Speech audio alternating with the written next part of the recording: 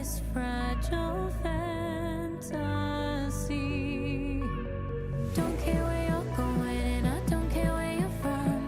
Just here for the night, I'm not looking for the one. Pretend we're long lost lovers, no tomorrow on our tongues. Stop your lips from moving, don't ruin the illusion. Don't ruin the illusion. Don't ruin the illusion. Don't ruin the illusion. Don't care where you're going and I don't care where you're from. Just here for the night, I'm not looking for the one. Pretend we're long lost lovers, no tomorrow on our tongues. Stop your lips from moving, don't ruin the illusion. Don't ruin the illusion. Don't ruin the illusion. Don't ruin the illusion.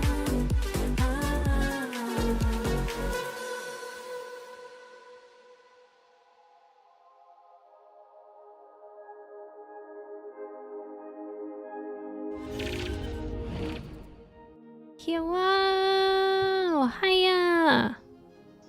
It's Sophia! Wow! Hi, Hanny! Hi, Florn! Hi, Serenity! How y'all doing?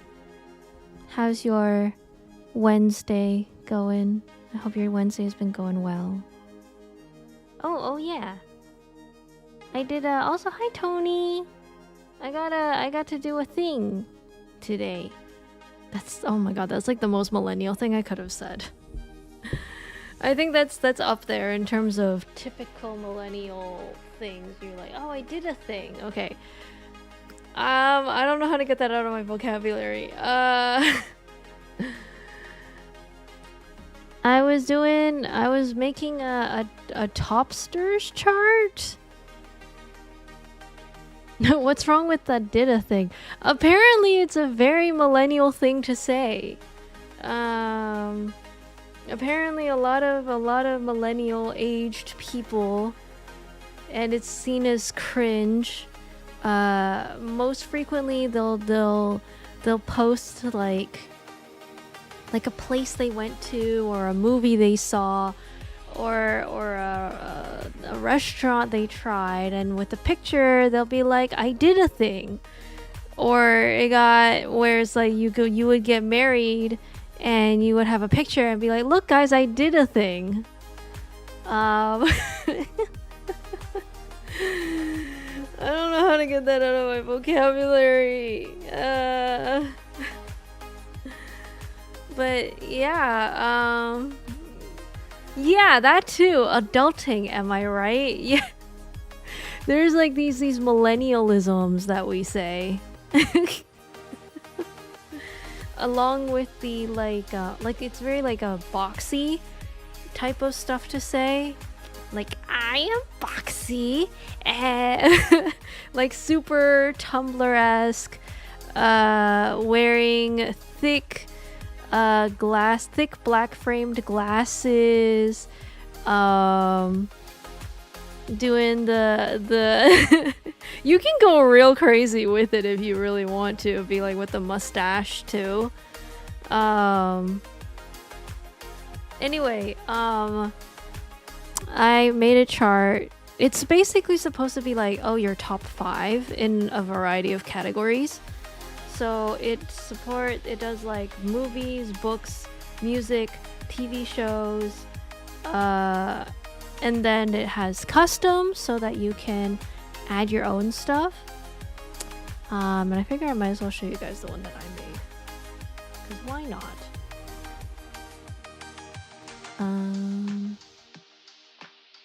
Okay, you can't see shit. You still can't see shit. Okay, we're gonna go through this one by one.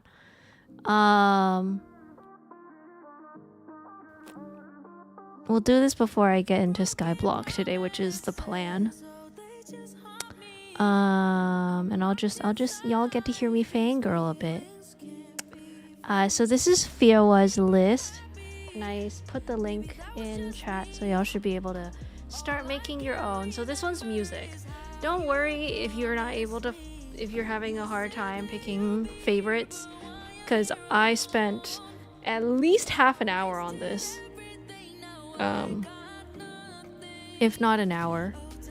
Because I was like, I don't know. I don't remember all the stuff that I've listened to, and it's like, my music taste, my taste in everything has changed over the years. Like, is this like top 5 of all time? So some of these I've just done the best I can in like top 5 of whatever I remember. Which you can argue is like what, the last year? The last few years? Definitely not my entire lifetime, because I don't remember shit. Because otherwise, if we're doing my entire lifetime, top 1 would be like fucking Hilary Duff's Metamorphosis album. Because I was really into that when I was in high school. Or like, what was it? Like SNSD G, which was really early. I mean, I still have SNSD on here. I have Taeyeon, but it's just her solo album is when she went solo. But yeah, don't put too much pressure on yourself. This is just mostly a way to have fun, and be like, oh, I wonder what like the top 5 things I feel like. But yeah. So first off, for me, for music, we got Y by Taeyeon. Her second mini album. Absolutely love it. Highlight for me is, at the time, I was very much into Taeyeon's music and also Dean music, which he's more like K R&B. So at the time, I was a huge fan of these two. In fact, I have seen Dean in concert before. I have videos that I filmed back then when I went to KCON LA. So this album came out at a perfect time where I was like, oh my god, my top 2 favorite artists actually made a song together, and like for a very brief moment I got to live my little fangirl life and ship them together. I got the real experience of being a huge fan of 2 artists, and 2 separate artists in separate genres, mind you. And I got to see a music video of them interacting together and acting like a couple, and I was like, oh my god, I don't think my dreams could have been granted any more than this. So that makes the top 1. And probably will always be my top 1, purely because of the song Y and her collab with Dean. Highly recommend. Next is Rina Sawayama. We love I believe she came out as bi. We love our bi queen. Sawayama is basically her debut titled album, if I remember correctly. It was one of the few times where like I listened to her, like I was able to, I liked that she was able to mix pop and screamo at the same time without it being weird to mix genres like that. I think her entire album, Sawayama album, is absolutely amazing. But and I sing her songs from that album at karaoke whatever chance I get. Like Akasaka Sad is like my go-to. But she has a song on that track. Let me see if I can find it. So I get it right.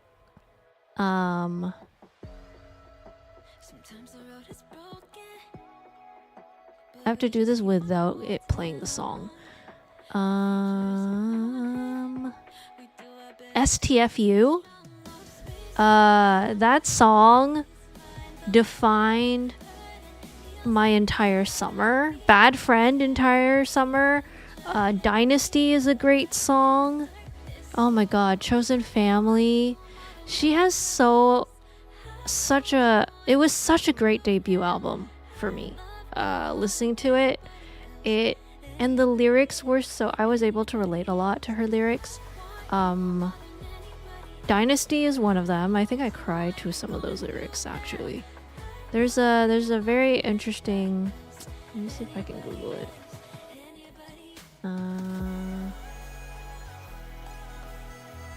Like her lyricism is so good. She talks about generational trauma in this. Like the chorus is like, I'm a dynasty, the pain in my vein is hereditary, and if that's all that I'm gonna be, won't you break the chain with me? And she's referring to the chains of generational trauma.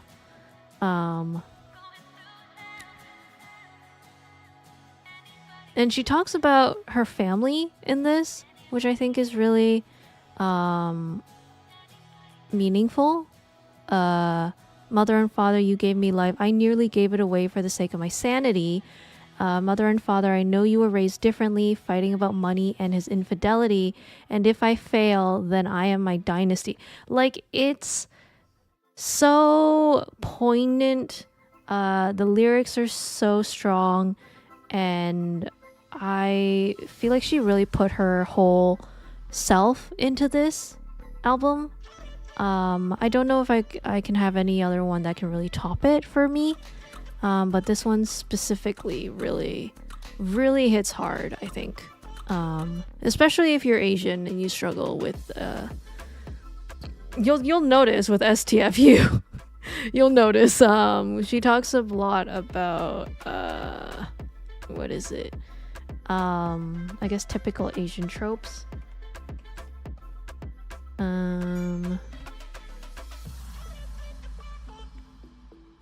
Because it's like she'll be, what's the concept? I think her music video is like she's on a date and she's at like a sushi restaurant and she's just like, why are we here? Why are we eating here? And like, I guess the guy's doing a lot of typical like Asian stereotypes to her while she's singing this song.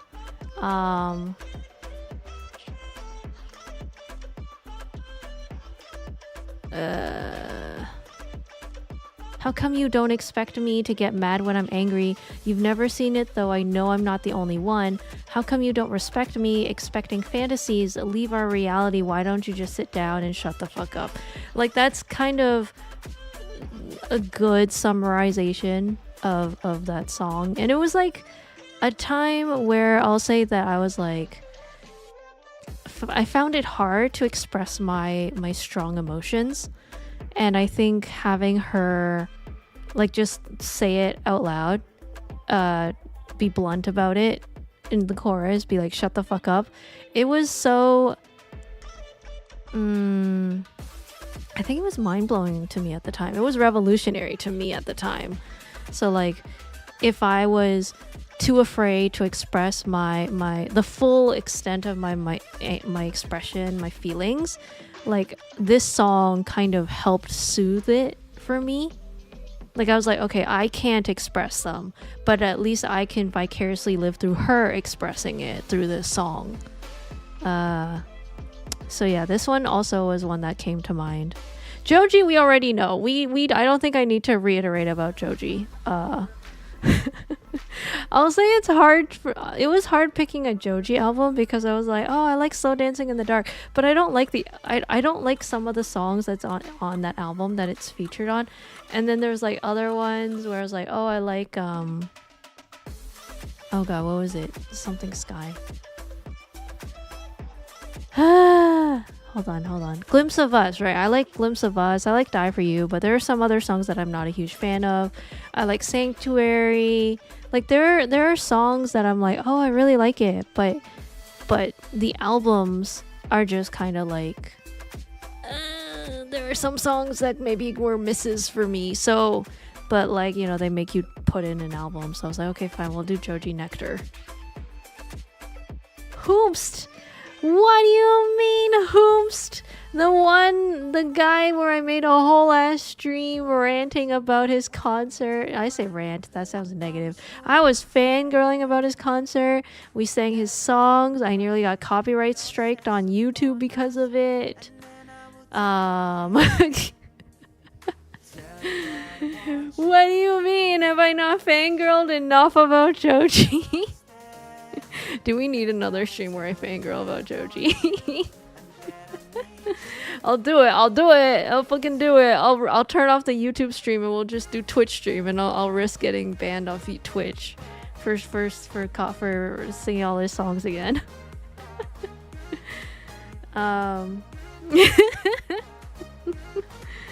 also Asian. I think tensions like this are pretty common in Asian families, especially Chinese and Korean. Yes, I agree. I think it also helps because Rina, obviously, she is, I believe is she full Japanese or half Japanese? I don't remember. But she is also half British, so she does talk about like struggling to figure out whether she fits in, which I think a lot of I say Asian Americans, but at this point it's like Asian dash like European or Asian British, because she would count as British, Asian American, Asian Australian, Asian / whatever other, you know,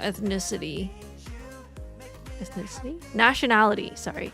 You know, like I think a lot of people can relate to the idea of like not feeling like you fit in with your home country or your culture, but then also not really feeling like you fit in with where you're living at or living in.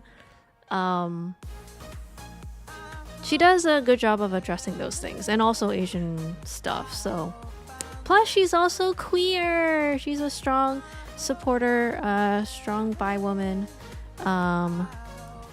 Great, wonderful. But yeah, I highly recommend her. And also her other discography is really good too. It's just when you're telling me to pick a good one, pick my top one, then I'm gonna be like, yeah, Sawayama is still gonna hit the charts for me. We got Lucia, Light and Shade. This one's a bit of a deep cut. I also wanted to put An Ye-eun in here. Those are two artists that I've been listening to a lot, but they don't really fit in the typical pop genre. I wasn't trying to pick pop, but like I will say like, so okay, Lucia's on here because I sang a lot of her songs back when I was into K-pop. She does technically still count as pop, but when you listen to her sing, she has more of an airy quality to her sound. She's definitely more breathy. I think her tone is really beautiful. And if you've ever seen her perform in concert, she almost feels like an interpretive dancer too. The way that when she sings, she's like moving her arms in a very like artistic expression manner. Like it was very different from like the typical artists I see who are just holding the mic and just like kind of moving their hands around willy-nilly, you know.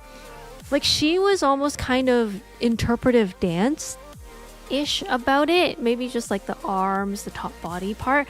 Maybe a little bit of like the leg flick a bit, but like it was very elegant. And it shows in her singing. And I think Light and Shade is a good example of what I've known her for. Let me see, which ones did I like from her album? So I got oh god. It's been a while since I practiced my reading my Hangul. 한 사람, and also 태미안. What else? There's also like other songs like 그런 계절, 탐탐하게. Those are other two ones from her 컷구눌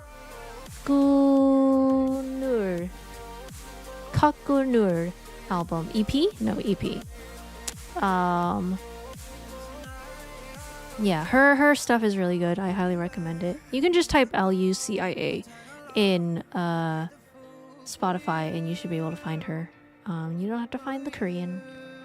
And then finally we have Bo Burnham Inside. Obviously I think that the what do you call it? The movie, the documentary, the comedy thing. What do you even call it?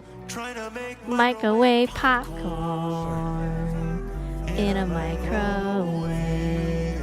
I am on that way. I am on that way. Yes, exactly. From where microwave popcorn is from. Although that counts as one of the the side songs and not a main song. But yeah, Inside made such a huge impact on me. It made a huge impact on the internet, obviously. His observations about the internet landscape has always been true at this point. You're right, it should have been the lead. Actually, wait. I will say, what I think should have been the lead single is the chicken song about like the chicken crossing the road. I think that one would be the lead single, and then Microwave Popcorn would be a very close second. Very, very close second. But yeah. I felt like it would be very bad to not include Mr. Burnham's Inside album. All the songs are amazing and catchy as hell. And it's a great show, and it's a great thing to watch. People go back to Welcome to the Internet all the time because he captured the essence of it so well, so poignantly well. I felt like it would be a disservice to not include that as a top album.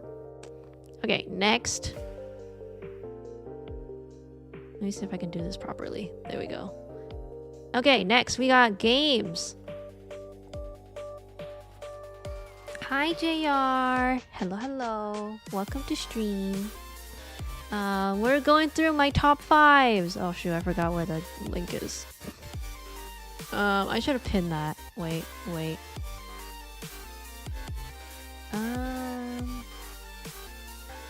There you go. Okay, there, I pinned it.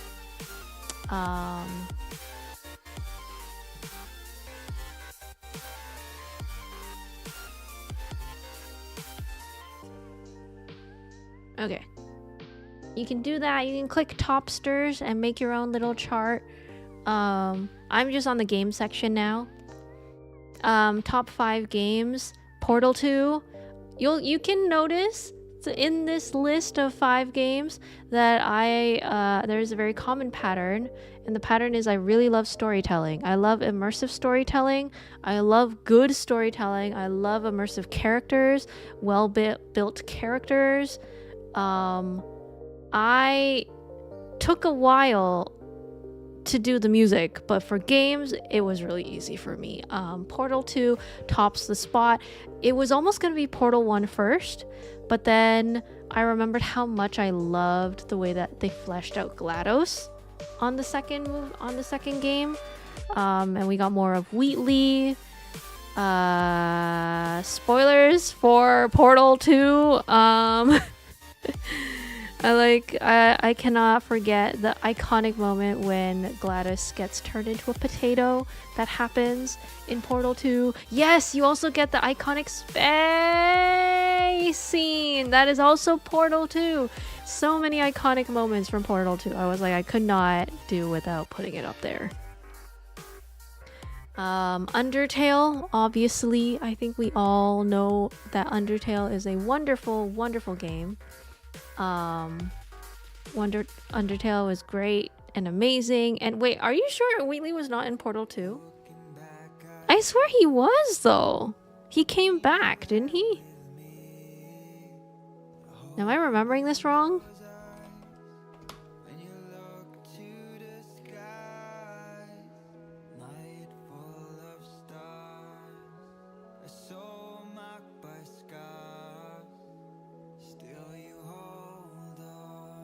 Wait, was he only in Portal 2? I swear wait. No, wait. No, he was in first one, wasn't he?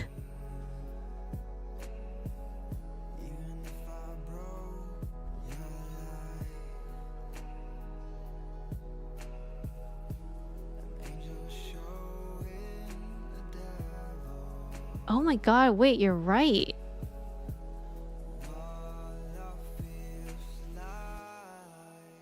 I think. I don't trust you anymore, Serenity.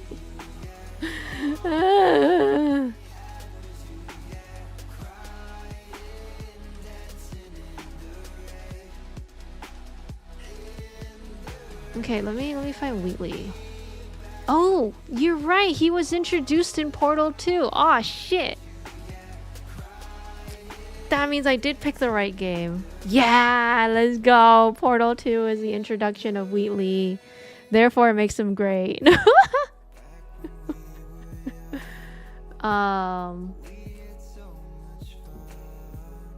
Damn, I really thought Wheatley was in Portal 1 too.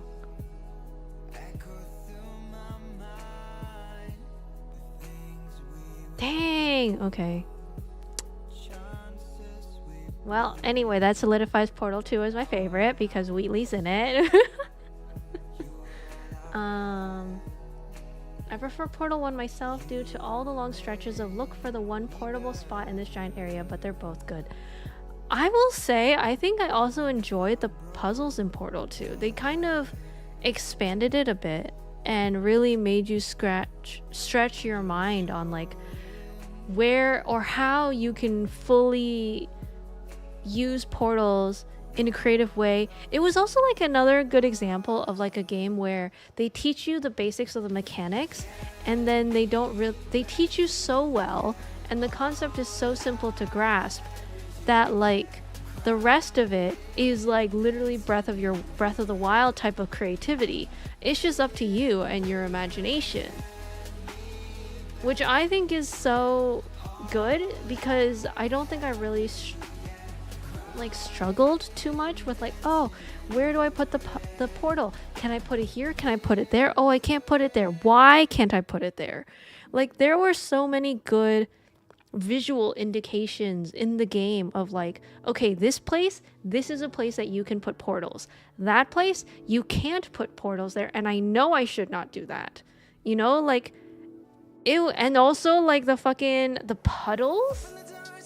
Oh my god, the water. The water is it water portals? Like the ones where they teach you how to jump and like slide. Like that was also really good and really cool. Like they were able to introduce mechanics in a way that didn't confuse things and it was still just as clear and concise and easy to understand. It was great.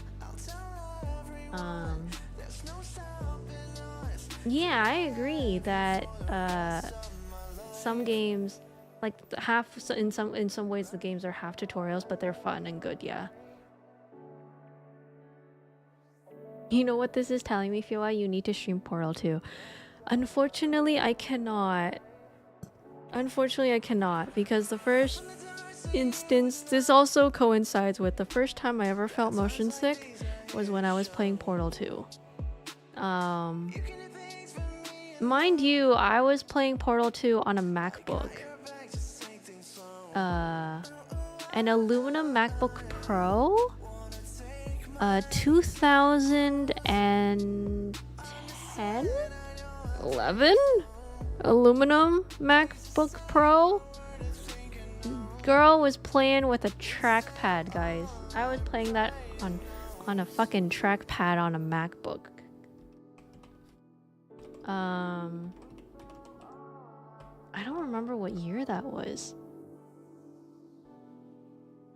2021 maybe? It was thicker. It wasn't a MacBook Air for sure.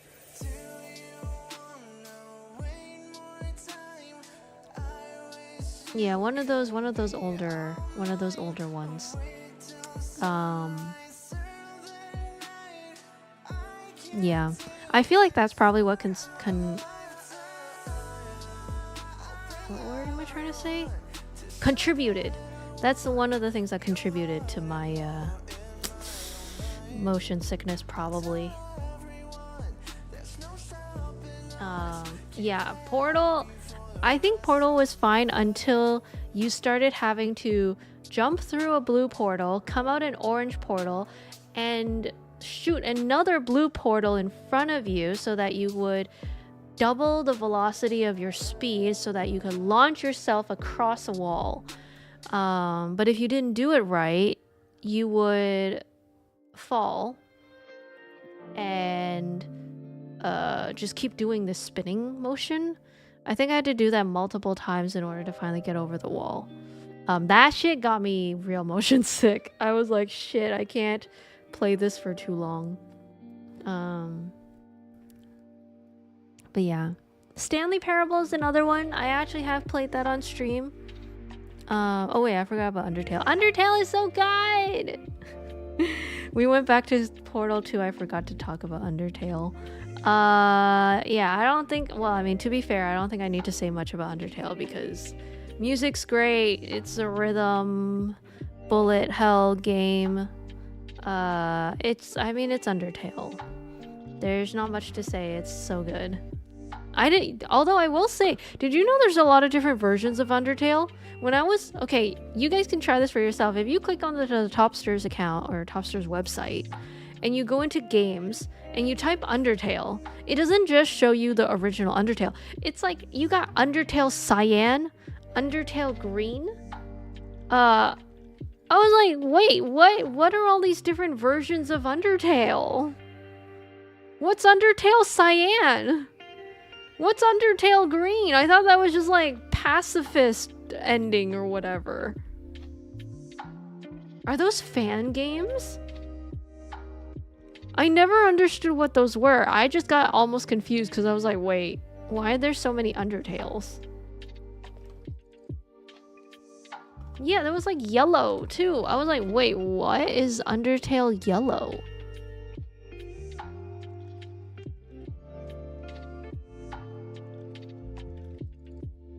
Oh yeah, they're all fan-made. What is Cyan? Prequel. Original take on one of the human souls that fell. Oh. Why are they included in the database? I think they're just trying to include all the games ever because it's for some people it might be their top 5. But it got me real confused. I was like, what the hell? There's so many different Undertales. I look forward to Undertale Fuchsia. I would love to play OC Pig Frisk. I would do it. I'll play it.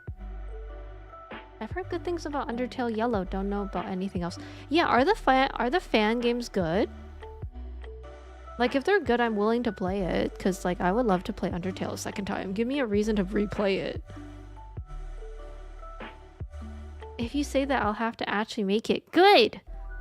Make games! I still haven't figured out what the concept of the game I want to make is. Oh, actually, on that topic. Fiora's been on a weird I want to draw, but I don't know what to draw rant. You'll notice because I vented on Blue Sky, and yes, the answer is still... And I think I vented on Tumblr too. The answer is I'm still trying to figure out a thing to draw. But I did come to a consensus today. Before stream, actually, I came to a consensus before stream, which is I want to start drawing OCs. I want to make an OC. And I was like, I don't know how to make an OC.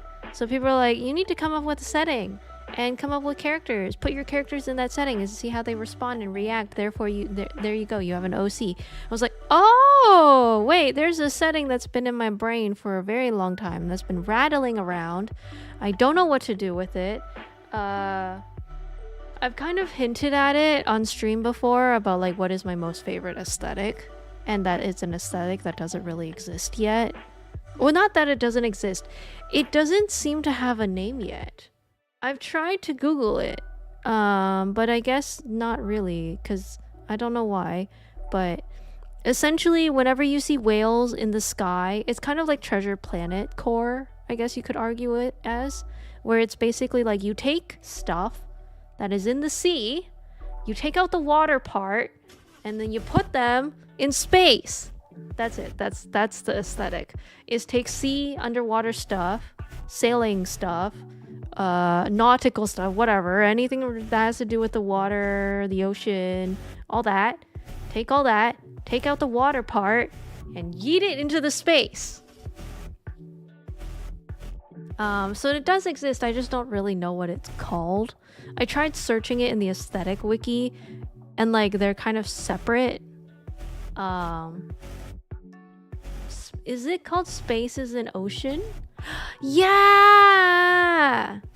Space isn't... Yes, this is the one. You are correct. Thank you for showing... I think you guys showed me this before. Yeah, this thing! This thing! This is my... I really like this aesthetic. Space is an ocean. So anyway, that's the setting. I want to design OCs in this setting. Yeah. Yeah. Take sea monster, turn into space monster, or combine them together. I don't know. Yeah, this thing. I like this. But yeah. I'll give you guys updates on whether I managed to figure something out. Right now I'm just writing words. There's nothing drawing happening yet. But maybe I will.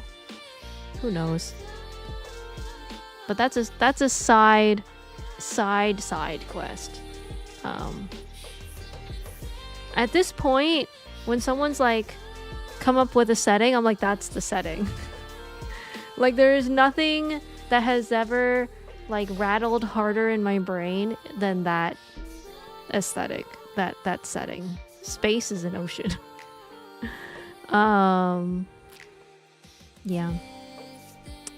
So if you're making a game, if you're making Undertale Fuchsia, then I'm gonna make some game. I don't know what game, but it's gonna take place in Space is an Ocean. Hi, Minokalu. We're going through the top 5 things.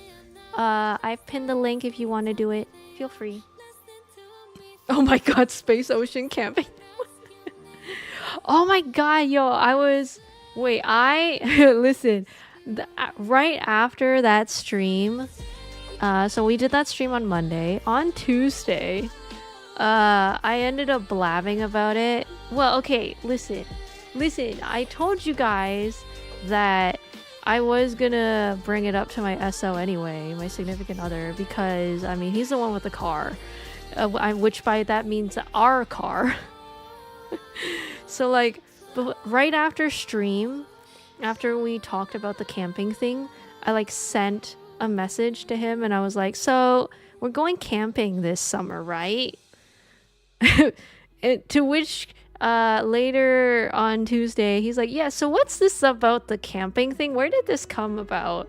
And so I had to explain what on earth happened on stream, that I was like, hey, I want to go camping.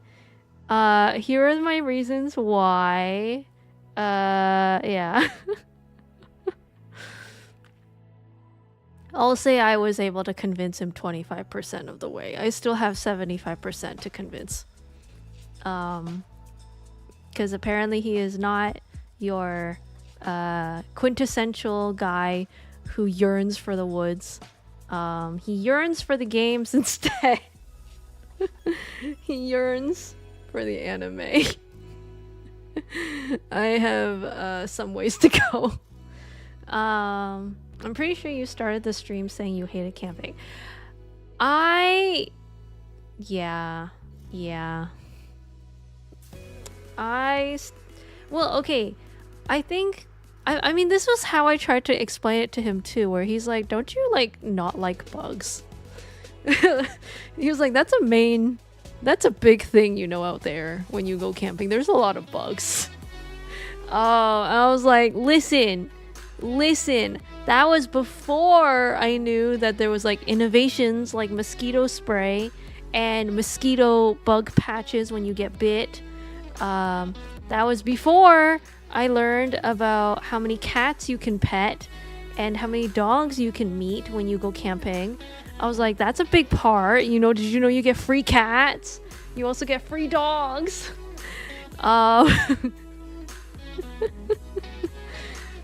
That turned the 25 into maybe 30, but it wasn't a lot, but it was enough. But yeah, I was like, but did you know? You didn't see the videos I saw? Did you see how like they had all these portable items that are like all so small, and she's so meticulous when she weighs them, and they all they do is eat steak all day.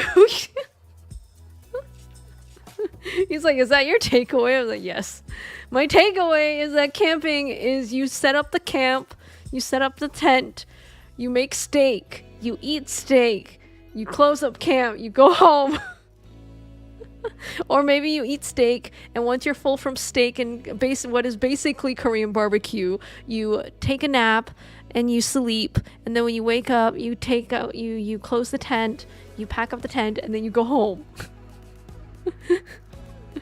That's my takeaway. It's just Korean barbecue with extra steps. Yeah.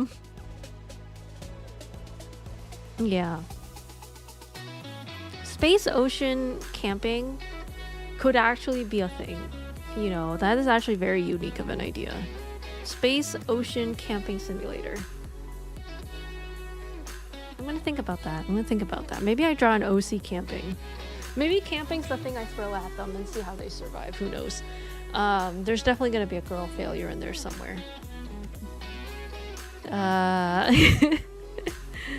Or maybe I make a femboy failure. I don't know. Or a bimbo. A himbo? A himbo. We'll make a himbo. But yeah, I'm off topic. Undertale. Stanley Parable. I've played that on stream. Stanley Parable, very good, very fun.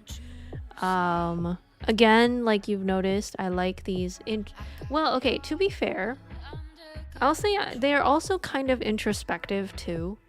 A lot of these games make you reflect on, well, they comment on the meta, which is great, and they also make you think about and rethink and have different perspectives on certain things. I have done Deluxe. I don't remember if you were there when I streamed Deluxe. I absolutely love Deluxe. I think when it was on sale, I went and got it immediately when I could. It's in there somewhere. I think it's in the VODs somewhere. But yeah, I really loved Stanley Parable Deluxe. You got a letter from the local zoo asking you to resubscribe, and you have a red panda on it. You know what you're gonna have to do? You're gonna have to frame that. You're gonna have to be like, hey, how do I tell you that I do want to resubscribe, but I want to keep your letter, your red panda letter.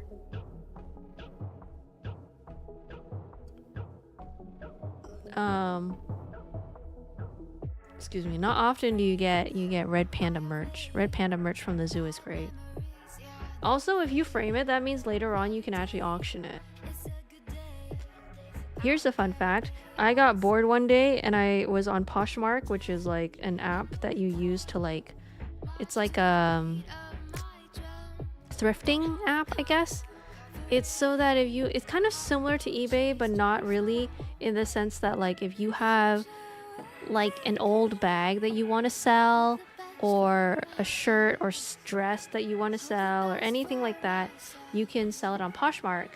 So it is kind of similar to eBay. So I just randomly decided to search red panda, just to see what would come up. Like I was like, oh, am I gonna find like a cool red panda bag? Am I gonna find like a cool red panda shirt? I found a lot of cool red panda plushies. I specifically found one that was a red panda plushie made by the company Tellus, because for a while Tellus really went all in on the environmental friendly animal thing during their whole climate awareness era, and they made a red panda that I thought was really good, and I was like, damn, I might want that. Yeah, that's true. They did have a lot of commercials with animals, and not only that, and you know what the best part about that was? Every year they would open up their website for you to sign up and get a free calendar with the animals on it. I'm not gonna lie, I thought it was a pretty good calendar. It was legitimately a solid, quality calendar, and you didn't have any of the weird, like, free calendars always have weird ass stuff on it. I mean, that's kind of the thing that comes with the whole thing. But this time around, TELUS actually had cool shit, which is, you know, they had like their environmentally friendly, their all the animals that were in their commercials. They put it on each page of the calendar, and that's it. It's just the animal, and then like a little TELUS logo at the bottom, and that's it. Otherwise, it's like a quality calendar, and I would sign up for it and get it, and I was like, cool, free calendar. I think they stopped doing it, unfortunately. So now the free calendar I have is from, I believe, the milk company, which I'm not complaining about, because every page is a recipe on how to make something that requires using milk as a part of the ingredients, which is a lot of stuff. So, you know, I'm not complaining. I'm like, that's cool. Hi, Manami! Yeah, got milk commercial. Do you remember that? When, I don't know if this is Canadian. I think that's mostly Canadian, that we had, like, a whole milk revolution for some reason. Like, the Got Milk people always had, enough advertising budget to have, like, an ad to tell you to drink milk. I mean, like, I already drink milk, but wait, was it America too? I don't know. Oh, but Minami, we're doing a top 5 of stuff. Feel free to click the link I pinned and do the chart. Feel free to share it in the Discord if you wanna. It's fun. Oh, wait, I see Serenity posted the letter. Oh, that's cute. Oh my god. It's gonna be pandemonium. Oh, that's cute. I like that. Yo, you should frame that. You should really frame that. Yo, why doesn't the Toronto Zoo send me stuff? It was in America. Oh, shit. You have references to in TV from non-Canada who's and such. Oh, here references. Oh. I think I just remembered the drinking milk part. What do I do? Wait, what do you mean, what do you do? Oh, you can click the link in pinned. I pinned a link, topsters.org, which is a very simple website, and just asks you to rate top 5 stuff. We went through music, so you'll have to scan through the VOD earlier for that. But now we're doing games. And then after that, then we're definitely gonna do Minecraft, and I'm not gonna forget and end up yapping for too long.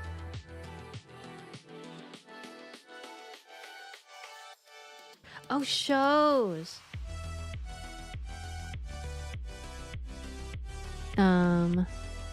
But yeah, Stanley Parable, love it, absolutely amazing. And of course, you guys know I'm gonna have to put Catherine Full Body.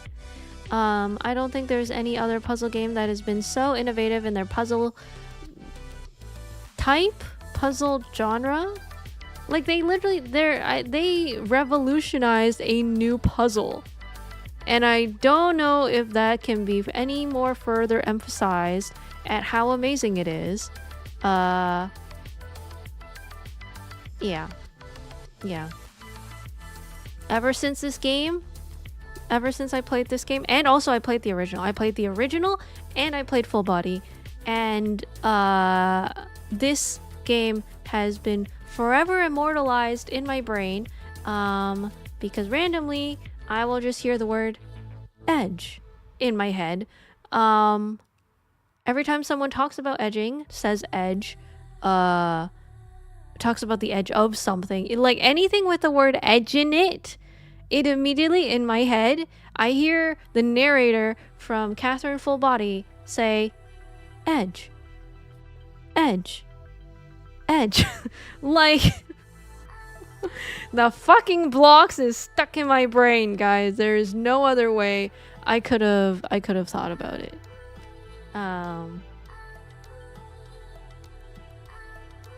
I mean, if you are able to think of another block pulling puzzle game like this, I've never played it. I don't know it. Please tell me about it. I would love to play another game similar to this. Which I'm really glad they have endless mode now.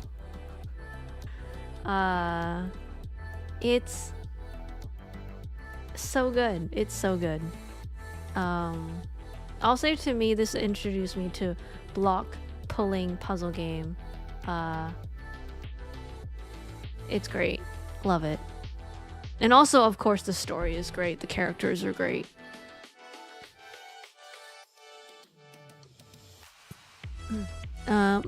Excuse me. And then listen, I put nonary games in here because I like 999 and I like Virtue's Last Reward, but I'm not putting Zero Time Dilemma in this. I like the first two, and I figure I might as well put it here because, well, it is. I do really like the first two.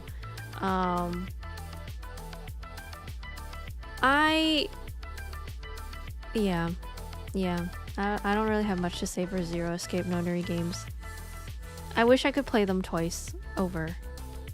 Not Zero Time Dilemma, but the first two. Oh, I see how it is. Character comes out covered in blood splatter, holding a chainsaw. A chainsaw?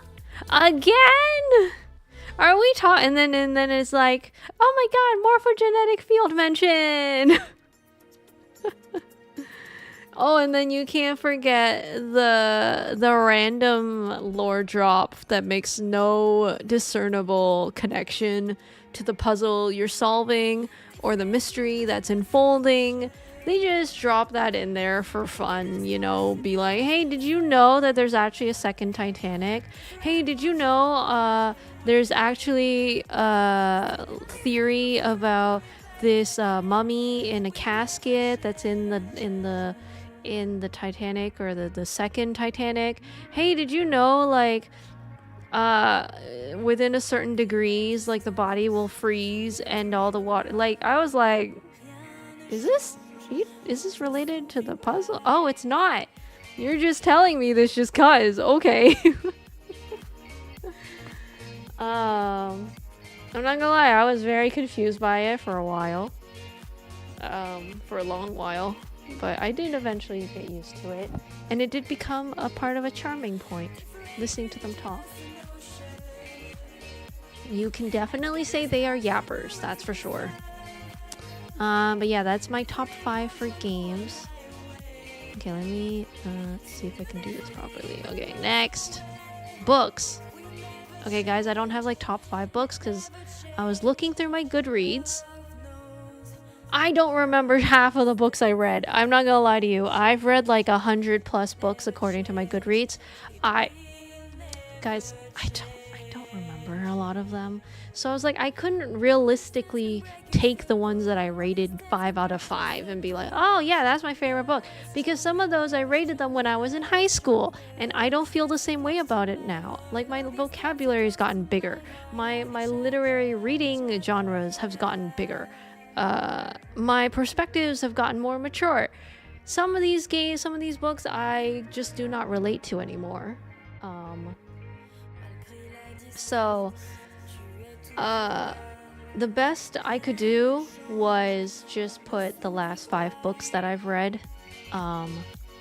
Because if I put the top 5 books that I've rated, it wouldn't accurately represent the state I am in now, the growth that I have made through reading books.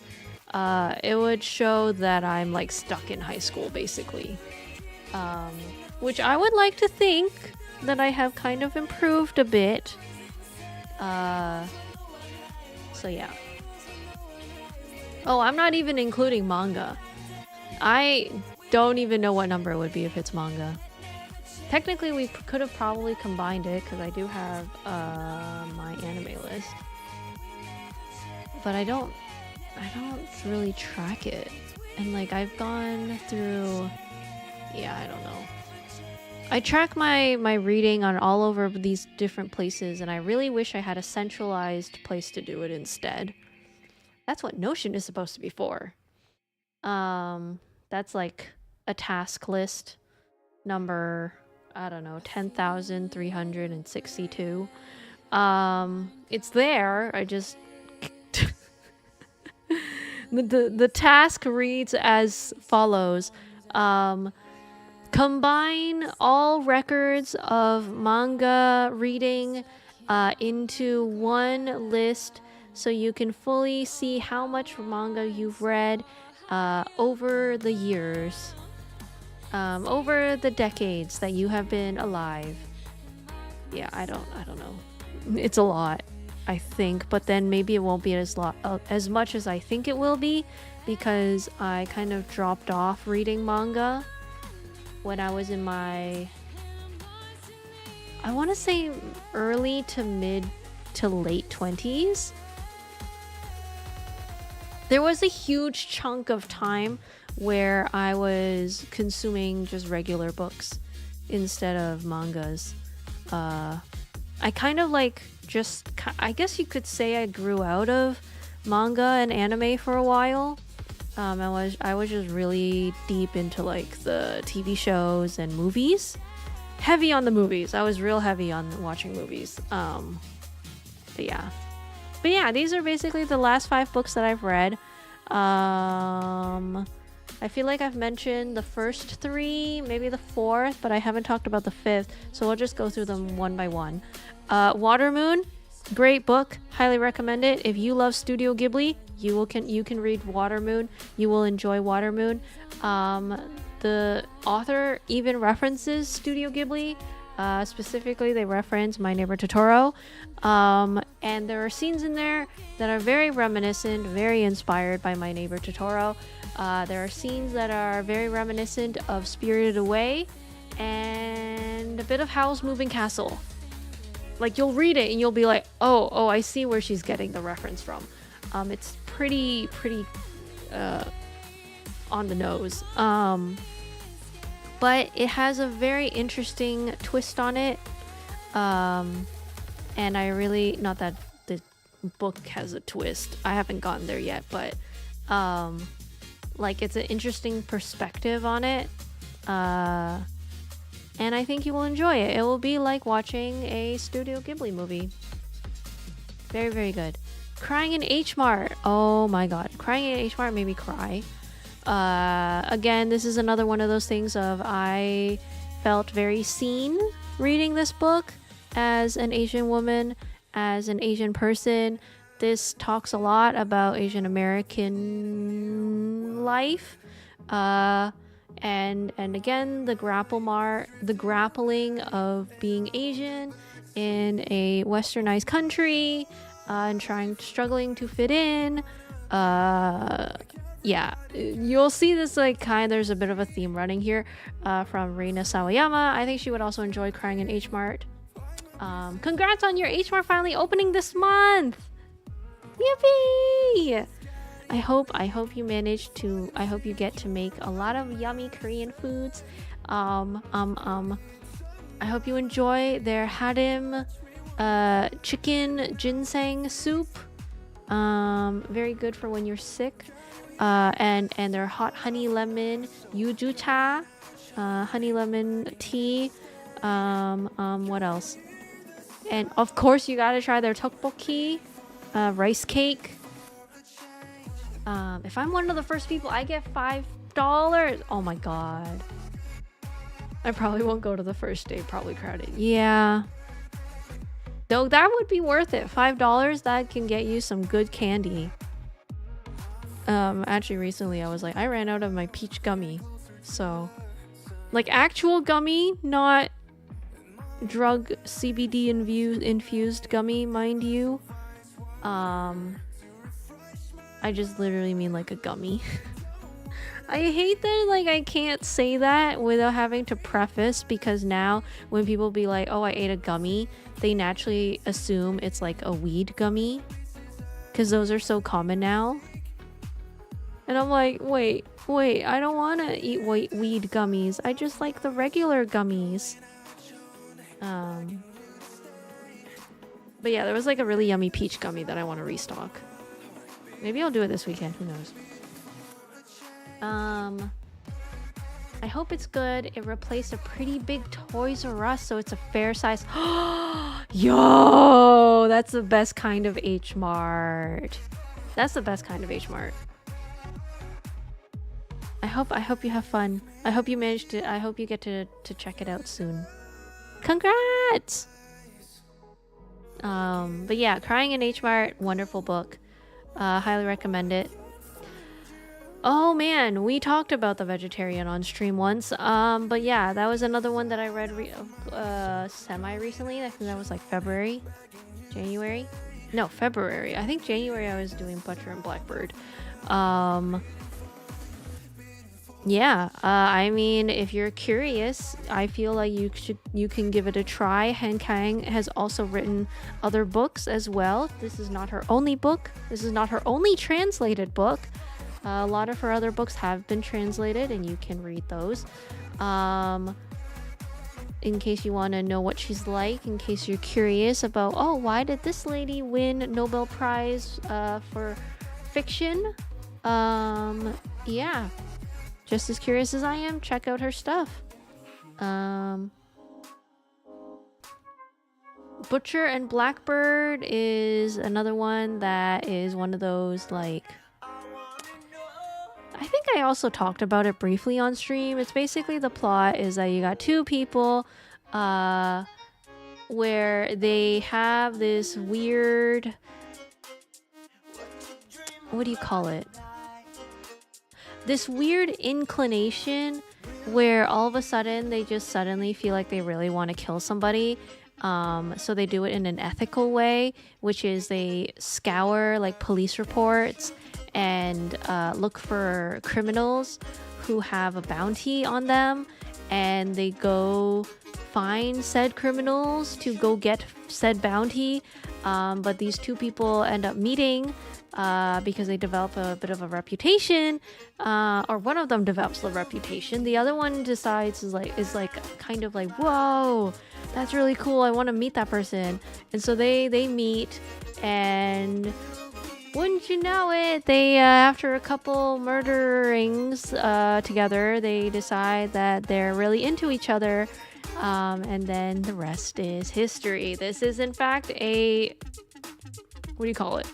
Chick lit. But I mean, yeah, I guess you could argue it's a chick lit. But it's fun. It's cute. It's kind of funny. The quips are great. The banter is wonderful. Yeah. And then we got Murakami's What I Talk About When I Talk About Running. This one specifically is not a Murakami book in the sense that it's like him having characters and a story and whatever. This is actually a bit of a memoir from Murakami, where he essentially talks about what he does in order to prepare for a marathon. And there is a very strong allude to the comparison of getting ready for a marathon, preparing for a marathon, and writing a novel, where you're doing a little bit of every time, and doing it consistently. You have like a training regimen, you have like a habit that you start and kind of maintain, and that it's a bit of a mindset thing, which is similar to when you're training for a marathon. There's a lot of comparisons between the two. So I wouldn't recommend this being the book if you really want to read like a Murakami book. Most people would recommend his other books.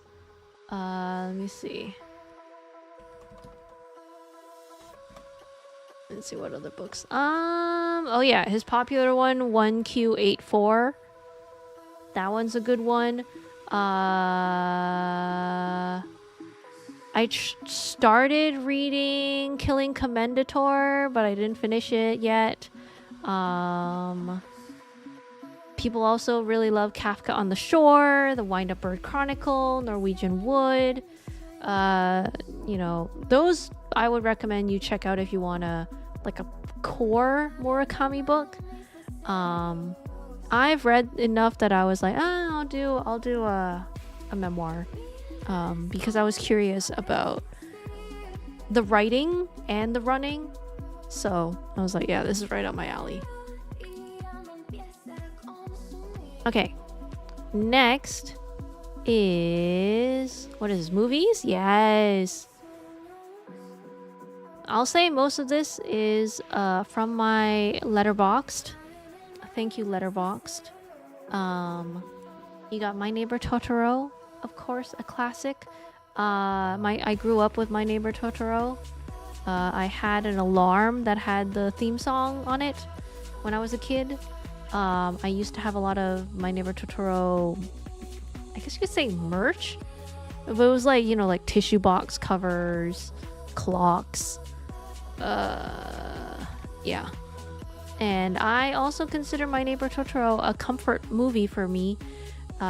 Honestly, the first 3 of these movies would be considered a comfort movie. Maybe the 4th one too. But for sure, My Neighbor Totoro tops the list. It always never fails to make me feel very nice and cozy, and a bit of that cottagecore, you know, idyllic, small town life, you know, where you're like exploring. See, I would love to camp in My Neighbor Totoro setting. That would be a good place to camp. They seem to never have mosquitoes or anything, just really loud ass cicadas. But other than that, yeah, My Neighbor Totoro, obvious. Grand Budapest Hotel. If it wasn't obvious from me slowly, bit by bit, creating the Grand Budapest Hotel, I love this movie a lot. It inspired me to make their little macaron cake things. I still haven't successfully been able to make it, but one day I will succeed. Ratatouille, anyone can cook. This movie has one of the best depictions of critique in it by Anton Ego at the end. It also has a wonderful soundtrack, a beautiful depiction of Paris, France. I don't care if it's realistic or not. Let me live in this fantasy. A wonderful depiction of food into the culinary side of things. I don't think any movie has ever done culinary well as this movie has, and presented it in such a positive, beautiful, artistic light. Yeah, always lifts my mood when I watch it. Dead Poet Society. What can I say about this movie? Robin Williams is in it. I mean, what more can I say? Robin Williams is amazing. He's done amazing work. This is my favorite of his. This movie is quintessential dark academia aesthetic. Also, this movie fueled my dark academia. Whenever I'm studying, I channel like I'm living in Dead Poet Society's university. Whenever I think about art and poetry, I think of this movie. When I think about beauty and creativity, I think of this movie. This movie has reinforced many of my beliefs about art and its connection to the world and its impact on the world. The academia darkness in my left eye. It's leaking. But yeah, this movie, oh Captain, my Captain, nothing gets me more emotional than this movie. And I will also argue and stand by that there is queer representation in this movie. Way before its time. One of the guys is it's not subtle. It's very obvious in my opinion. I think it's very obvious in my opinion that one of the students, the one who yearns to act, and he's like, oh, my dad won't let me act, it's not good for me, and he's pulling me out, but you can tell that this is what he loves. Like, it's obviously an allegory for him being gay. Like, come on, what do you mean? The dude's obviously, it's like an allegory for his sexuality, come on. And I will not listen to anyone who says it's not. At least queer, at least bi or something. Dude's definitely not straight, and y'all should let that happen. Anyway, sorry. That's it. Sometimes straight movie talk or whatever, straight movie Twitter, or Reddit or whatever, they like to cling on to be like, no, I didn't see the allegory. It's like, are you kidding? I don't think you would have seen the allegory if it fucking kicked you in the face, which it did in this movie. Anyway, sorry. I feel very strongly about this. I don't know why. I have no direct connection to this or relation. I just do. Okay, anyway, Whiplash. Whiplash is another amazing movie. I heavily connected to Whiplash as a try-hard violinist in high school who was very into music, and well, I wasn't band. We were technically called orchestra, because we were strings instruments. But yeah, Whiplash, I felt very strongly with this movie. And it's like one of those things where like kind of it touches on the common theme of like, is perfection worth it or not, and what do you need to sacrifice in order to reach to the top? Is the hard work worth it? Is the torture, the sacrifice worth it? Trying to impress someone who's a role model or like a teacher, having a lot of pressure on you, and how that affects your performance, and is that worth it for the success you get at the end? Like those type of things, is that kind of story. It tells it very well. It tells it in a very wonderful way. The music's great. Yeah, I would highly recommend Whiplash. Excuse me, sorry, Whiplash. Wow, I am burping a lot today. I don't even know where it's coming from.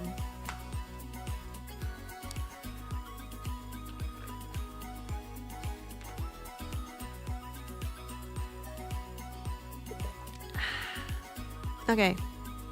I think we're nearing the end soon. Okay, never mind. We have 3 more left to go, which is kind of close to the end. I'll zoom. TV shows. Scrubs is the best show I will have ever seen in my entire life. Some of them don't age well, but nothing else will beat the sincerity and introspectiveness that Scrubs has.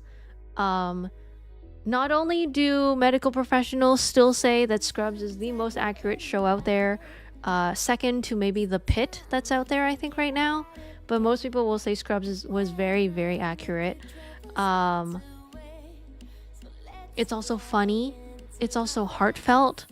I think the sincerity in Scrubs is something that I sorely wish shows had more of. This authentic, like, this goes beyond talking meta.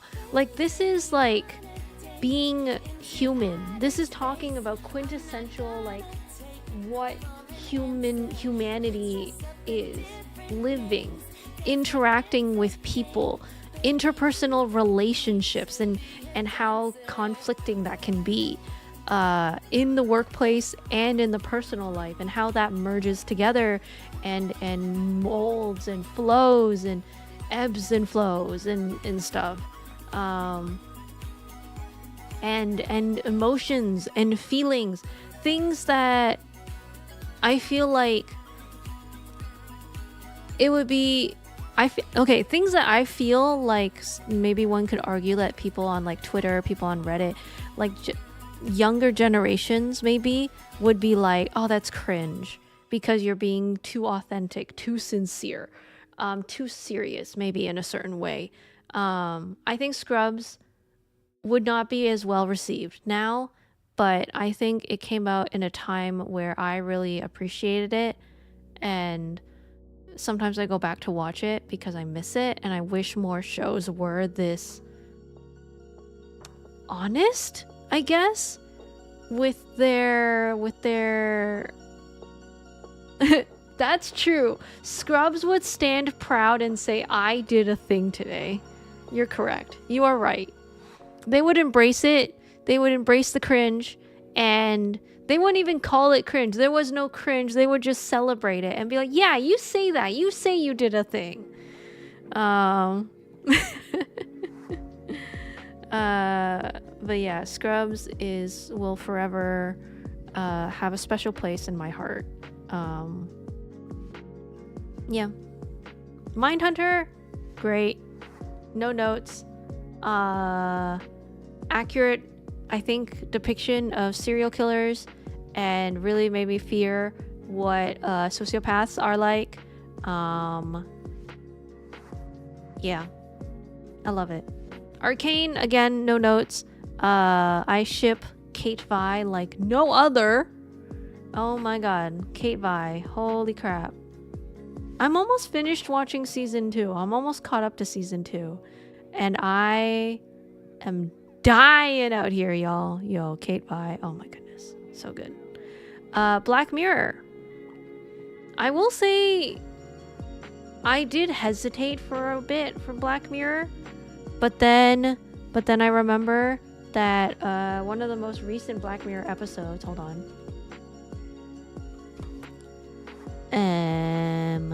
what was it called? Hotel Reverie, made me cry like a bitch. Holy shit, Hotel Reverie made me cry like a bitch. So I was like, damn, this show is amazing.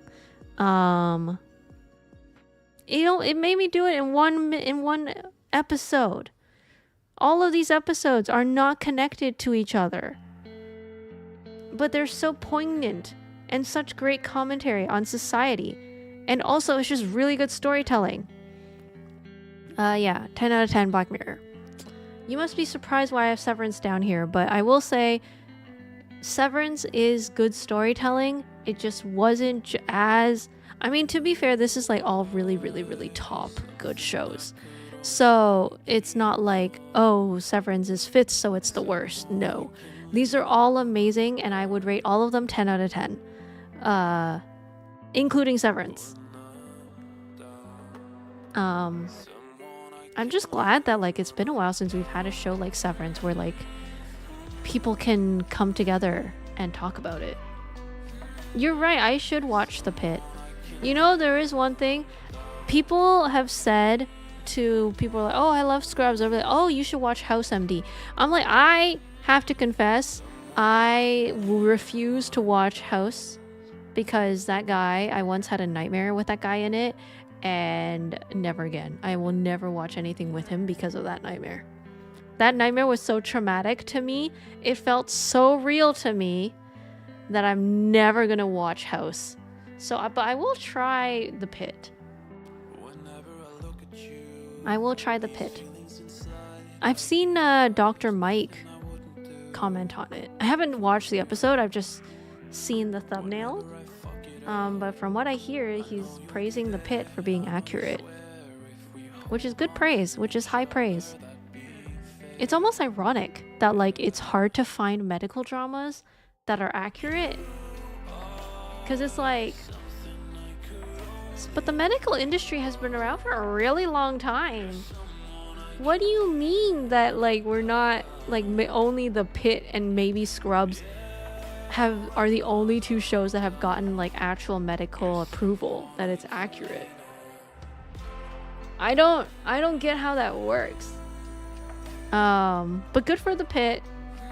Glad to hear it. It's a really cool premise. Every episode is 1 hour. Ooh, okay. I will check it out. I'll check it out. Wait, real time? Wait, what? Wait, like actual real time? I don't actually know The Pit. I've never heard of The Pit.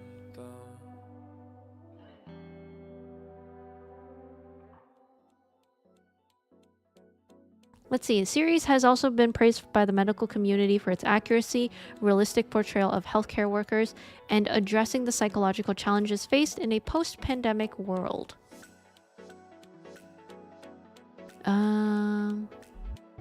The series follows emergency department staff as they attempt to overcome the hardships of a single 15-hour work shift at the fictional Pittsburgh Trauma Medical Hospital, all while having to navigate staff shortages, underfunding, and insufficient resources. Each episode of the season covers approximately 1 hour of the work shift. Oh, damn! Maybe I should watch this. That sounds really cool. Damn, real time? How'd they manage to do that? Or pull that off? That's crazy. Thanks for the rec. I will give that a try, actually. Okay. Moving along. Ah, yes, my favorite VTubers. And then it'll be my favorite streamers, and then we'll go to Minecraft, I promise. Shout out to VTubers. Of course, I was going to make a top 5 VTuber list. So, if any of y'all were wondering, what does Fira watch on her non-stream time when she can, and she manages to catch them when they're live, which is not that often, actually. First one, top of the list, is Serafina. She actually doesn't stream on Twitch. She does have a Twitch account, but she doesn't stream on it. She streams on, actually, her main thing, I think, is actually Bilibili. She is a Chinese, I think, streamer. She streams, I believe, on YouTube and Bilibili. The way that I consume her content is through her singing covers, which are fucking amazing. Her voice is insane. I love her voice. Her singing is so good. So that's mostly how I consume her content. She's my favorite VTuber because she has my favorite voice of all time. Out of all VTubers, Serafina is, I highly recommend you check her out. Serafina channel ch dot on YouTube. Go check her out. Her music is amazing. Her singing is amazing. She nails every cover. I don't know how she does it, but she does. And she does recent ones, so you'll see she's done covers from Alien Stage, and I think she did one from Epic the Musical. I could be wrong. But yeah, check out her stuff. She's done Vocaloid covers. She's done other covers, any covers. You'll probably know some of them. Oh, trust me, I'll get to Eve. Trust me, I know about her Eve lol. I'll get to her. Just wait. Okay, the second one is Isa, again, a singing VTuber. I love her. I actually watch more of her gameplay streams too, but her Twitch streams where she does karaoke requests, oh man. There was a time where I would just hop in every time on the times I was not streaming, and I would just kind of watch her on the side while I did design or logos or what have you. Yeah. Isa, again, she streams on Twitch, so go check her out on Twitch, guys. Isa is great and amazing. Why is Sophia not on here? She is not allowed to be on this list. She's not allowed to be on my list. That would be too much of a bias, but you guys can put her on your list. Okay, we're going into the comfy now. So Elvira is one of the top VTubers that I watch whenever I get the chance. High second monitor type VTuber, comfy, cozy. I thought it wasn't possible to be a big streamer while being comfy and cozy and just doing cozy content. Nah, she got it. She got it, man. She has got it. Whatever it is, she got it. I love watching her. Damn, not main monitor. Listen, I think it's fine to be second monitor content. It's also the only time I can watch VTubers at this point. Because unfortunately, I guess, unfortunately, graphic design is my passion, and my main monitor is almost always controlled by either Figma or Adobe. Yeah. Do I watch anime? I do. If you're looking for recommendations, oh god, why do I never remember to do this? Okay,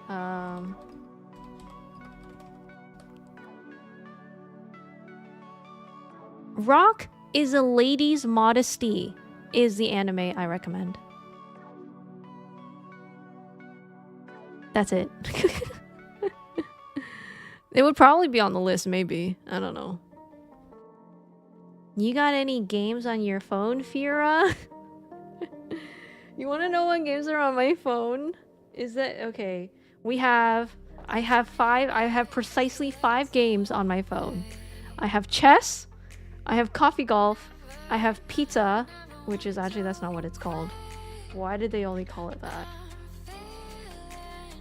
It's called Good Pizza, Great Pizza. That's it. I have Good Pizza, Great Pizza.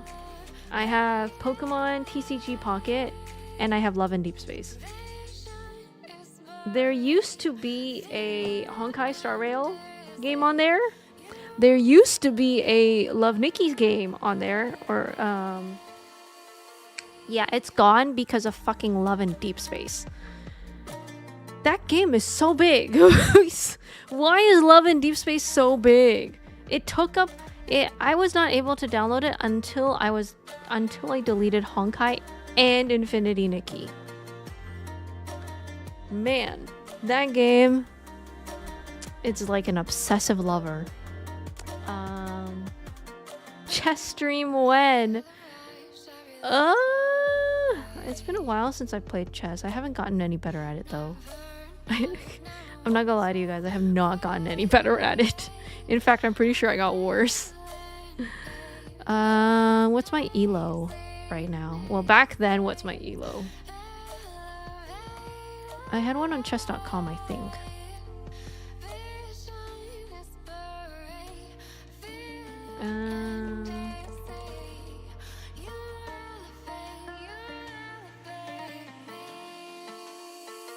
Let me see.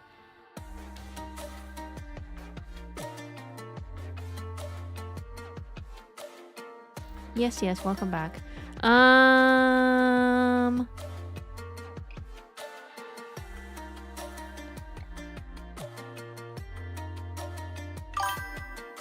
Oh, Ember. Oh my god. Holy crap. Thank you for the raids. Hello. Wait, oh my god, let me give you a shout out. Oh my goodness. Hi, Ember. What were you chatting about? Holy crap, I can't read. I can't read them. I've never... How do I read the chat? Thank you for the follows, guys. Oh my goodness. Oh lordy. Get raided, nerds. Yeah, oh my god. Thank you for gifting subs also. Wait, what's going on? What the heck? Thank you, ZebVT, for the 5 gift subs. And the hype train. Oh my goodness. Raid of the strays. Oh lord, I can't read the chat. Oh gosh, thank you for the gift subs, Falcon. My ratings are Falcon C45. Oh, thank you for the head pads. Hi J10X. What? What? What's going on? Oh my god. Thank you for the sip. I will also sip. Oh lordy. Oh my god. Oh my god. Guys, what's going on? Get rated nerd. Oh my god. Thank you G3 Matt R15 for gifting a 1-month sub to Icarus 45. Holy shit. Oh my god. What? Where did you all come from? Thank you Jericho Tempest with the Prime sub. Suddenly is very true. Oh my goodness. I'll say this is probably the biggest raid I've ever gotten. Oh my god. Jericho, thank you for the 10 gift subs. Thank you guys for the sub goal. And for level 4 hype train. Oh my goodness. I don't... Strays, what is your profession?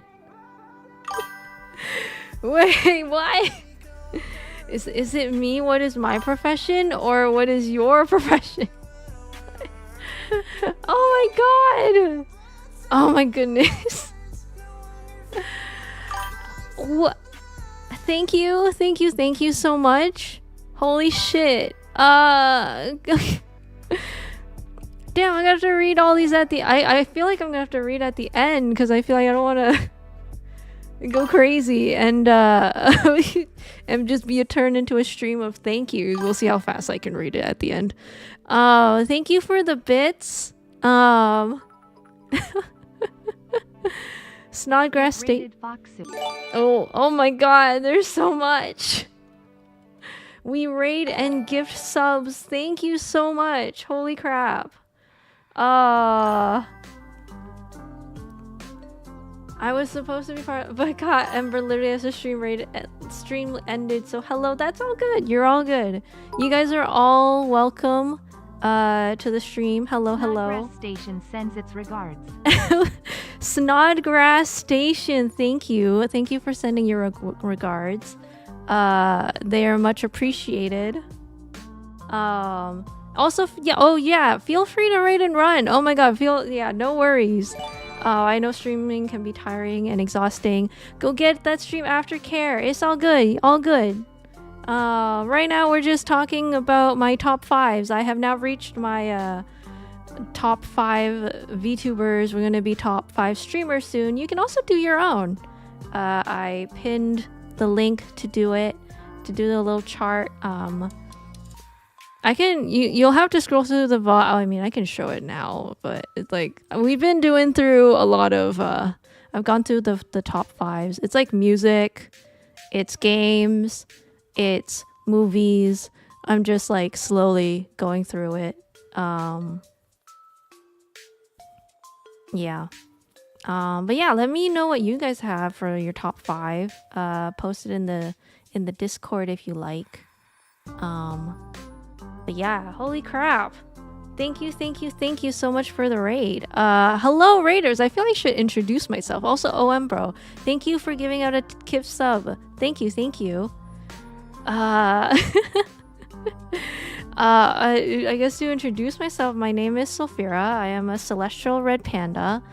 I now stream Monday, Wednesday, Fridays. Wednesdays we do, well, I'm supposed to be doing Minecraft today. I tend to yap a bit at the beginning. I yap a bit at the beginning, and then we jump into the game. Usually, I mean, when it comes to fangirling, I mean, I can't help it. So, yeah, I do Minecraft on Wednesdays. We have a bit of a community server going. Usually I will vet people before we let people join. As long as you're active in the community and in chat and we know your vibes are good, you can request to be in, and yeah. But Minecraft maybe. Friday, I don't know what we're doing. We're either doing Balatro with crowd control, or we're doing AI Somnium Files because I just finished the Nonary games. And we're continuing the puzzle because I love puzzle games. And as we can tell in my favorite games, wait. There. The game's story is a huge part for me, is a big part for me of games that I love. Solving puzzles and wonderful immersive storyline, name a better duo. Could you do Kerbal Space Program? I've never heard of that before. Is that a game? But yeah. I love story. I love character development. And I think you can kind of see it shows in the stuff that I love. But yeah. Mondays. I mean, for a while I was doing Love in Deep Space. Yeah. Yes, no worries, Xanax. No worries for any of y'all that need to raid and run. Yeah, it's all good. I'm very thankful for whoever's able to stay and followed and checked me out. You know, it's all good. Yeah, all the hype emotes. Oh my goodness, so many. But yeah, if you want to join in on the fun, we're now talking about top 5 VTubers. I only know about, well, congrats. I'm going to be introducing you to 4 more amazing VTubers. I already did a bit of a sneak peek about Project Eve. I will fangirl about Project Eve very soon. But yeah, Serafina, I guess I'll fill y'all in real quick. Serafina is a... on the screen, I know. Serafina is a wonderful VTuber. I believe she only streams on Bilibili and YouTube. She doesn't actually stream on Twitch, but her voice is amazing. Check out her song covers. So good. Her voice is out of this world. I love listening to her music covers. I'll say the way that I consume her content is mostly song covers. I mean, it is as it is, you know, different time zones and things. I do the best that I can. Maybe catch up on VODs, but her song covers, go check her out. Go search her on YouTube, Serafina. Oh yeah, I can make this smaller now.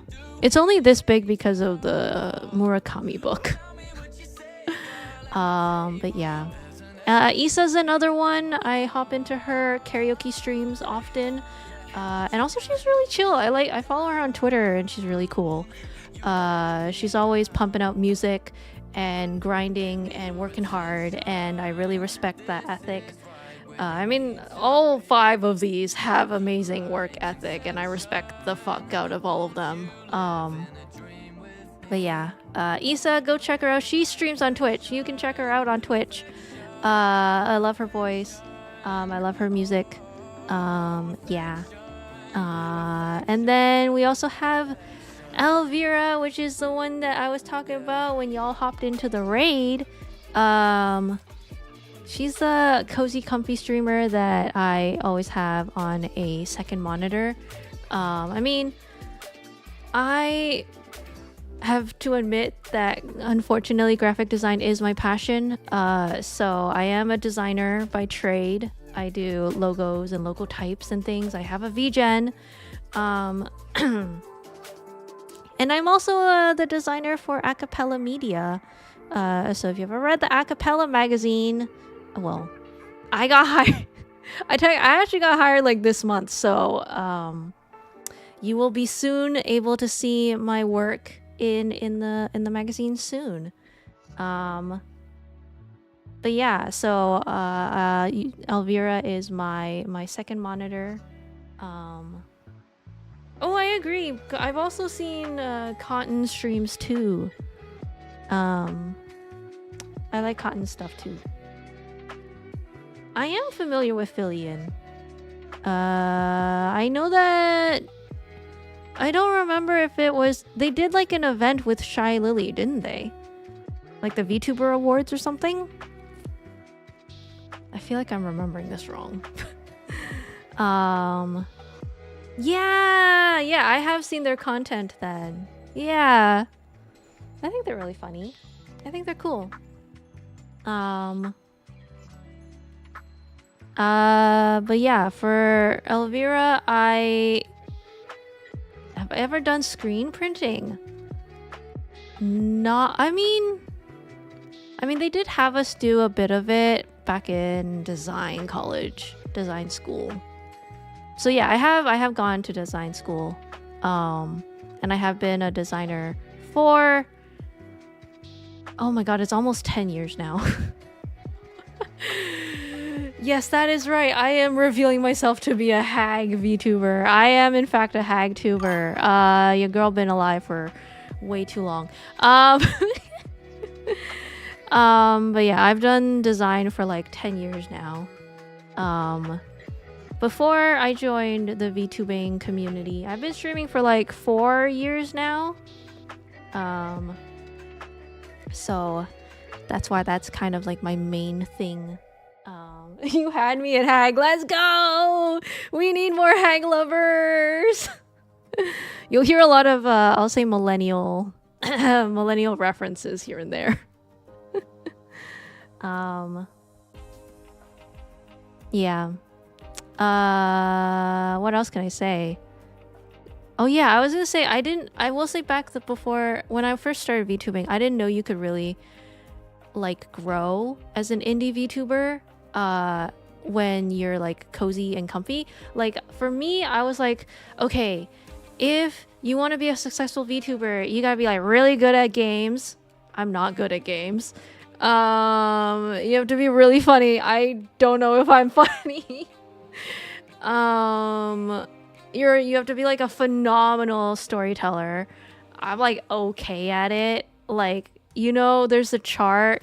There's like a picture on the internet where it's like, oh, me telling a story, but then there's like a side tangent I go on, and then there's another side tangent I go on, and then what were we talking about? I forgot already. We've gone on like 6 side tangents, and like we've never reached the ending of the story. Like that's my type of storytelling. One would argue maybe an ADHD type of storytelling. I sometimes switch topics a little too fast. But you know, I'm not like I'm not great at storytelling. So I was like, oh wait, can you really succeed as that, as like a just comfy, cozy, like chill VTuber? And Alvera was like, yes, you fucking can. I was like, damn, all right, I got this. So yeah, Elvira always gonna be my cozy, comfy Oshi. Bao, of course. I don't remember if she... Am I allowed to say that she's Hikaru Station? I followed her before when she was Hikaru Station. And her music was really good, and I really liked it. And then I was like, I kind of like fell out of it for a bit, and then I later learned that okay, yeah, Bao is Bao. That is true. So I love her. I feel like that was kind of one of those like, oh, I knew about her before, and then later on was like, oh, it's you! I've seen your stuff before. You know what I mean? There's that kind of realization. Yeah, we were talking about Ice 9 from the Nonary games, if anyone's played that game before. I did just recently finish it. Highly recommend. Not Zero Time Dilemma. I'm not gonna sit here and recommend Zero Time Dilemma, but I will say 999 and Virtue's Last Reward are 2 amazing games. If you like puzzles and mystery and thriller, you will enjoy those. Yes, no worries, Colonel. Please have a good rest of your evening. Thank you, guys. Thank you, all of you, for dropping by. Yeah. I hope you enjoy my stream and my stuff. Oh, right. Okay, now we can finally get to Project Eve. So Manami earlier was like, oh, actually she has Eve LOL as her main account and more followers. I was like, I know that. I don't even know how I found out about her. I think there was like she came up with like a guide on how she's like project lead or project something at like Riot Games now, in case you're not aware. Which I was like, oh my god, she like actually works at Riot. She has a really impressive resume. Like I think she graduated from Cornell or Queen's University. So one of the Ivy Leagues. And I think she started Project Eve as a way to like League was how she grew as a streamer, and then Project Eve was like her wanting to do other stuff.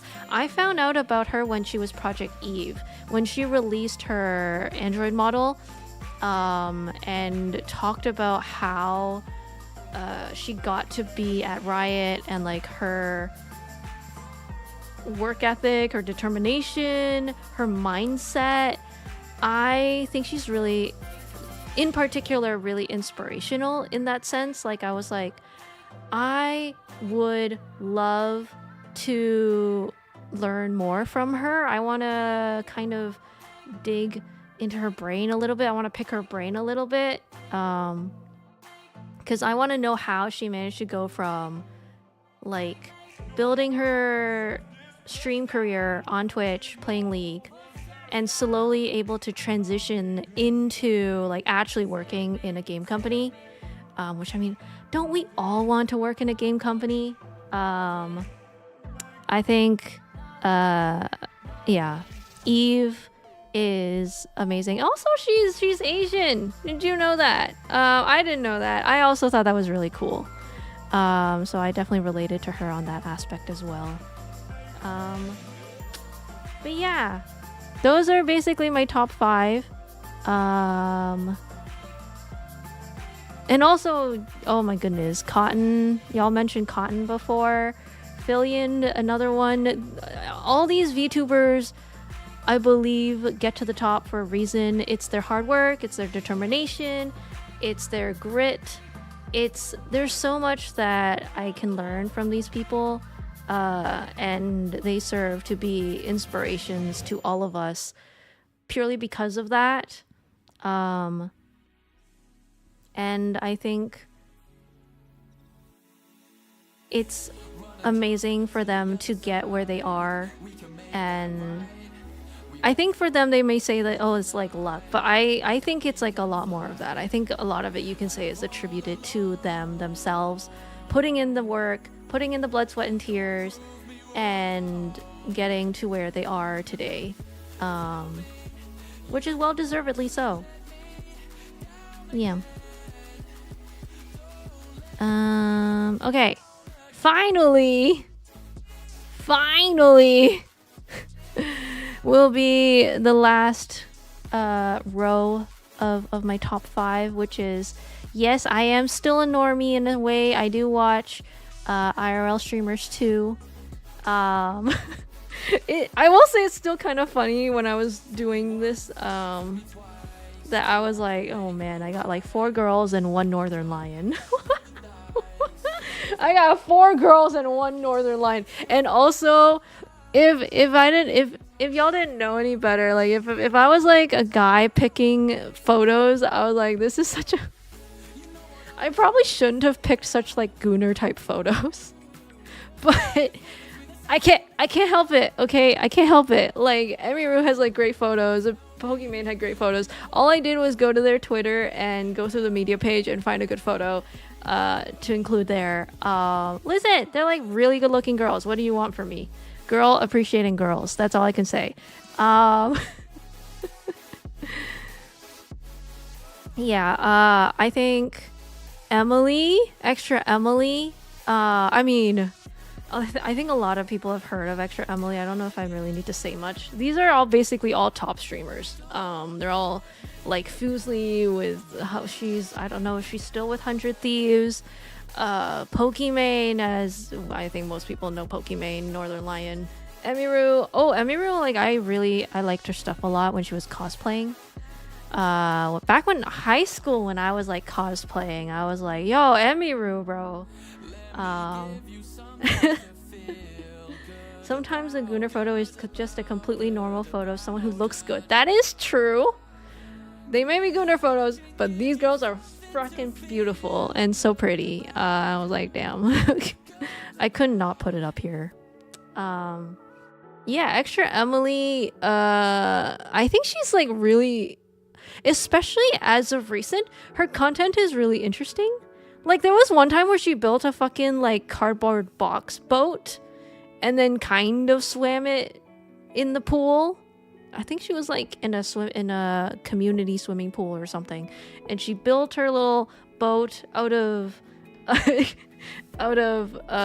cardboard, which she went to various stores and just asked for stuff.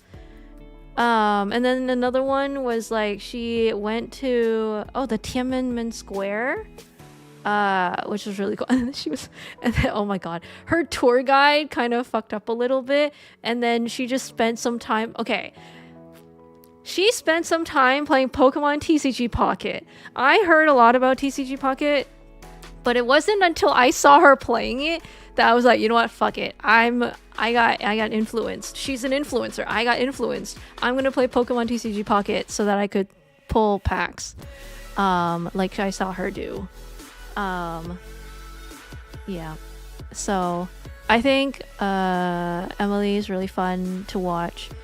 And yeah. Emiru, of course, beautiful, one of the most beautiful girls I've ever seen. And also really insanely talented at cosplaying with a huge ass Kirby collection. Huge ass Kirby plushie collection, which I envy her for, and insane DDR skills. I think she's just living the life now, really.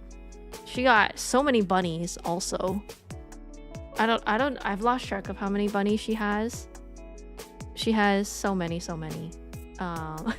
I can't believe you chose that Gunnar photo of Northern Lion.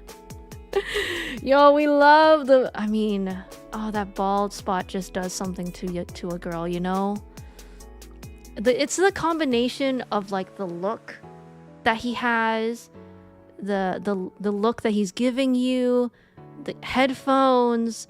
He's just how can a girl resist? I mean, truly. The bald man does something to a girl. I don't know what to say, but it does something to me.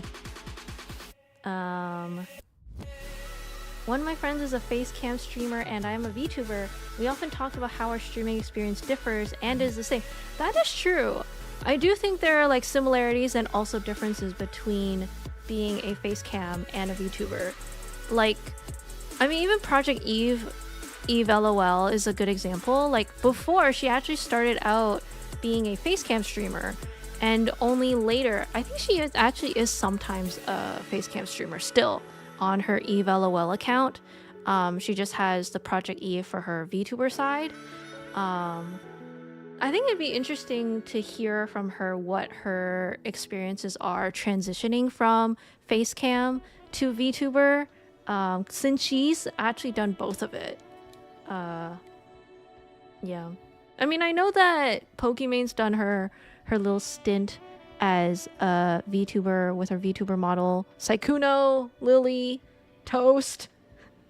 I think Lily uses her VTuber model a little bit more too. And also Skara. Oh, if you can't tell, I'm a huge fan of offline TV.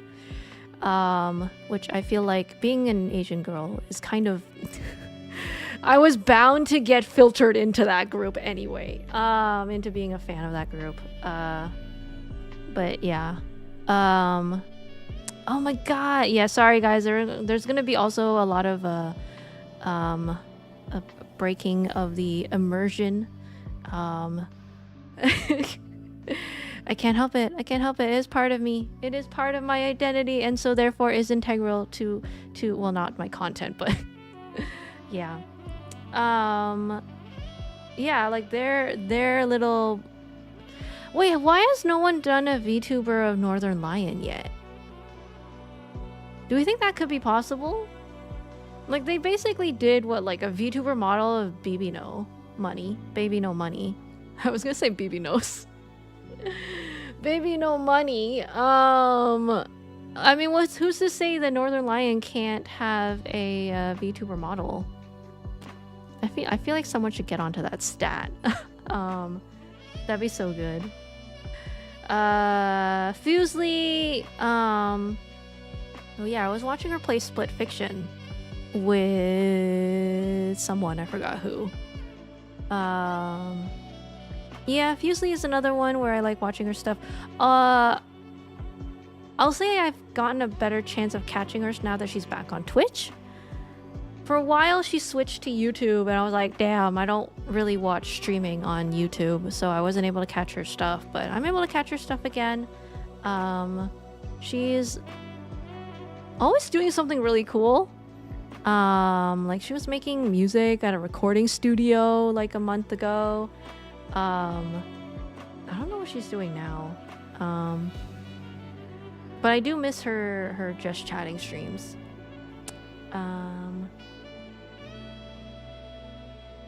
I say be confident in your baldness. You never know. There could be someone who's like just really into that.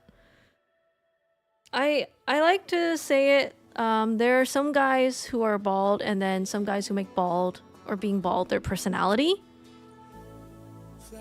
I think the guys who are bald but like are confident and don't like are just like, yeah, that I am bald. What of it? You know, like they're like standing confident in their true bald self. I mean like be confident, stand your ground, and I think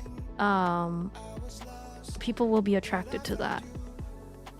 I think for a lot of people it's like it's really less about the baldness. It's like like people can kind of feel that they're insecure, or they're like really they really thought about the bald, like they focused on the baldness a bit too much. But I say if you're bald, honestly, like just own it, you know? It's all good. Hair can be really hot anyways. Some people shave also for like cancer awareness. I think it's like if you're bald, just own it. You know, people will love you for your personality, and if they're not into you being bald, then I think that's like more their problem than anything else. Like if you're a good person, you know, you're kind, you're considerate, you're empathetic, I don't think there's really any issues. And anyone who doesn't like that and doesn't like you for who you are, then I don't know if you would say that they're worth keeping in your life, or at least keeping close to you. You know, find people that like you for who you are, including your baldness, you know?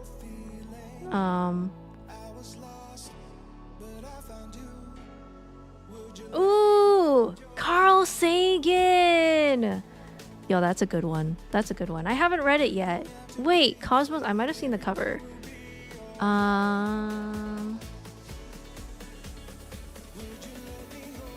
Yeah, I have seen the cover. I haven't read it yet. Dang. I feel like Carl Sagan's books are the type that... Because I'm like really into sci-fi. Carl Sagan's books usually end up being hard sci-fi for me. Like it's like really detailed, and I feel like it's almost like textbook-ish, but more accessible.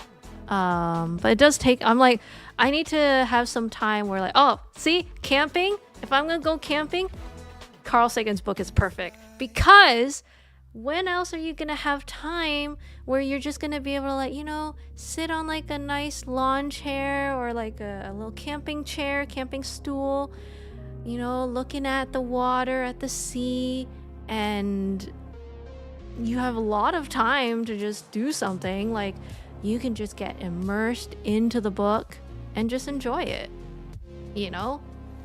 Set up your tent stove with your cats and exactly. what better time than to read a Carl Sagan book? Because like sometimes it can be pretty, what do you call it? Like there's a lot of depth to it. Like there's I want to say crunchy. I don't know if that makes sense to anyone. Like it's a very crunchy type of book.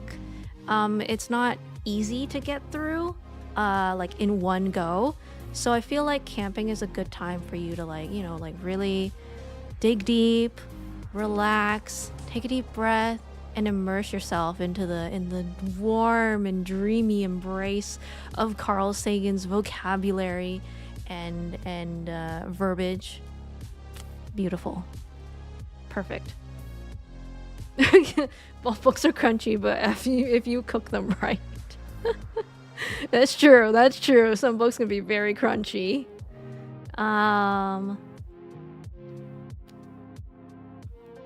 I feel like this is kind of random, but it's also because like of a conversation I had earlier or saw earlier. Monster Girl Encyclopedia. I feel like you would be really into the game. Was it Orc Massager? Where like the premise of the game is you're an orc and you're massaging. Speaking of Cotton, I actually watched her play this game. But you're like an orc and you're massaging monster girls. No, I will say I think that game's 18 plus for good reason. But you know, that's what I'm thinking about when you mention that. Yeah, you know, good old orc massaging, you know, it's all good. It's all good.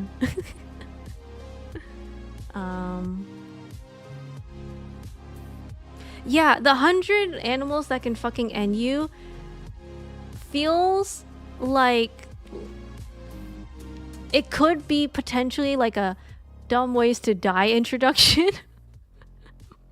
I don't know the animals that can fucking end you, but I hope a moose is on it. We gotta get that Canadian representation in there. I'm pretty sure a moose is one of the animals that can fucking end you, honestly.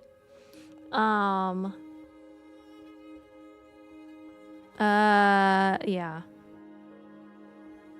Is this a zoom meet? Wait. It does kind of look like one, doesn't it? Wait, hold on. Oh my god, guys, I'm on Zoom right now with Emiru, with Emily. Oh my god, all my favorites. This is your dream blunt rotation for me. Oh my god.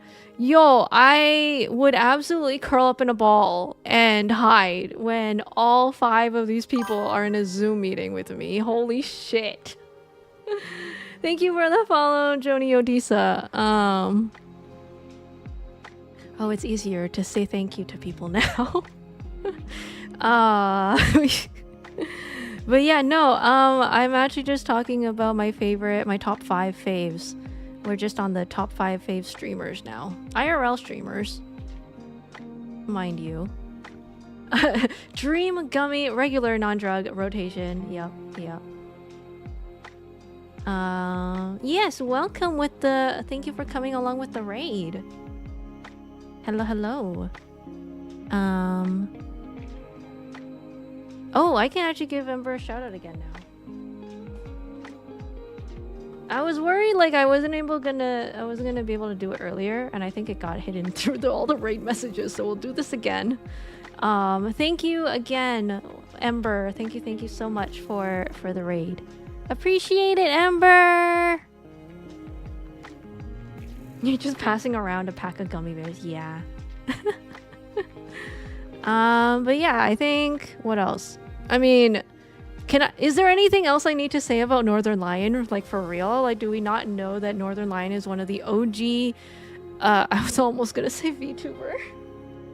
One of the OG streamers who's just been like dedicated to doing great content constantly.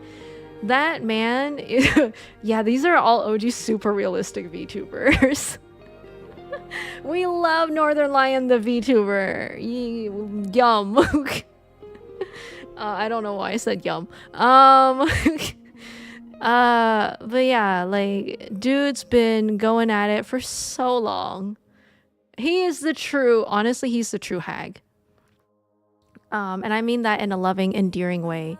He is a true hag streamer, paving the way for, cause he a snack. Slay! Yeah, let's go! Northern Lion is a snack. Let's go!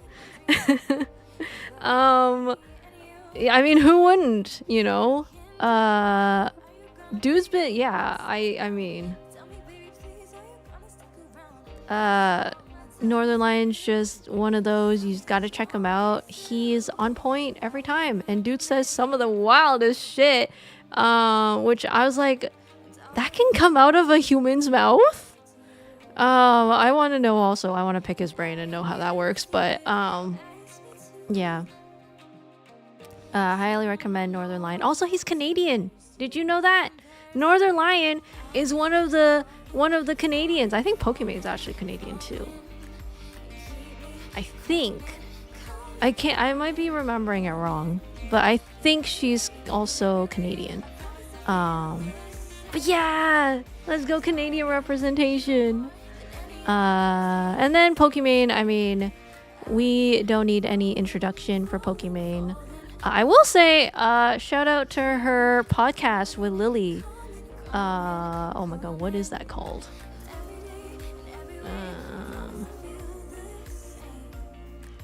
Wait.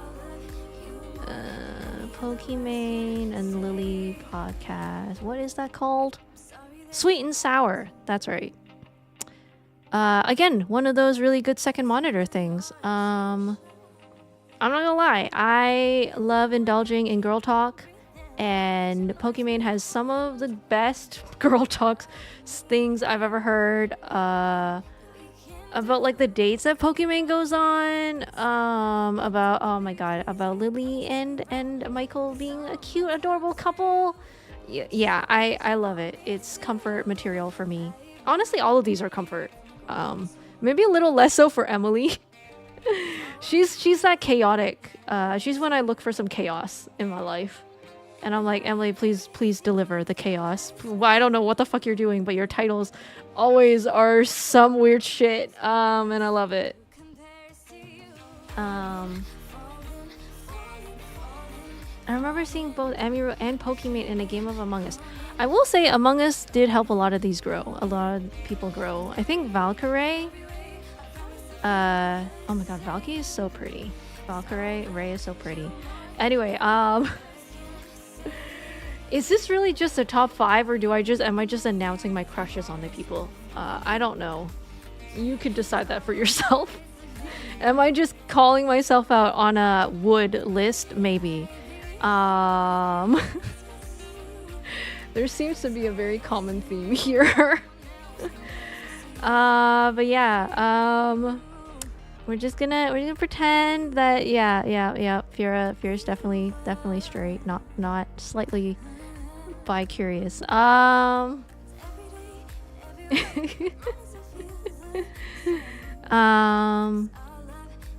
But yeah, oh my god, it's 11. Holy. Okay, we're gonna do the skyblock like I promised. So for those of you who are new, I do have a Minecraft server, community server. However, it is whitelisted, so usually I would like y'all to, as long as you're active in chat and active in Discord, well, you don't have to be active in Discord, but mostly it's just so that I have a way to kind of like gauge like your vibes. As long as you have good vibes, eventually you can ask to join the server, and I will be able to let you in without worrying that any of y'all are gonna grief. Yeah, heavy on the vibes because we're all just chill. Oh god, yeah, we're all just chill here. I am what is it, cozy, comfy with a dash of chaos, but heavy on the cozy, comfy part. Yeah, that's the typical stream content that I present.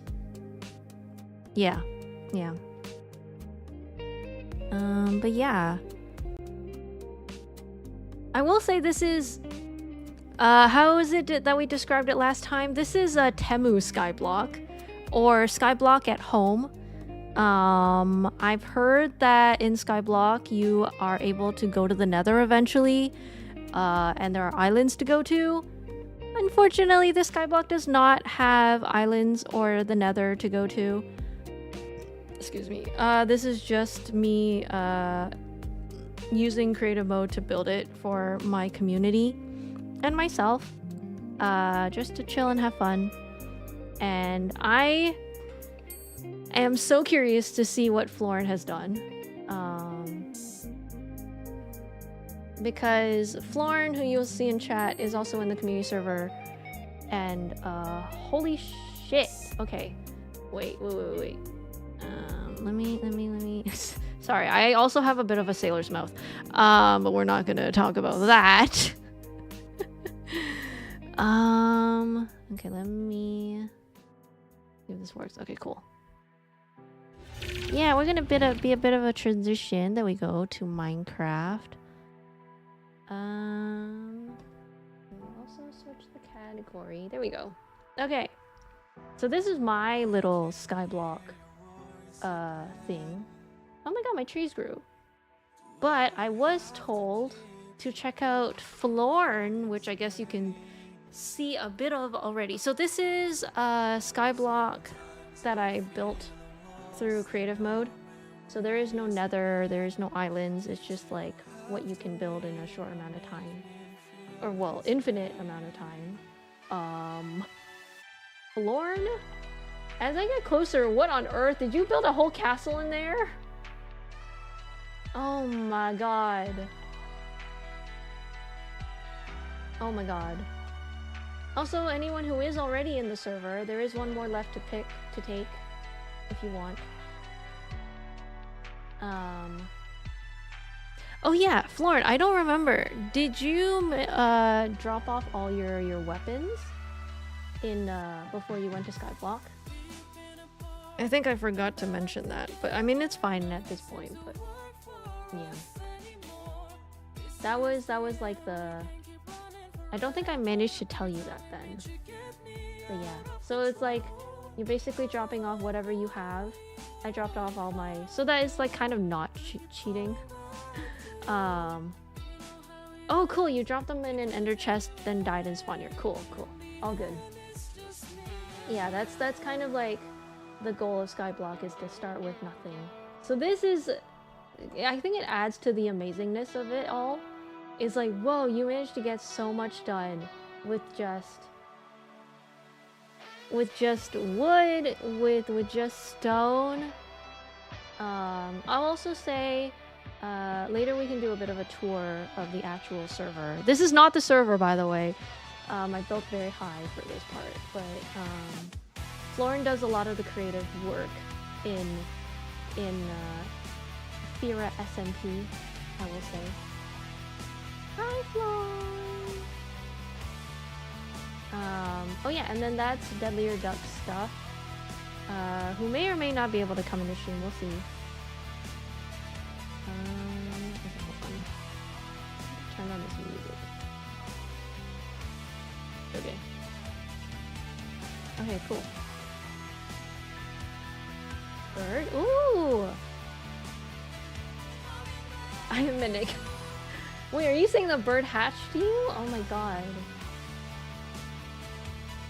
Yo, bird butt! Bird butt! This is impressive for skyblock. Holy crap, I was really impressed by this boat. Also, how are you finding the snow? I realized that we built it over a high snow top, so I see you've made an igloo. And also, apparently you have a lot of llamas? Oh my god, wait. Is that a zombie in there? Did you put zombies in there? How do you... Is this where you do your zombie farming? Oh, are they friends? Okay. It's dark in there, so yeah. Oh, yo, that's smart. I didn't think of making a zombie spot yet. Dang. Okay. And of course you got carrots. How did you get the carrots? Or is this wheat? Is this wheat? How'd you get so many? Oh, a zombie dropped a carrot.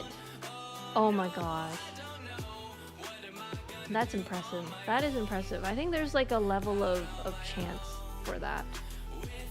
Damn.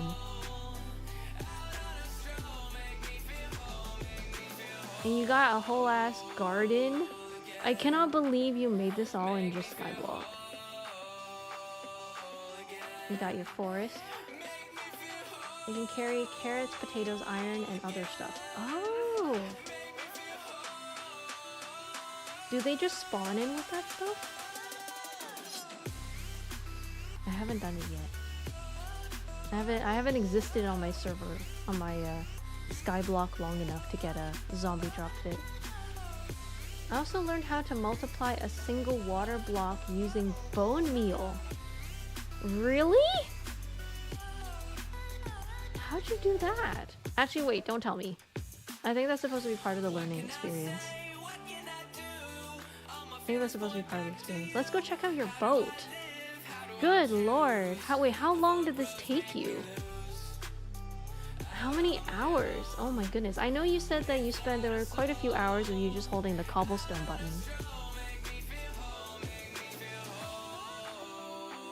Did you have a vision? Did you know you were gonna build a boat? Or did this kind of come to you? That's insane, bro.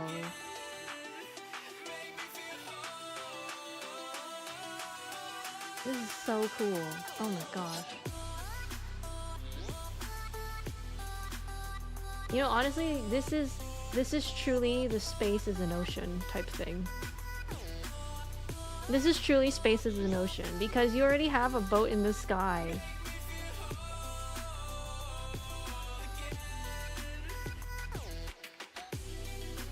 Oh my goodness. Oh, I opened another world and tried making a boat shape. Thank you for the follow, OSG King Dad.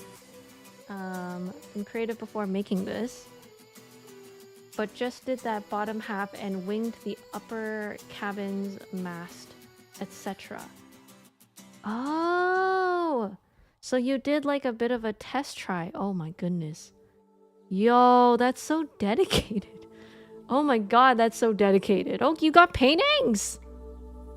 Oh my goodness. I'm playing Minecraft too. Enjoy Minecraft. I hope you're enjoying it. What are you building? If anything. Or you could be exploring. Spiders drop string. 4 string equals 1 wool. So you can make things with wool. Oh. Oh my god, you're so advanced in this. This is crazy. This is so crazy. Oh my god, now you have like the sky to look at. Damn, we should have put clouds in there. Too far. We're too far up. I do wonder, does the original skyblock have sky in it? Like, I know it's in the sky, but I mean, like, are there clouds? I don't remember. Oh, you got your master bedroom. Let's go. And a huge ass painting. Nice, nice. Bookshelves. Yo. Wait, what you got? Can I peek the chests? Ooh, not much. The pillows are snow. Yeah, I mean, I kind of figured. We don't have enough for pillows. But that's smart, though. That's smart. Using snow as pillow. That one is purely by accident. I know absolutely nothing about sky. What? Was this very much learn as you go kind of thing? Because I will say, out of all of us, you have probably the most experience in Minecraft. Because that's impressive. Even for you, this is starting from scratch type of thing.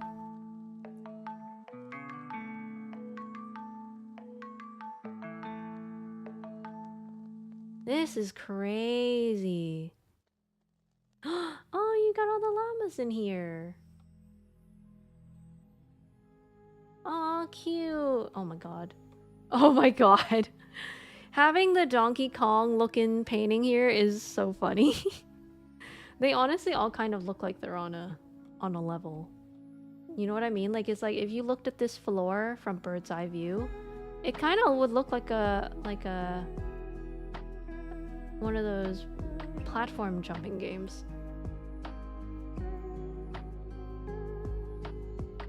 Oh my god, Conky Dong. Oh my god.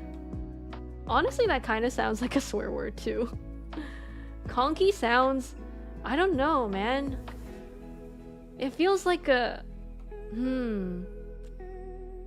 Oh yeah, that could, because of the dong, that would... Yeah. Oh yeah, I can't believe you have an underground. Oh, Jesus. Yo, your underground is so intricate and organized. Holy hell. I'll say for me, my Minecraft was... Honestly, when I started VTubing was when I started playing Minecraft. So that's like 4 years of Minecraft now. So definitely not when it first came out. People were way more experienced in Minecraft by the time I just started learning. I'm still kind of a baby. I'm still a Minecraft baby. Yo. Oh, I love the skull here. Very cool. What is this? Is this someone sitting? Oh wait. Oh no, it's like a totem. Like a totem pole. Ooh. Man, the stuff that y'all know, who have played Minecraft for so long, I envy having that much knowledge. For me right now, I'm still stuck in the Googling everything I want to do. I'm like, wait, Google what patterns? How do you make patterns again? How do I make Oh yeah, the bookshelves, that's true.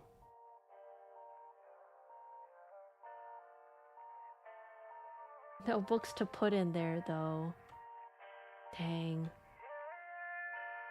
I wonder how that works in skyblock. Are you supposed to... I do wonder, in order to simulate the actual skyblock, should I just drop another block or something?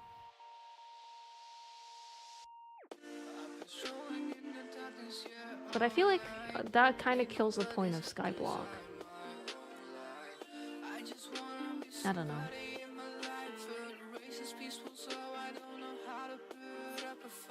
Dang, Florin, you got real busy. I'm gonna have to think about what I'm gonna do for my skyblock, which is currently not very much. Mine's pretty puny. I'm gonna have to do a lot of Googling. Wait, you can go all the way to the top. Oh! Oh my god, how's the view from up there? Can you see anything? Anything interesting up there?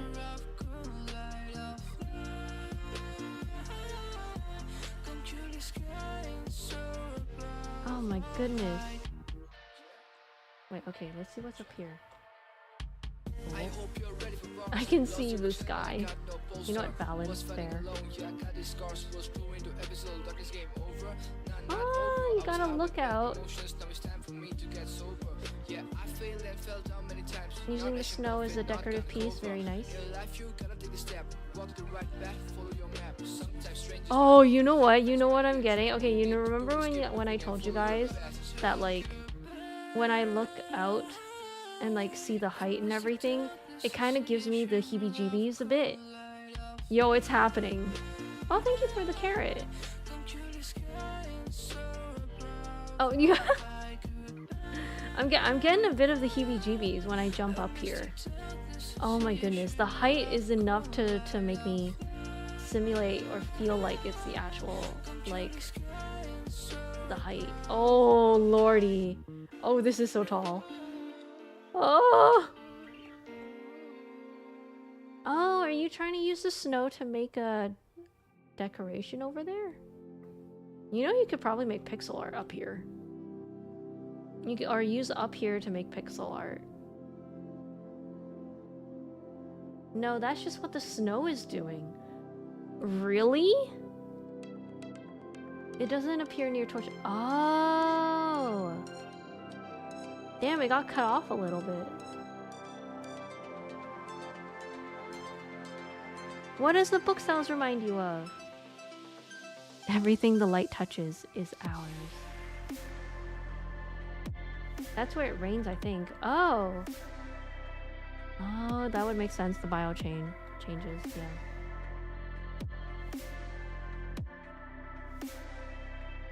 I don't want to jump off this. This is scary. I'm going down the hall. I'm going down the ladder. Oh my god. This is scary.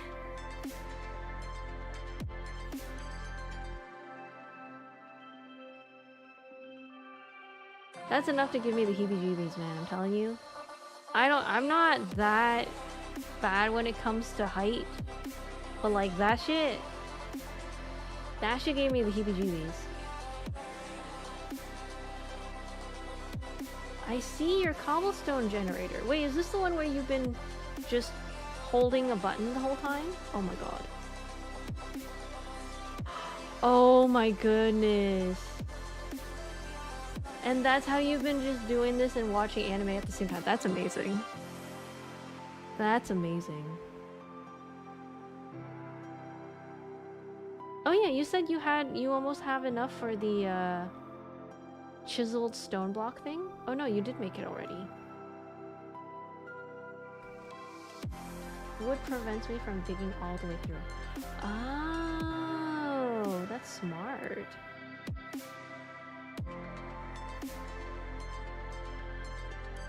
I got 1 iron so I could make that. Where'd you get the iron from? Wait, did another zombie drop it? Are you getting this all from zombies? I did say I was gonna make a... I think I was gonna make a Minecraft house. Trying anyway. Zombies rarely drop them. I've only gotten 1 ever though. Oh. Whoa. Yeah, I don't know what we're gonna do with it. You also got an ender pearl? How did you get an ender? How did you get so much by... Oh my goodness, you just started with the... Damn. Alright, you know what? No, this is inspirational. This is inspirational. I want to be able to do this. I want to be able to do this. Find it ironic that as the tallest person in my family, I'm afraid of heights. You know, I do wonder what it is about that. Like, why do we feel afraid of heights? But then I'm like, I wonder if it's one of those human, like, Neanderthal things that just never got solved. I mean, to be fair, it is our body's way of saying, like, hey, there might be danger. But, like, that makes me wonder about, like, yeah, when you're tall, why does your body have that fear of heights? Like, theoretically, your body should know that it's like, oh, but it's not tall enough for it to be dangerous. Or is it one of those things where it's like your body just, it's Spider Farm? Bro, I don't know if I want to come in here. Spider Farm? Bro, I don't like spiders, man. Oh.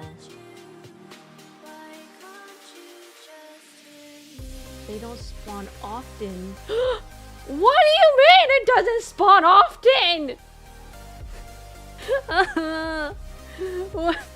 What do you mean? That one spawned right away.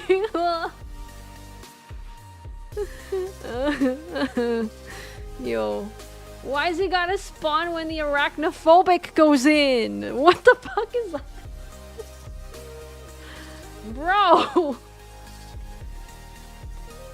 Here, I need you to stand here. They like you. I don't like them!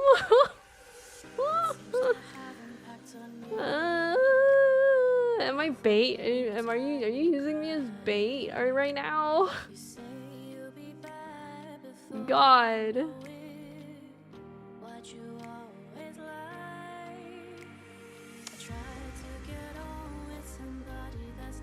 I don't know why they spawn when I'm there, okay? I don't know what to say to you.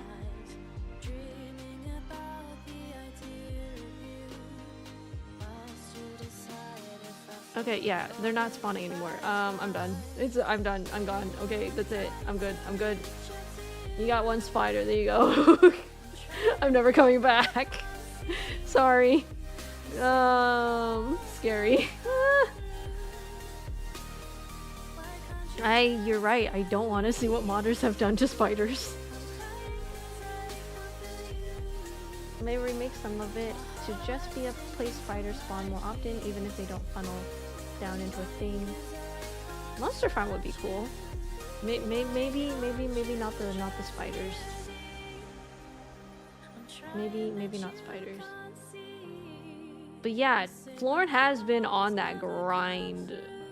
It's crazy work. It's impressive work, but it's still crazy work. Oh my goodness. Okay. I don't know. Okay, guys, set your expectations well, because I'm not gonna be able to get this much done. Unfortunately, I have to confess I have been cheating on y'all. I am not just playing on my own server. I also have another server that I play on. I am sorry. I am in fact too... Wait, what do you call it? Well, okay. Here's your first Canto phrase that I'm going to teach you. There's a phrase in Cantonese that we say when someone is cheating or dating two people at the same time, or wants two people, yeah, two timing. I'll say it in Cantonese and then I'll translate it. No, you are not gonna lock me in. I knew it. I knew it. You've done this to me before. I know you're doing this because I'm distracted. Okay, so the Cantonese term for it is "一腳踏兩船," which translates to roughly 1 foot on 2 boats. So 一腳 is 1 foot, 踏兩船 is two boats. And in context, in a sentence, I am 一腳踏兩船, you guys. Well, yeah. I could probably phrase that better grammatically in English, but oh well. Oh my god! That kind of makes you look like a turtle. Kinda. Or a snail.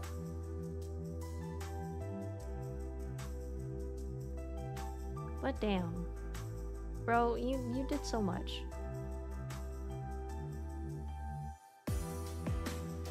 You seem Malaysian. I am actually Hong Kong Chinese. Hong Konger Canadian Chinese. That's where my Canto comes from.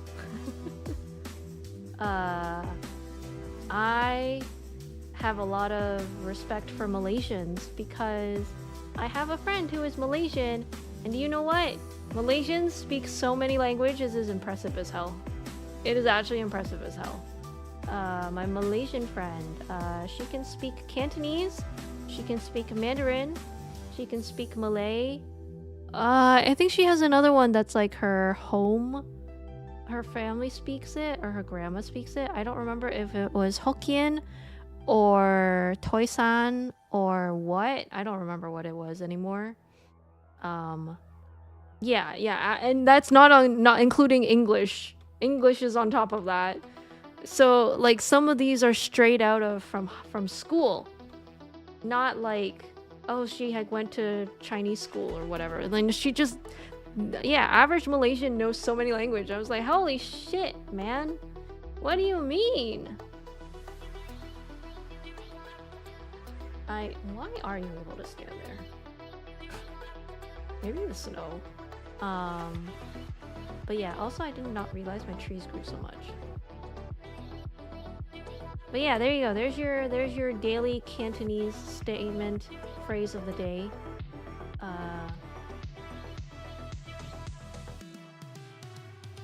I think my lava's gone.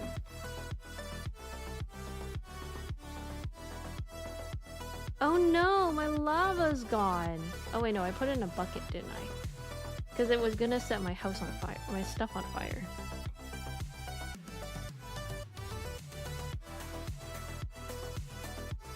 Yeah, I think I put it in here. Yes, because it kept setting stuff on fire. Yeah, yeah. Okay. Alright guys, it's my turn to do the sky blocking, which is, I guess, well, I am using a lot of wood. I think it's because I'm trying to start building a house back here. This is the beginnings of it. I don't really have a plan. We're just gonna see how it goes.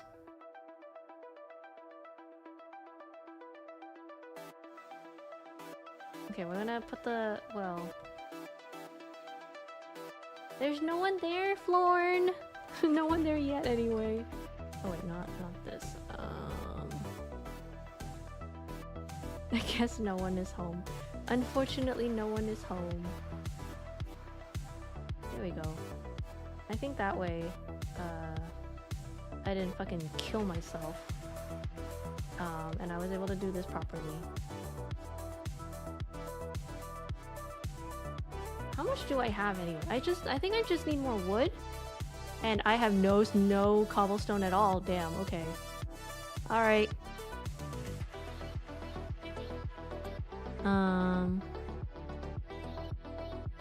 Yeah, I really respect people who can speak so many languages. I think for me specifically, it's if you're able to speak Cantonese and Mandarin, I'm like, holy shit. Wow. Mandarin, because I guess in today's climate, it will be very useful. Honestly, okay, I'll say that even when I was younger, it was quite commonly said that you should learn Mandarin because it'll be a business language someday. And oh man, they were right. I kind of regret not learning Mandarin. I did try, but Chinese school is legit, guys. Like, that shit's wild. And this is like on top of, you know, like the typical Asian thing where it's like, oh, you have like regular school and then you have Chinese school after on the weekends when all your friends are playing around. And you're just like, why do I have to go to Chinese school? So back then my priorities was like, bro, I just want to play games with my friends. I just want to watch anime. I want to watch Death Note. I want to watch, what else did I watch back then? Death Note's the only one that's coming to mind. Hetalia, you know? You need 3 dots. And a carrot. Also, thank you for the carrot. Oh my god, wait. I'm gonna grow the carrot. Because I have no food here. Except for wheat. But yeah. I will say I fall into the same stereotype that I only know how to speak it and understand it, but I can't write it. So if you write Chinese to me, I do not know what that says. I did take Korean though, so I know basic Korean. Actually, that is part of my arc, I guess. Is that an arc? You'll realize that the stuff that I stream is very specific on the hyperfixations that I have. So for a while, I hyperfixated on learning Korean. So I did take Korean class for... I took it last year, I think, during the winter. And I also took another semester this year. So I mean... I am conversationally enough able to introduce myself. I can recognize sarheyo, which means it's chilly. I know weather. I have kind of forgotten my weekdays, but I am able to read Hangul. My pronunciation is eh. I'll say my pronunciation is eh. I will say I never really got corrected much, so I think it's okay. But yeah. I have shown my notes before on stream, my Korean notes that I took. And I did take an official class, so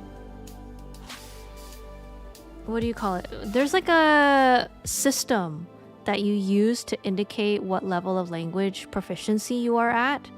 I think I'm still at B1 or B2. Which is still basic, but like that just basically means this is something that you can claim and put on your resume and say like, hey, I have like basic working knowledge of this language. Yeah.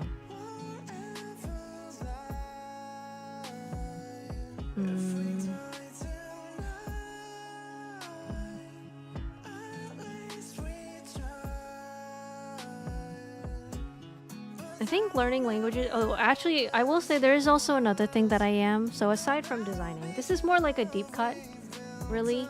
There is a specialty in design called typography, which is technically my specialty. Is it being day all the time a skyblock thing? I think so, yeah. I don't think it gets dark. So it's good that you have your zombie monster igloo. Oh my god, I literally forgot what I was just saying. What was I just saying? Oh yeah, oh god, no, I lost it. I lost it. I lost it. Dang it, Florn! You distracted me from my train of thought. But here, I'll continue Tony's conversation. Yeah, Cantonese Mandarin writing is similar and also very tough because there's like so many characters. Oh, right. Typography, thank you. Actually, I can link these two together. So, okay, my specialty is typography, which means my focus is on letters and characters. And I think yesterday I wrote on my Blue Sky that a flex for a typographer. So like the thing is that our specialty or specification is on like the creation of letters. We make fonts. We care about the spacing between letters and spacing between words and spacing between sentences. Like that's our thing. And I said that a flex for a typographer, so when you adjust spacing, it's called typesetting.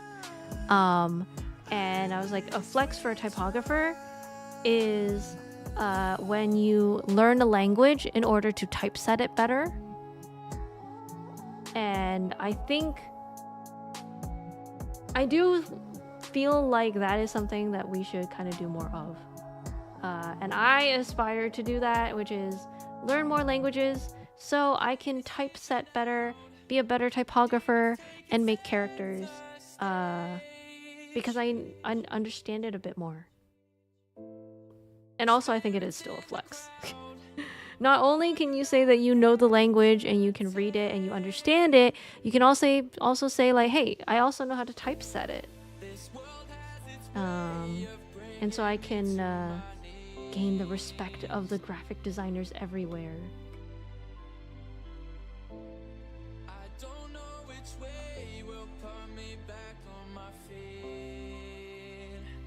Now finish how to program. No! Not back into Visual Studio Code. Oh my god. Oh my god, where are my weapons? Is it because I don't have enough sticks? Yes, damn it. I had sticks here. Oh gosh.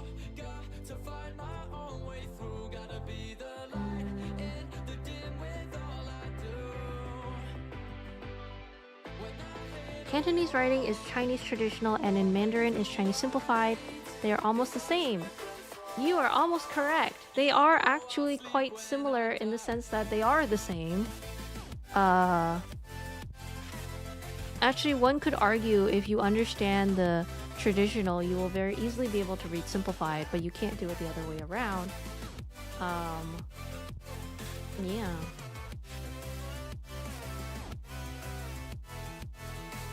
I will say, in that sense, I think I got the what do you call it, the short end of the stick, because traditional is like learning Shakespeare.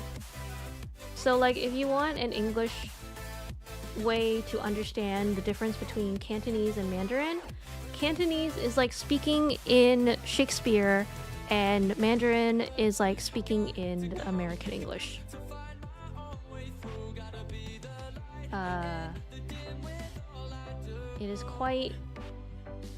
It is a language that's somehow maintained for a very long time and kept its roots, but also very hard to read traditional. Too many characters or strokes, too many strokes. Whenever you hear of like, oh, what's like the hardest Chinese character, and it's like, oh, it's a character with like 100 strokes, yeah, that's probably traditional. Unfortunately. Ah,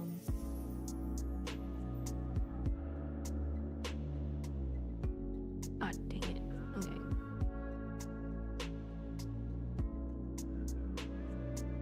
How far does this go?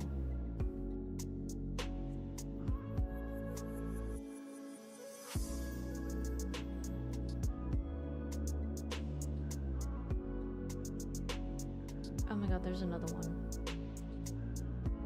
Wait, genuinely, how far does this go?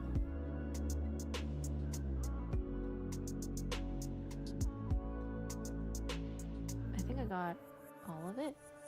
Oh no.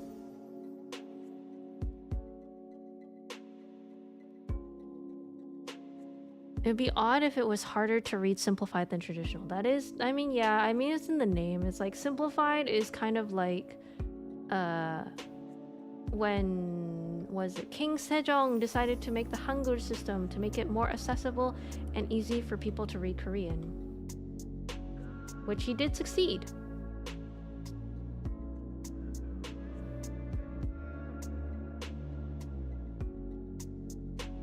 He did, in fact, succeed. I think that was also my main draw to learn Korean. Aside from the fact that I am a fan of Korean music, but also I was like, ooh, their language looks like it's easier to learn. I'll give it a try.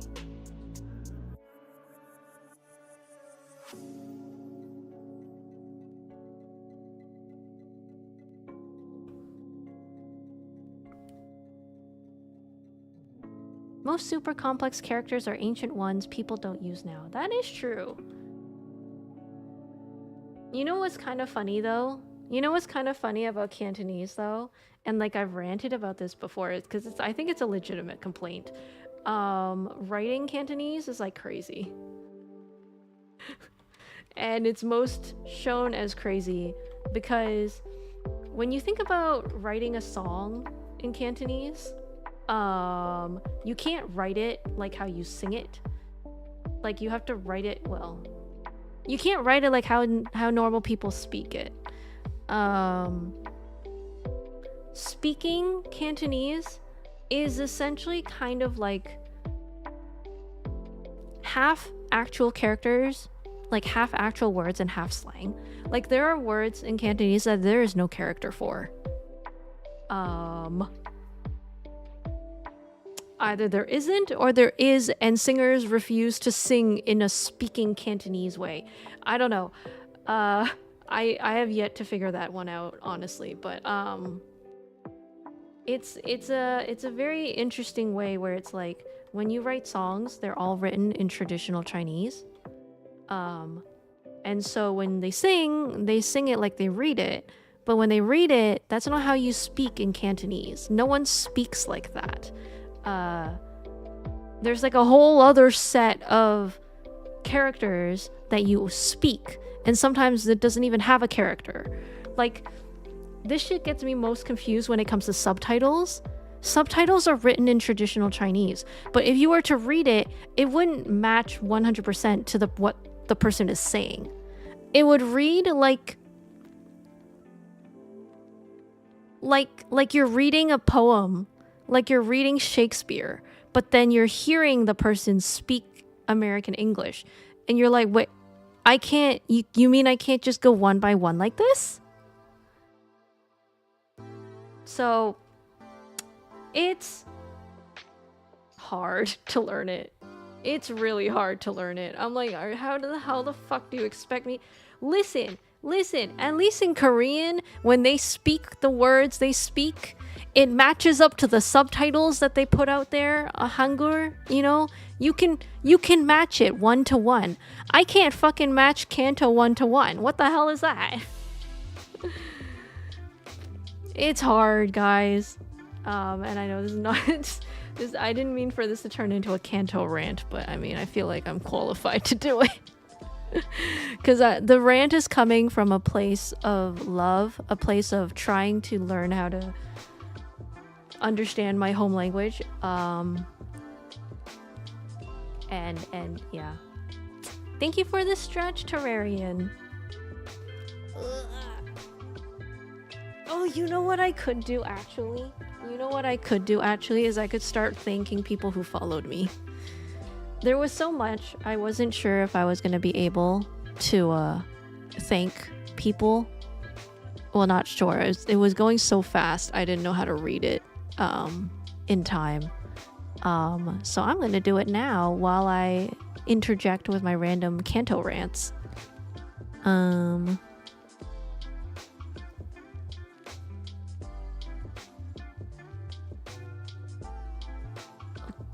I scrolled too far. Okay, I got it. Thank you, J10X. Thank you, Slugette. Thank you, Tornado Pelt. Thank you, Heckle Chris, Durahan, Rax32, 2013. Oh, y'all are gonna test the way of me being able to read or not. Genetically Generic Cat, Falcon C45, Allegals. That's an L, right? All Eagles. Oh my god. All Legals. All Eagles 92. Sketty Doe, Darth Andrea, Robo Spartan, Kevin Kitsune, Street X DSM. They'll be there for now. Thank you all for the follows. I will continue soon. I wish there was a way for me to like hold the button and then also scroll my activity feed at the same time. Oh wait, I could do that on my phone technically. Is random raid like this common on Twitch? I'm new. I don't know. It's the first time I've ever received such a big raid. I've never received such a big raid before. I don't know how people found me. I think I wasn't just chatting for that. I wasn't even in a specialized category or like top of Twitch or whatever. I was just chilling. And I was like, Skyblock eventually? As the title?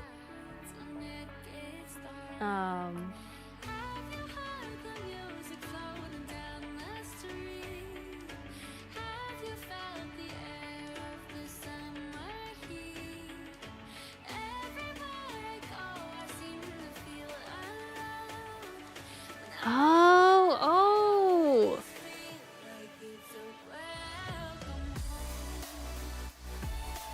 Ember is awesome. She has her ways.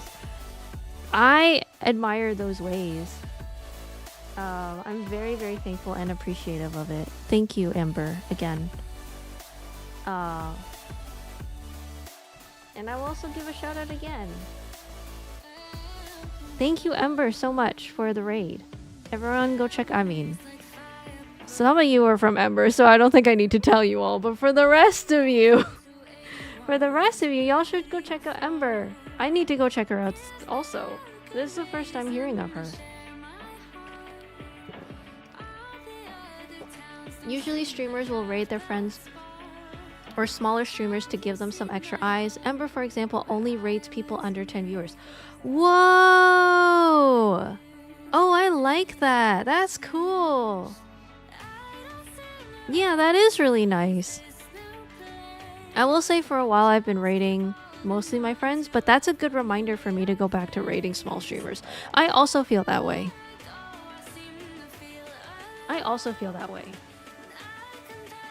Like, I feel like... and thank you for the head pass, Serenity. I feel like... it's one of those things where I feel like I want to give back to the community, you know? Like... Because it's one of the... Excuse me, my bad. It's one of those things where I'm like, oh, I'm still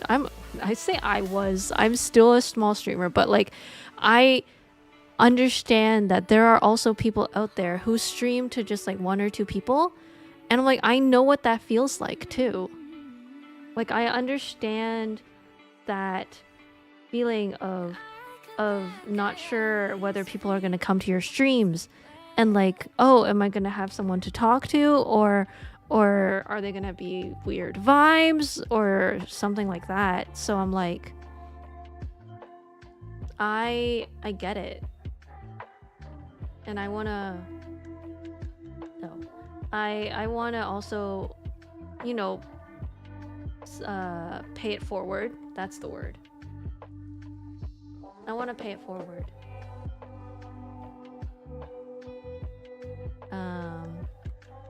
But yeah, thank you. That is a good reminder. I should do that more often. There we go. Oh, that explains why I wasn't coming.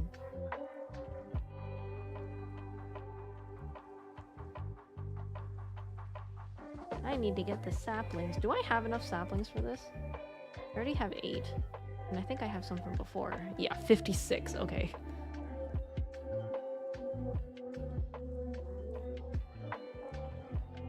Oh, I see.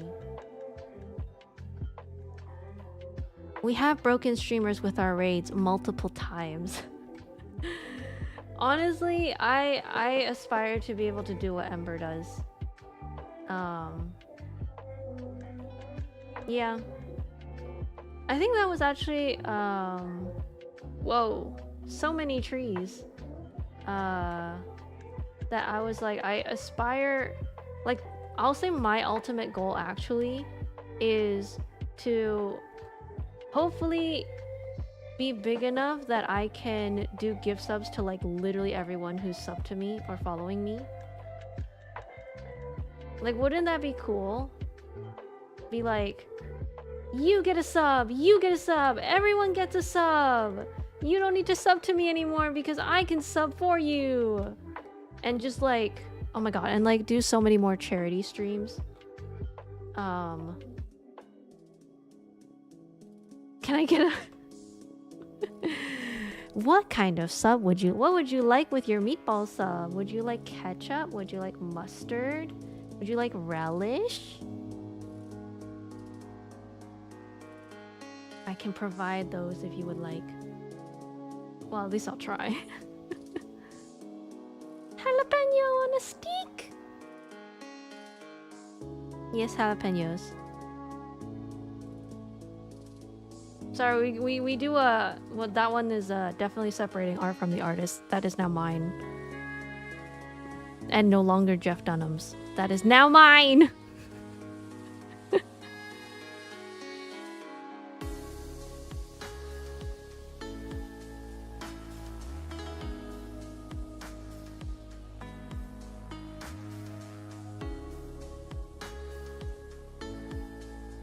Mustard, let's not get crazy. Lemon on the other hand. Wait, what about a pineapple? Like pineapple on pizza, you know? We could always do pineapple on pizza.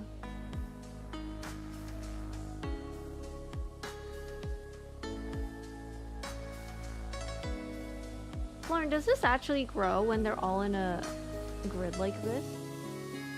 Don't they have like a minimum number of blocks in order to grow?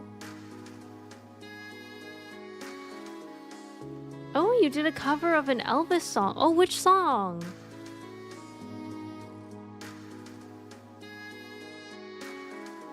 That's cute.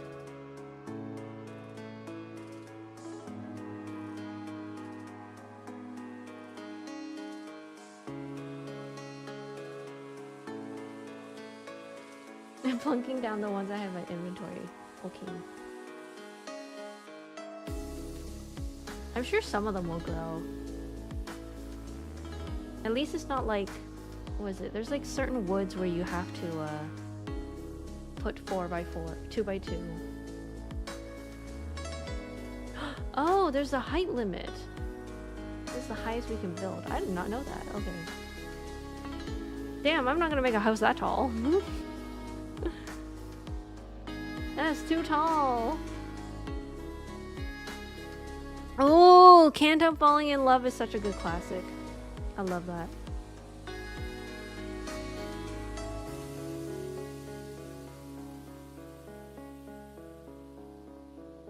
I would play it, but I don't want YouTube to smack me again.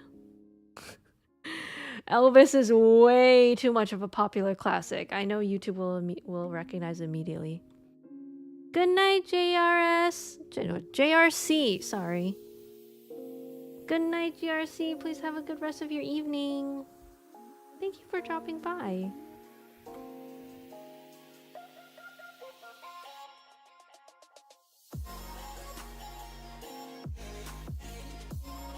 Yo, simps, man. I don't know who was the one who came up with the idea that simps were a bad word or a bad thing. I say be proud of being a simp. Like, it's like, we're all simps for somebody. I'm clearly a simp of, like, Northern Lion and 4 girls. And also the VTubers. Simps are, man, carrying the VTuber community on their shoulders, man. I don't know who said simps was cringe, but... Yo, I say embrace it. Simps good. Yes! Simp for your chat. Oh my god. Yes, I agree.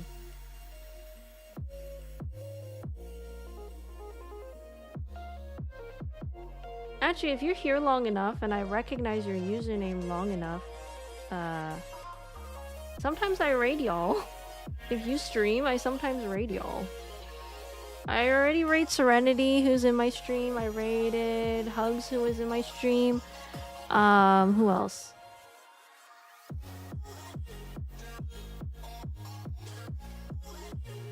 I simp for my chat, man. I simp for my chat. I simp for my chatters. Honestly, if Florn streamed, I would raid them too. Y'all just need to tell me if you stream. If I don't know that you stream, then I'm not gonna know, but I'm not gonna be able to raid you. But if you tell me that you stream, I would raid you. Oh yeah, Flib, one of my mods. Evil, one of my mods. Whenever I'm able to catch their streams, I raid them. If not raid, I at least lurk.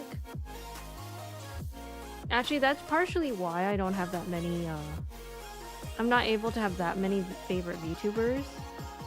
Or favorite streamers, really. Because I do spend a good amount of time lurking in my chatter streams. It's one of those like, ha! You thought you were chat for me, but I will be chat for you. I support people who just want to stream and want to get started VTubing. I think it's a good way to grow the community, and it's cool.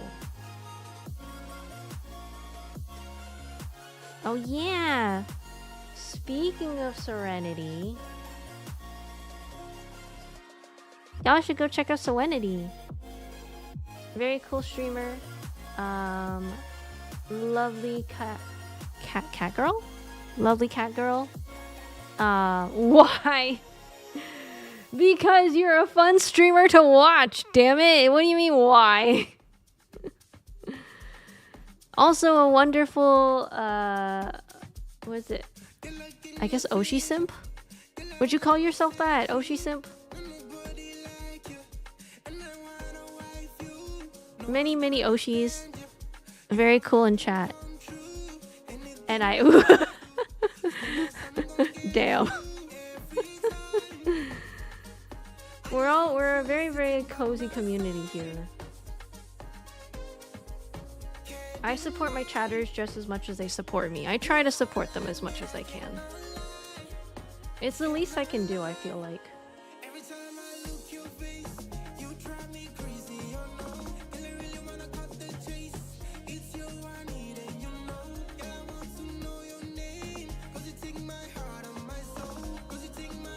Oh my god, so much snow! It's all snowing!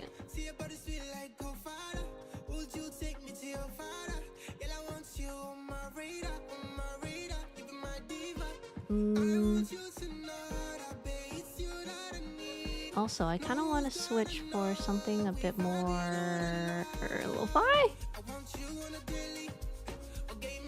Let's try this one. Okay. I think that matches the vibe a bit more.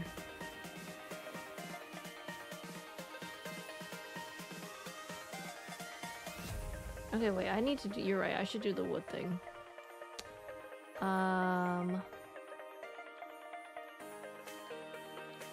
think that should be...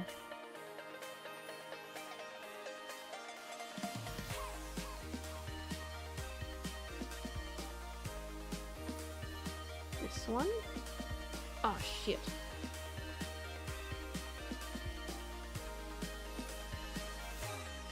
Is that the right one? I think so? Yeah. Is that what you mean? To put the wood down there? Oh, I see. You're right. It does take a while.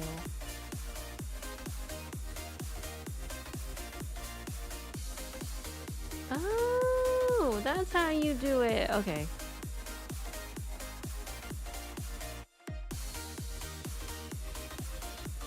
One VTuber model I haven't really seen are like a priest or something like that. And as someone who can officiate weddings... Oh shit, you can officiate weddings? Yo, that's impressive.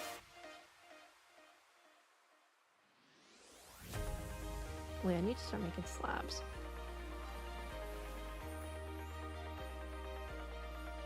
So I can expand this a little bit.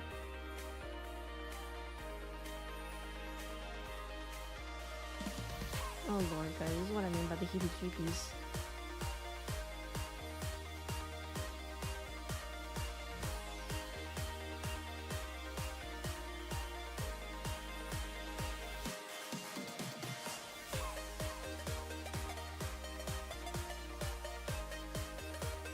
Okay, there we go. Having a VTuber officiate a wedding would be pretty cool. You are right. I haven't seen a priest VTuber yet. I've seen nun VTubers. I've even seen like monk VTubers, which I thought was really cool. But you're right. I haven't really seen a priest VTuber.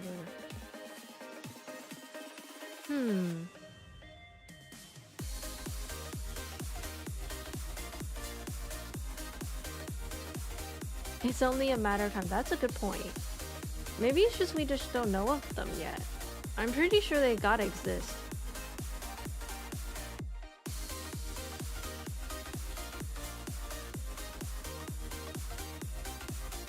Yo, this is like the exact spot the biome changes.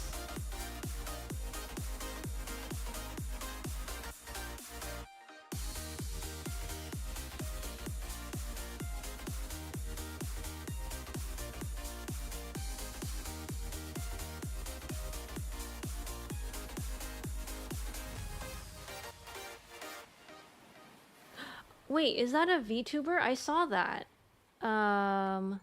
They have like a mascot, right? The Catholic Church got a mascot. I forgot what her name was. She got like a yellow hood and everything. Very cute, I will say. Yeah, Lucy. I think the real question for that is like, is she going to stream though, or is she just a mascot?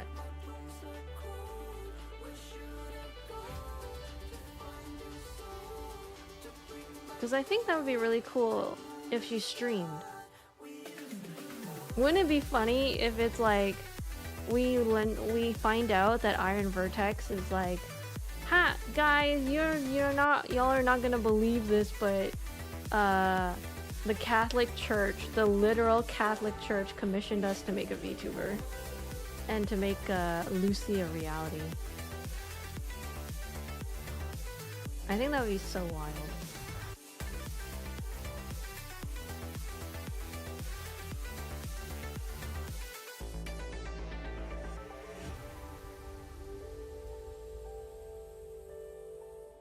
Honestly though, like if Opera GX can also have Aura as a VTuber, what other brands have done VTubers?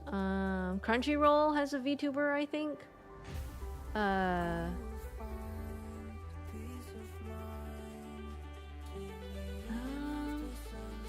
I'll say those are the two that come to mind.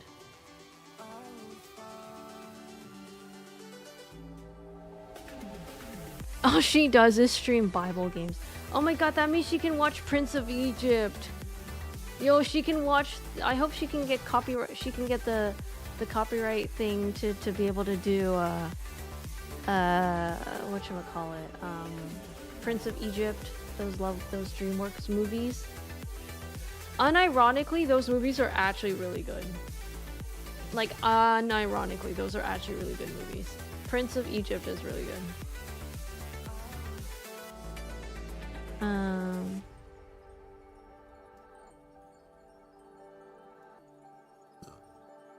I think they axed the Crunchyroll VTuber. Oh no! Sony had one. Go Nippon used to have a VTuber. I didn't know they axed the Crunchyroll VTuber. Oh yeah, we have Play Asia. That's true.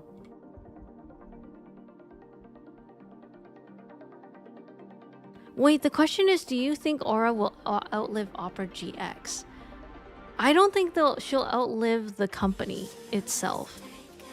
Opera has a pretty good hold on the user base, as like the alternative to was it Mozilla, Chrome, and Edge.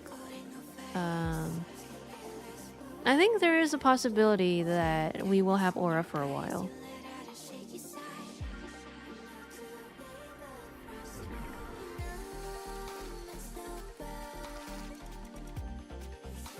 Wait, so do you think, is it that you think that like VTubers are not gonna live forever when they're branded as a marketing stunt? Like, do you feel like it's like the VTuber bubble? Because like that's what I thought when it came to VTubers just in general. Especially in the early days when I first joined back in 2021. Back in 2020 when I was just discovering Gura. Like, I thought VTubers, I was like, is this gonna be a bubble that's gonna pop? Because I'll tell you this right now. I was part of the subscription box bubble. I was working as a designer for a company that did subscription boxes. And I watched that bubble grow, then pop, and die down. And honestly, I thought VTubers was gonna go the same way.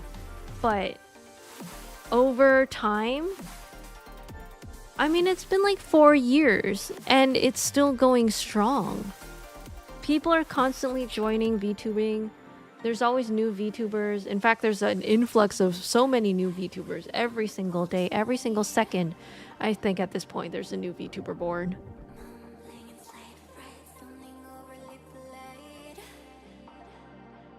Loot Crate, yep.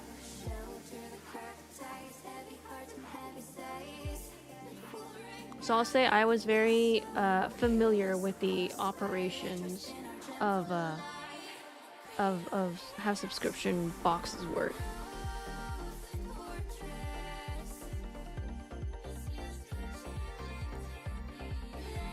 You're right, there are still a few boxes out here, but there definitely was not as many. Back then, everyone was doing a subscription box, bro. Everyone. All the brands. Actually, honestly, you can kind of blame subscription boxes, maybe, for the proliferation of the subscription price package mentality that companies keep having. Like, oh, subscribe to my thing. Yeah, that came from subscription boxes. True. I'll add on to that. So I'm saying true too. I think VTubing is the new YouTubing. Yes, and it's happening at an accelerated rate. Like, I'm watching VTubers go through what YouTubers went through in like half the time span. Like, I'm saying what was it? I started watching, oh, what are some OG people that I watched on YouTube that can really show my age? Philip DeFranco when he was SXC Phil, Shay Carl, Tobuscus, early days PewDiePie, early days Markiplier, Ryan Higa, when he was it Niga Higa? I've watched these YouTubers. Oh, Jesus. This will happen again probably. I'm watching these YouTubers like have equals 3. Oh my god, that dude's still alive, did you know? He's just making it on TikTok now. Ray William Johnson, that's correct. Until he got canceled that one time, and I don't remember why. Like, VTubers are going through that in half the time span. It's crazy. I think... Wait, when's... Okay, wait. I have to phrase this correctly. Because I was gonna say... When have we had a... Oh my god, cryotic. That's crazy. When has a VTuber been able to successfully transition from Twitch to YouTube? But I guess you can't really say that because there are VTubers who just started off on YouTube and just succeeded immediately. So I guess you can't really say it like that.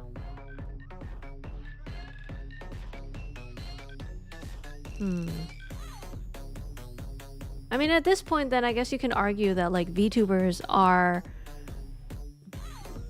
either becoming YouTubers or replacing YouTubers or carving out their own genre on YouTube. I'll say, at least in terms of companies, Twitch has a long way to go before it gets to the YouTube style of supporting their creators.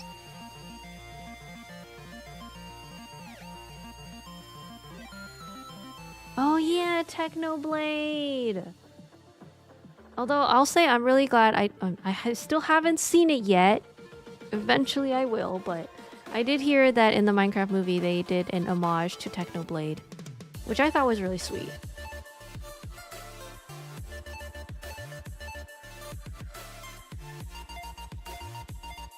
Wait, Ray William Johnson had a music career? He made music? Fear, when we doing Minecraft movie watch along? Guys, okay, I don't know. I don't know. I think right now I'm waiting for it to come out on Blu-ray for reasons. I do hear that the movie is decent. I just don't know whether I want to pay 15 Canadian dollars for that. It's been a really long time since I've watched a movie in theaters. Usually I do it for the ones that are like Inception style, you know, like or like Doctor Strange, Multiverse of Madness style, where it's you really need to see it in theaters for the full extent, for the full effect. But I feel like Minecraft movie, yeah, you can just watch it at home and it's fine. You want to pay Blu-ray prices? I want to pay FREE prices. Yeah, we can just leave it at that so I don't get sued.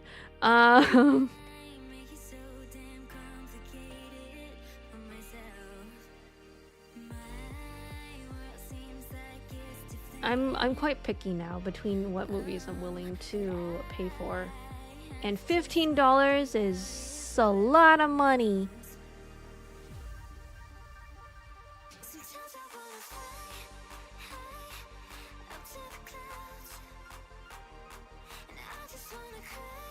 You don't need to wait. It went on the secret. Did it? I thought we still in the cam part right now. Really? It went on to see that quick? Damn, alright, okay.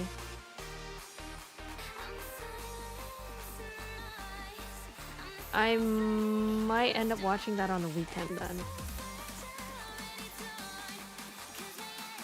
Maybe. But I don't mind doing a rewatch if you guys don't mind that I'm rewatching it.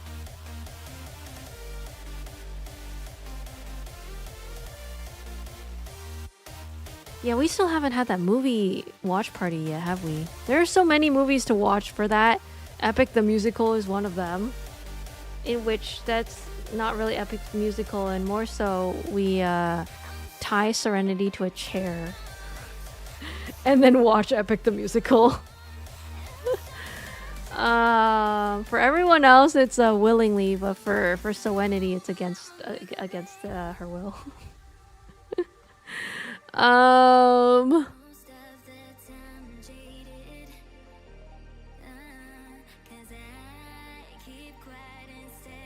The YouTube was your favorite Martian. Oh.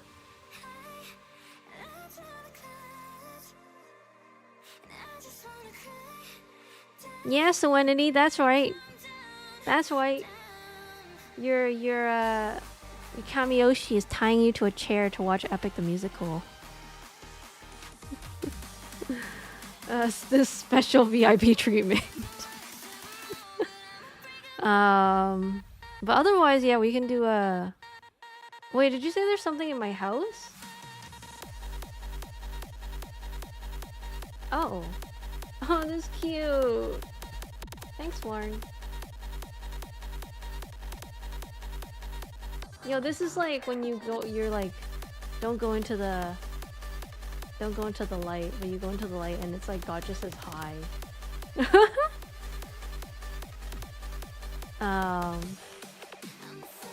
How much for that treatment? Huh?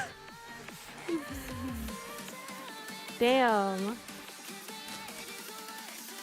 Don't go into the high. Yeah, don't go into the high.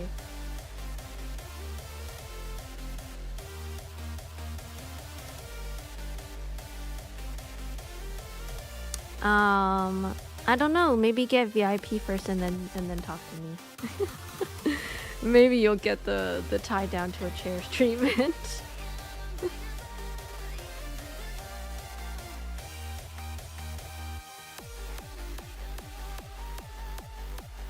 Vera will slowly get on her knees and insert that VCR into the VCR machine and and gently press the button, the play button,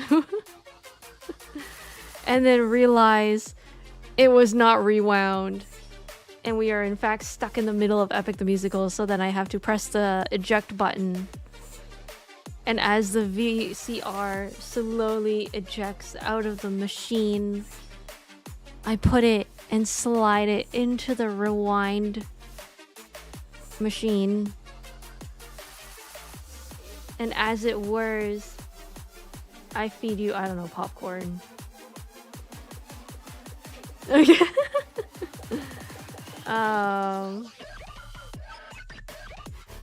Only 90s kids remember, am I right? Still waiting to be tied to a chair? Wait. But Minami, aren't you willingly gonna watch Epic the Musical with us? Are you willing? Well, you know what? You had it good. If your VCR had a rewind function, you had it good. My family had a machine specifically to rewind only. That was its only purpose. Oh yeah, that's like another thing. I watched Cinderella and Snow White in Cantonese first. Because we would record it on the VCR thing. Wait, okay. The VCR was slow though when it's rewinding. It was slow. That's why you would have the machine, no? Is that not why? Is that not why we have the machine? Because it was faster?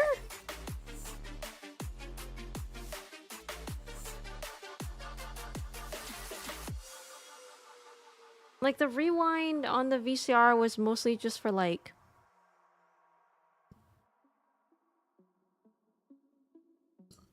I don't remember. I don't think I ever rewound the entire full thing. That was for the rewinder machine. I was told you're not supposed to use the VCR to rewind more than a minute or two. I may not have been told that, but I might have. Yeah, I didn't know that was fancy.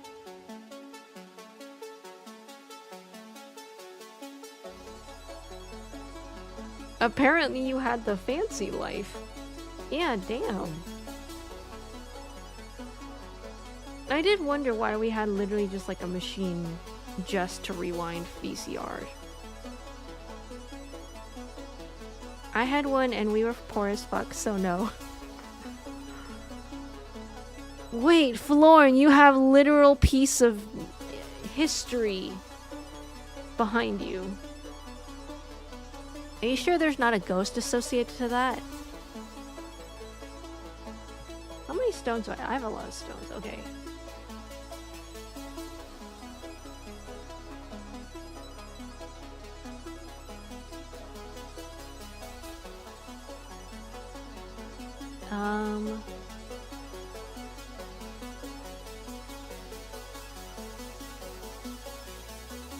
We're just gonna have a lot of slab.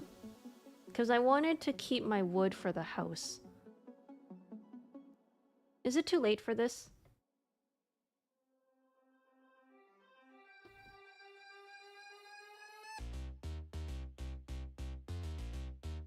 Maybe. Okay, I'm gonna expand down here.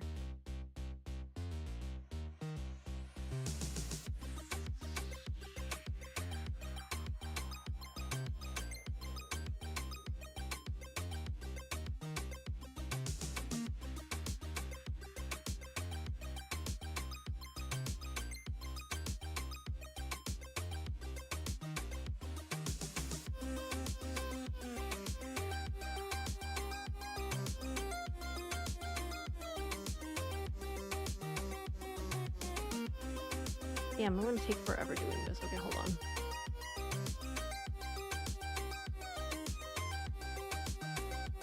You can actually kind of see a little bit of the server from down here. Oh lord, the heebie-jeebies are coming again. Woo!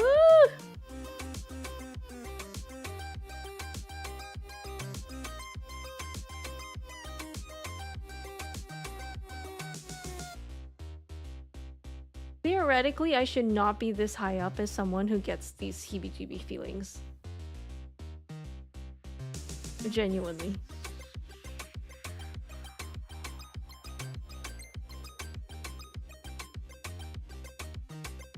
Ah!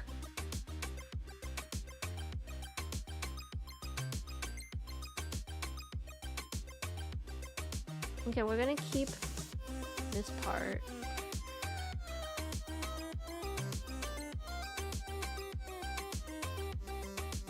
But I want my wood back.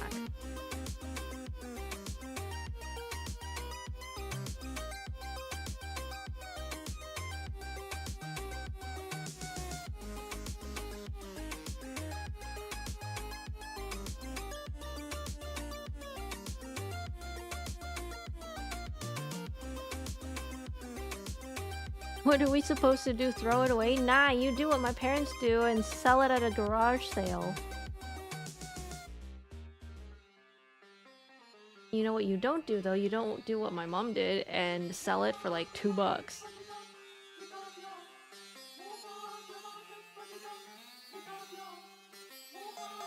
I wish I could explain to y'all the amount of deals that you guys are having by going to garage sales hosted by Asian mothers who want nothing better than to just get rid of items. So what they do instead is sell things at really, really ridiculous cheap rates. I'm talking like $2, $1, like $3, not even $5 max if you're lucky. Yeah, guys, that should be crazy. That should be crazy. Oh yeah, cray is another thing that we used to say, didn't we? Millennial-wise. That shit cray. Oh my god. Thank you for the follow, Schwartz, Wolfie, Blackie. Oh yeah, I forgot. I should probably start going through these. Thank you, Joshi, Vlieti8, Apex Harem King. Oh, Apex Harem King. G3, Matt AR15, Kanito69, David, the Nexus God Reaper, Muzzled Walnut. I would like to see what a muzzled walnut looks like. Seismic Guide, Sunsugu, JRC, SDA, Vishrock Thunderclaw. That sounds like a really cool name. Healed Venom, Jericho Tempest, Larook 3, Colonel Brink, no, Colonel Ilbrink, Shylina Atern, OM Bro, Golden Dragon 2222, Terrarian Powell. Okay, that'll be it for now. You don't still say cray? I thought you were on fleek this whole time. Oh yeah, I forgot on fleek. You know, I feel like I wanted to use on fleek, but I never found a good reason to use on fleek, honestly. I was like, listen, it's a good word, but I can't think of a way to use fleek anymore.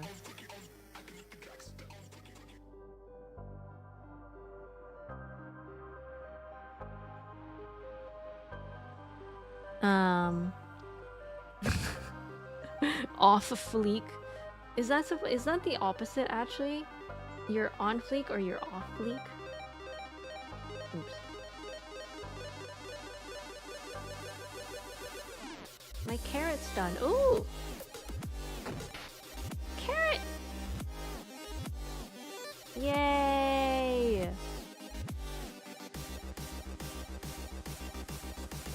Plant it again.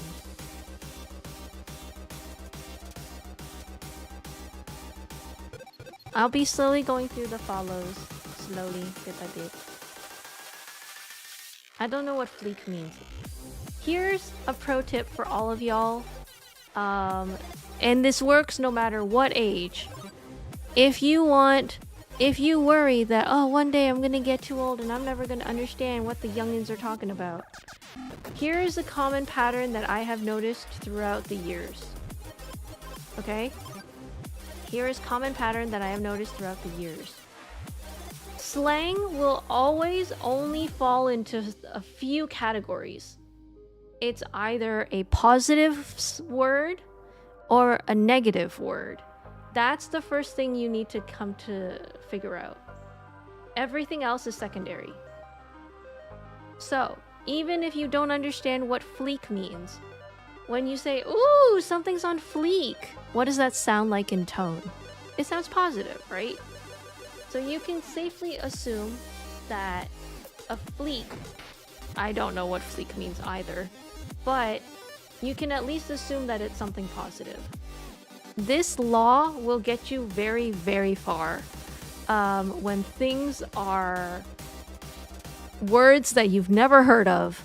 You just need to hear it in context and hear whether it's said positively or negatively.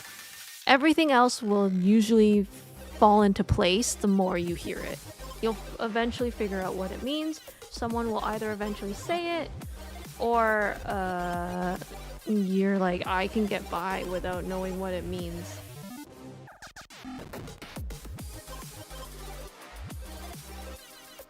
But so yeah, that's kind of like the pattern that I've noticed. Also, thank you, Florin, for putting the collected stuff in my chest. Things are either mondo rad or totally bogus. Yes! Oh my god, I use rad a lot.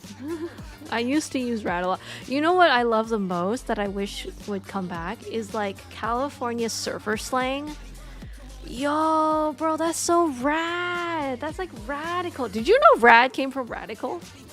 Sorry, that was a bit exciting. But like, did you know rad came from radical? I thought surfers were so cool. I was like, damn. Surfers are cool.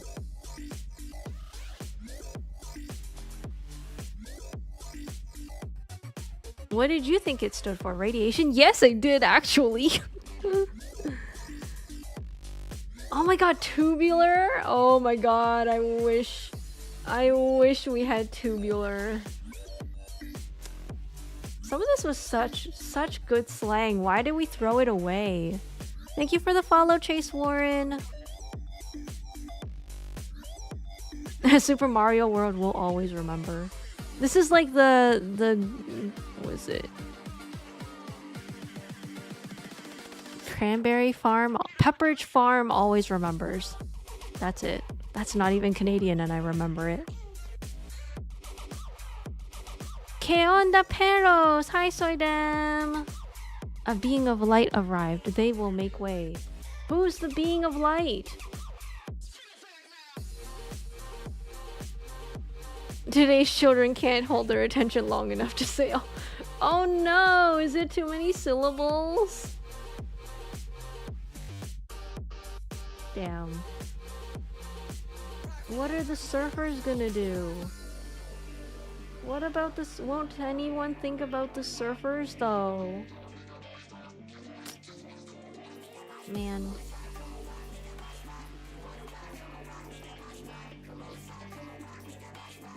Oh, that should be falling into the ether. Oops.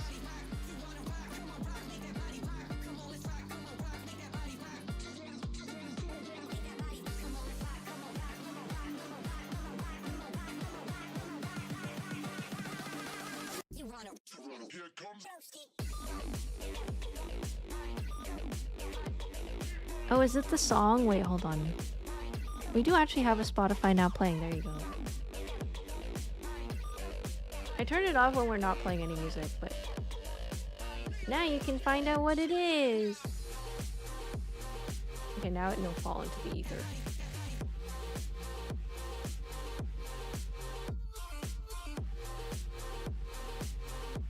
Oh, that was close.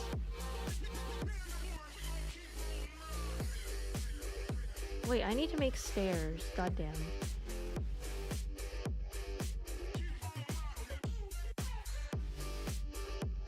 Do I have stairs? Wait, how many stairs do I have? None. I have no stairs whatsoever. Okay.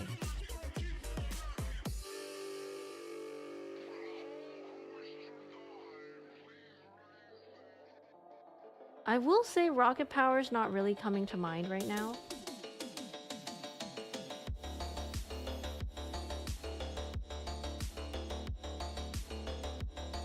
Oh, too late. It's all good. It's all good.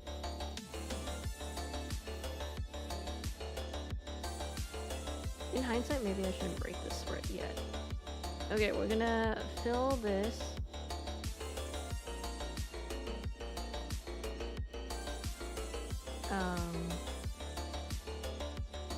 Oh, thank you.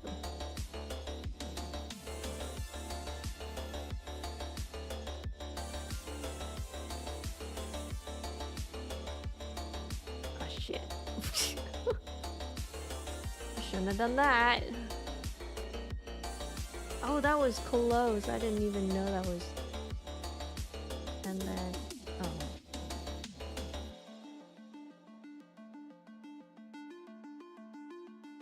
Wait.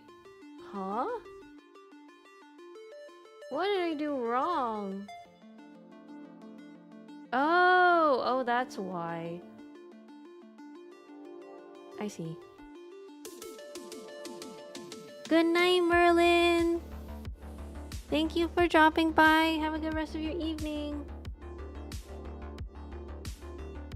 Oh, are we on lower half slabs? Oh, okay. Let's do...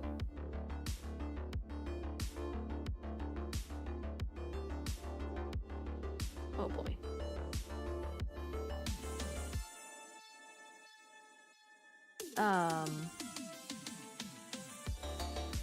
Well...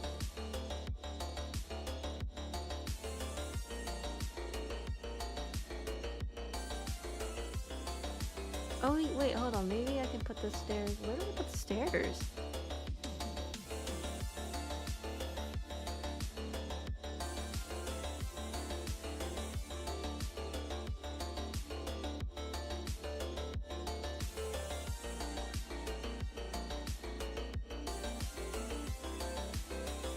Oh, okay, you can do... Oh, this then.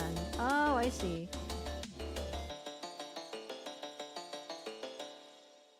Okay, whatever. That works. Yeah, that works. Oh yeah, you said we can probably do it from down here, huh? Oh, you're right. I'm tall enough for this. I'm tall enough for this. Wait, I don't want my llama to fall. My one soul pet. My dear friend.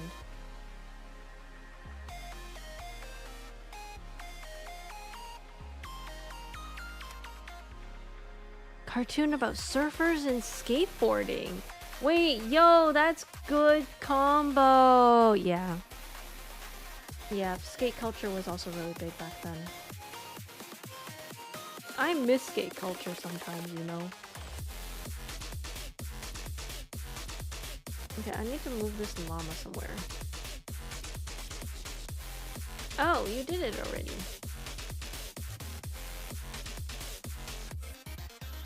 Yeah, llama's gonna go down. Thank you for the follow, Coyote Pack. You know, I think I need to expand this also.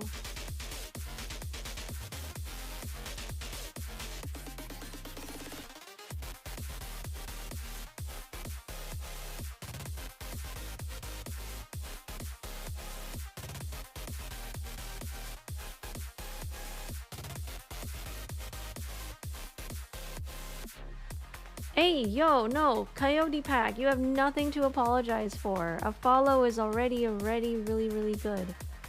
Thank you so much for the follow. Yo, do people not appreciate follows anymore? Follows are all good. You're all good. No need to worry. Yeah, I agree. 90s was where it was at.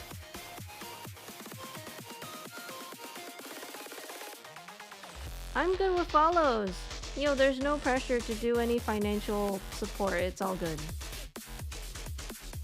As long as you have a good time, that is more than I can ask for, actually. And yeah, Terrarian, please have a good rest of your night and a good rest of your evening. Thank you for dropping by. And for also chatting. Had a good time chatting with y'all. Good night.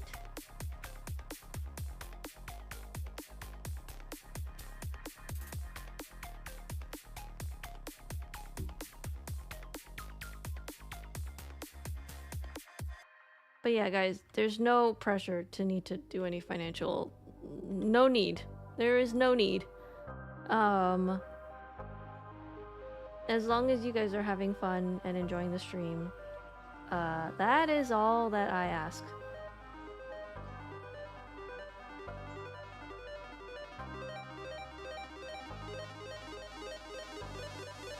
Okay, I'm gonna break this part.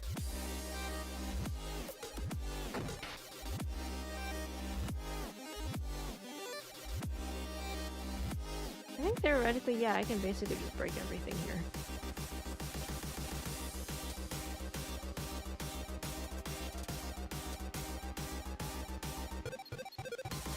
Thank you for linking the shop. That's a one of those side quest things of Fira designing a little bit of stuff with her skills. Oh, one thing I will say I don't shut up about, which is unintentional, but it is authentic and it is real, is you can buy the water bottle that I drink from. It won't literally be the one that I drank from, unfortunately, because I do not drink it before it gets shipped to you. But, you know, it's the same water bottle, and I can vouch for its quality. It's actually really good. Thank you for the follow, Bats, and yeah. I was worried this was about to be a bath water situation. No, you're all good. You are all good. It is literally just a... You will be shipped a very clean, empty water bottle. Hygienic, no worries.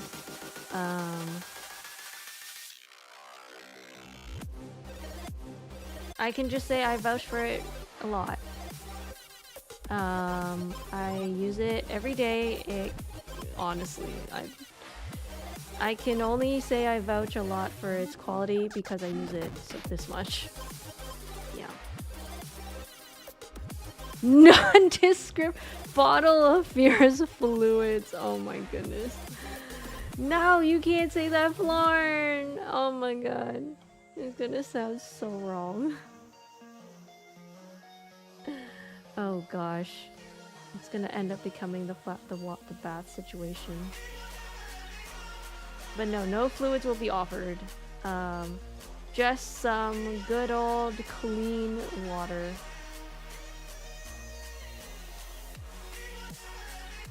I mean, good old water bottle. No water.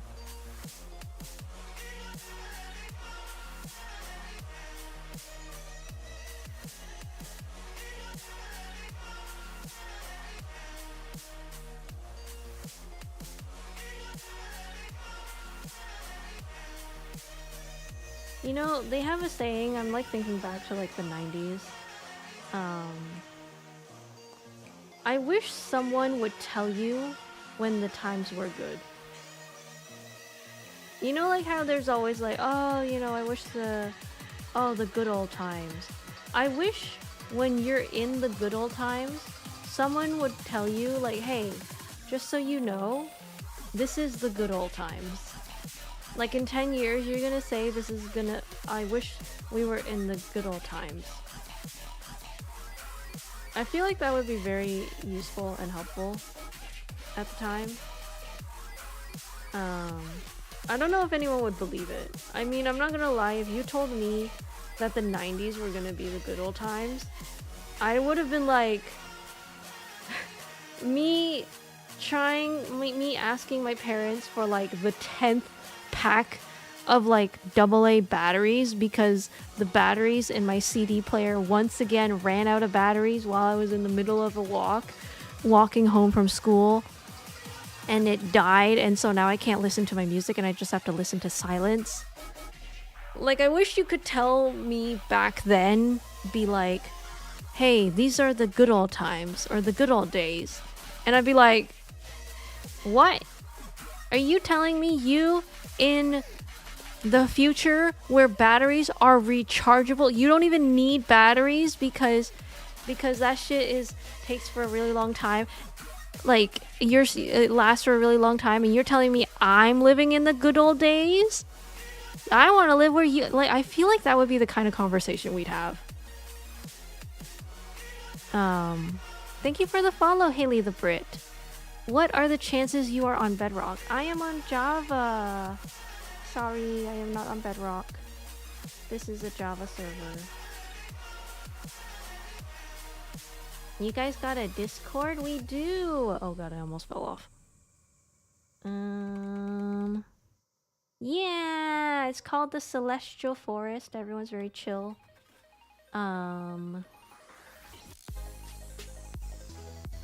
We all just chill. Nothing much. Just a chill group of people chilling. Not the chill guy. Are we the chill guy meme? Oh my god. I'm just realizing this now. Guys, are we the chill guy meme? Wait, what are we looking at?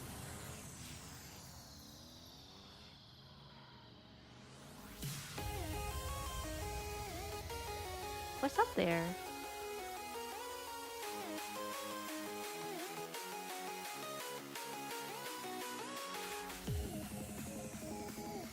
Oh. I was like, what's Lauren looking at?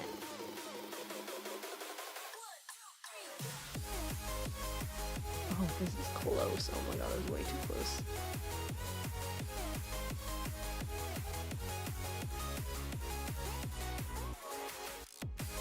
Yippee!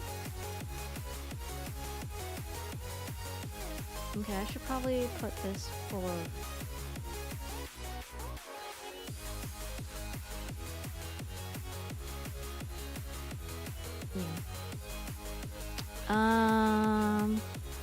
You said you saw the opposite?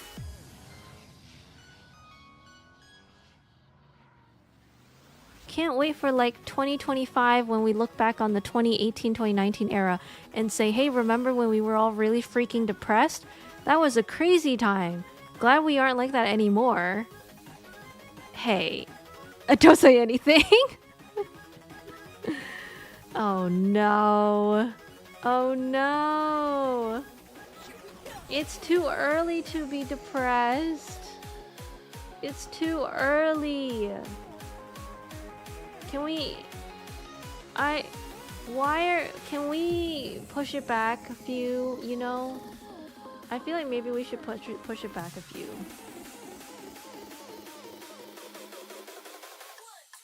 Oh no, Florn.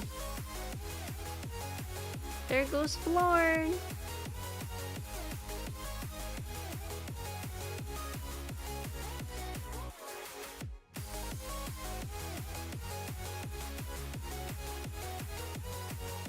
I'll say that's a very duck thing to do, but you didn't do it on purpose, so a little less duck.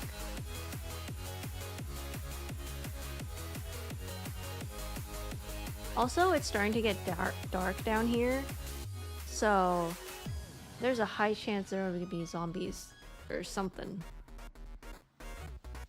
It's gonna happen. I can feel it. It's gonna happen soon.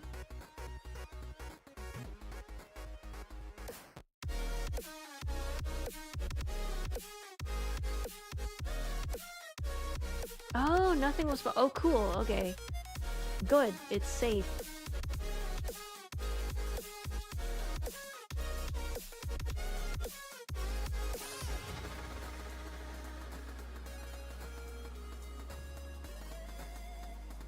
What is this?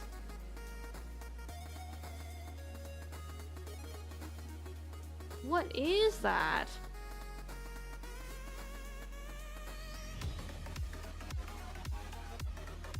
Is that a fence? A wall?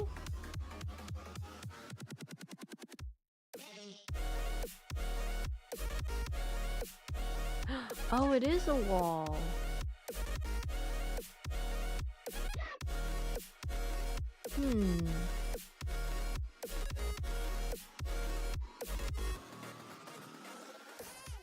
I guess we are built in a weird spot.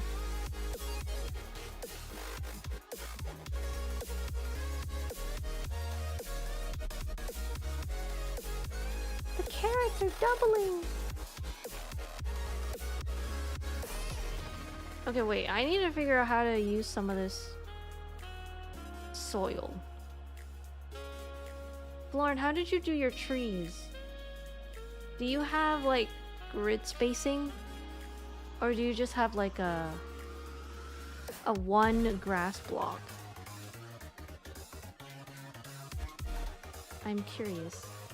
I need to learn from Florin Sensei at this point. Oh, there's a tree here too.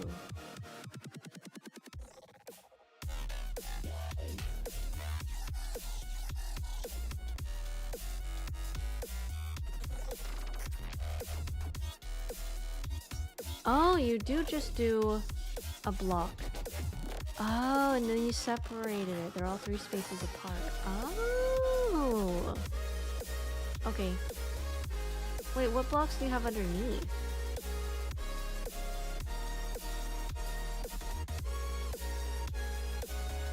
Oh, so the dirt won't fall into oblivion. That's smart. My dirt already fell into oblivion, so I'm already working with less than I already have. RIP. Oh well.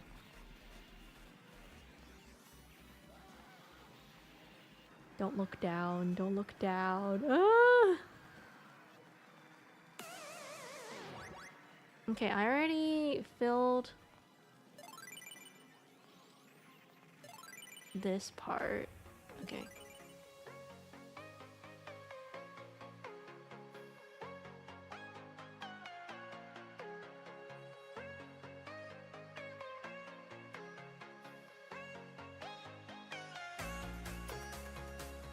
That explains why I can never go up the stairs. Okay. We're gonna save some of this soil that I've been using.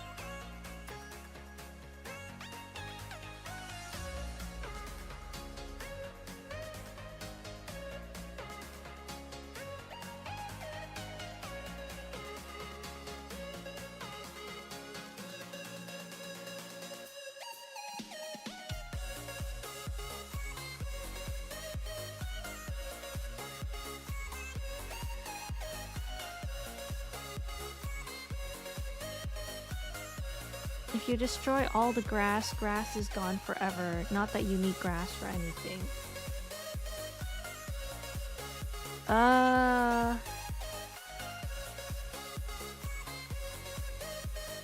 I believe I added grass afterwards. I'm not gonna lie, I didn't know that there was supposed to be grass. It was only afterwards when I realized that, oh, people might need grass to start their wheat. So I did that afterwards. We actually started out with no grass. It was me who added the grass after. So when, I don't know what happens when Duck comes back, but I think he'll eventually realize I need to give him grass also. So yeah, there was no grass originally.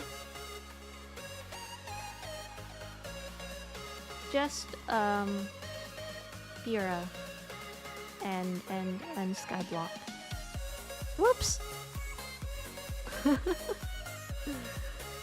My bad about the grass. I didn't know that skyblock had grass until later. I was like, oh, how do you make wheat? How do you even make food in this game? There's no grass. And I was like, oh, they give you grass. Yep.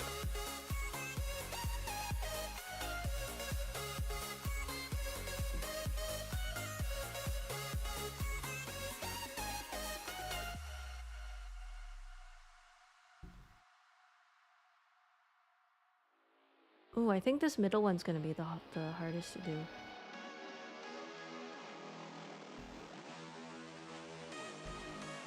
Oh.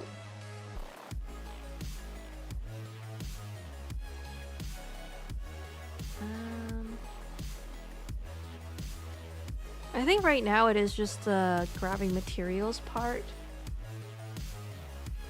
Yeah, I don't know why I'm getting tall trees. Oh wait, I need this.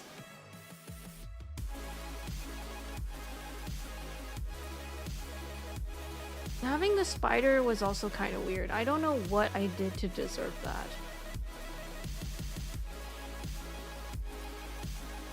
And yes, I said it, phrased it like it was a punishment because it was. That shit was a punishment. No doubt. No, there was no way that was not. Like, why was it? You have a spider? No, you have a spider.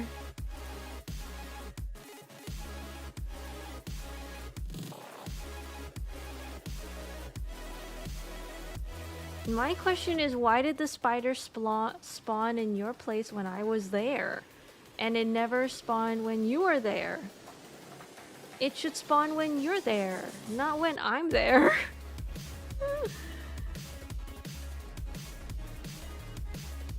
You know,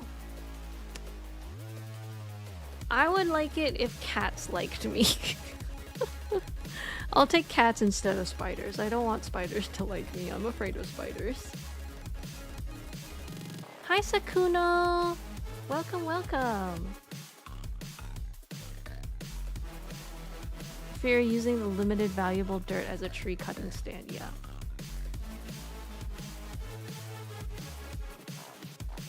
I'm gonna relocate it all.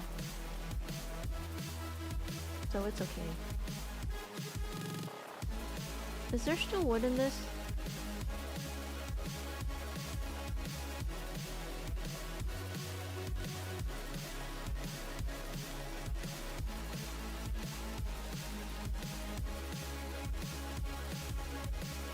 Where?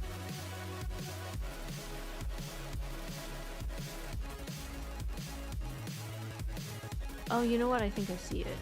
Okay, hold on.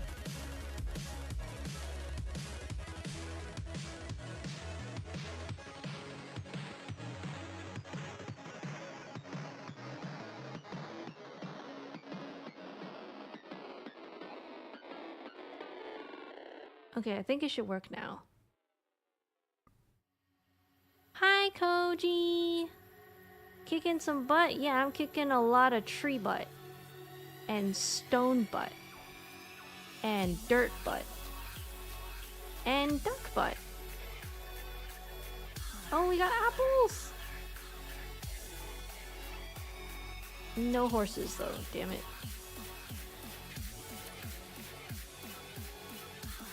Man, it's gonna feel weird once we get back on Earth, having all the blocks and diamond equipment and stuff. That's true.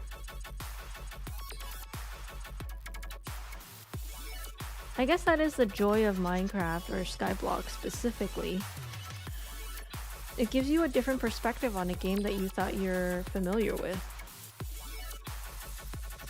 I mean, heck, look at the stuff you're able to make. Goodness. Make Captain Planet cry! Yeah! Deforestation! Let's go!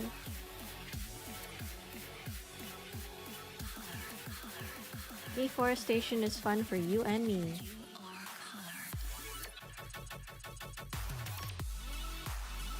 Do I not have a hoe already? I do have a hoe. We're gonna plant more carrots.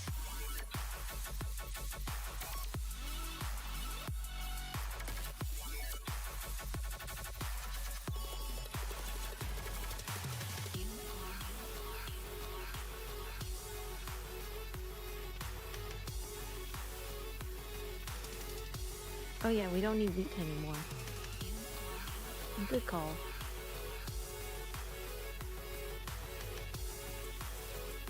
So my question is there no way to duplicate the water or make it longer?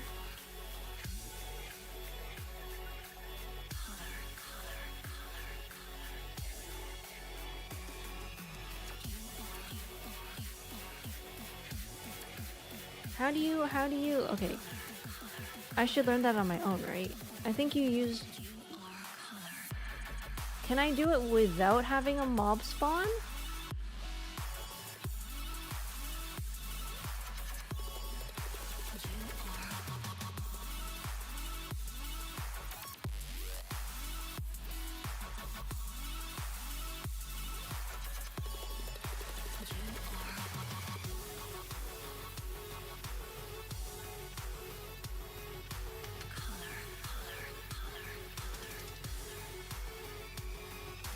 How to do without mob spawn?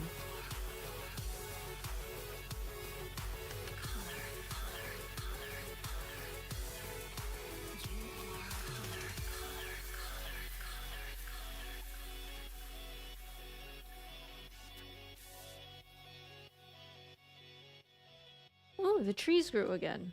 Yo, it is a lot faster than last time.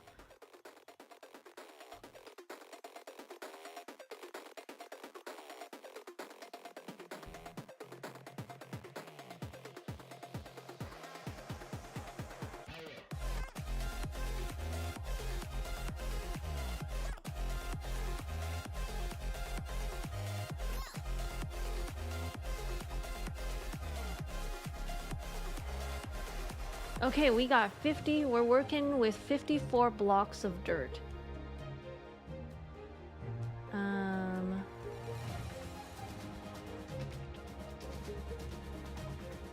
I say first we expand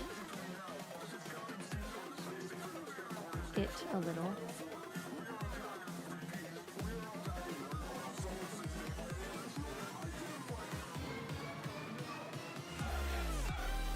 Oh. Yeah, that happens.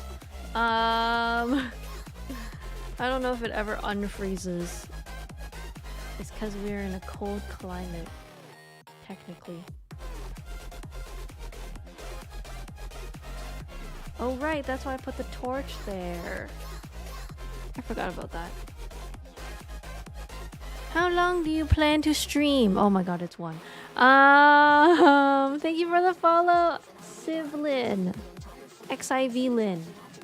It's either Civ or 14 Lin. Oh wait, is that a number? L is also a Roman numeral. Not I or N though, I don't think. Not that I remember, that is.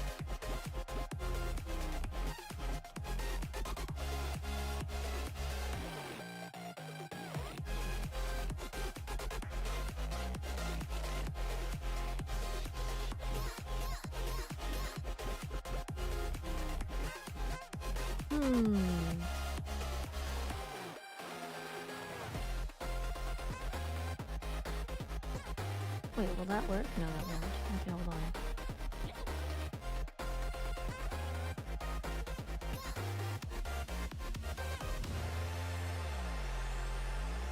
What? Okay, well, maybe not that then.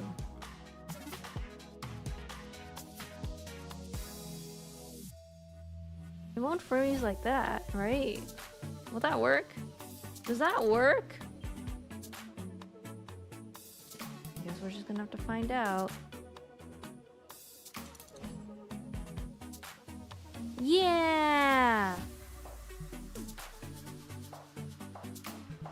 Okay, is it gonna freeze? Is it gonna freeze?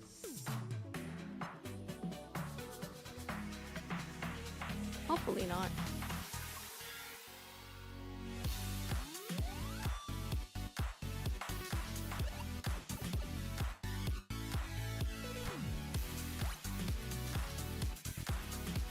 Oh yeah. Dang it.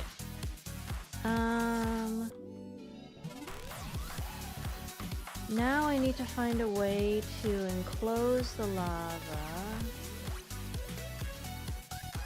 without a block being so thick.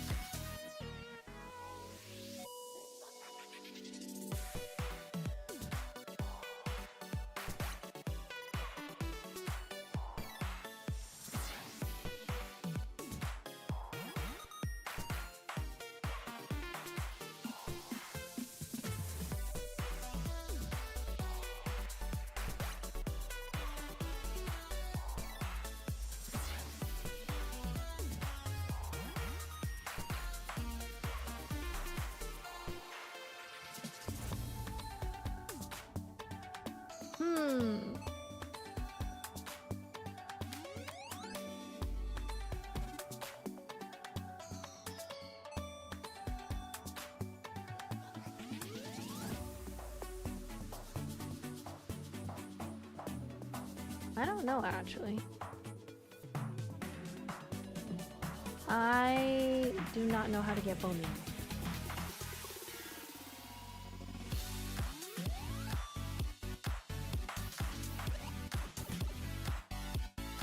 Also seems like this soil is not getting wet like I hoped it would.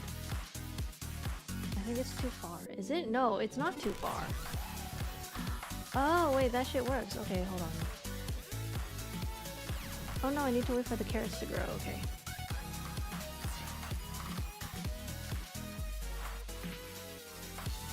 That can be for the carrot plot. And I want to move...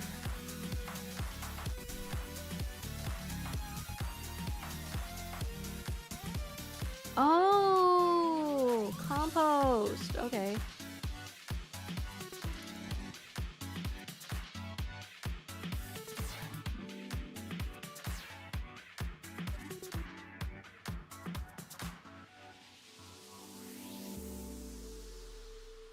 Okay, so you're saying I just need compost.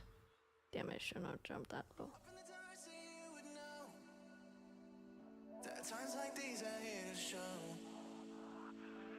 I'll come back for you guys later, okay?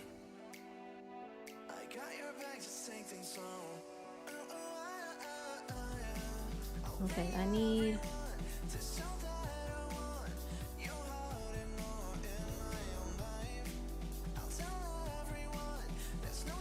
I want to know how far I can make this dirt mound.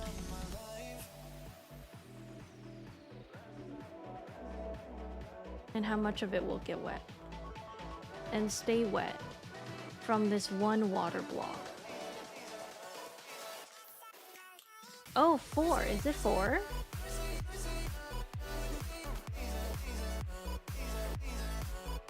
Is that including the water block? Like I can do this? Or is this too far?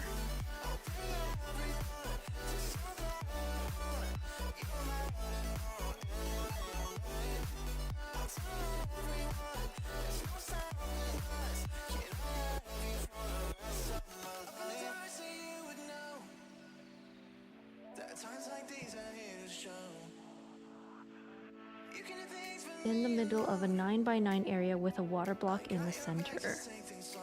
9x9. Oh. Oh, okay. So, okay, got it. So this would be probably oh, it's not too far. Okay.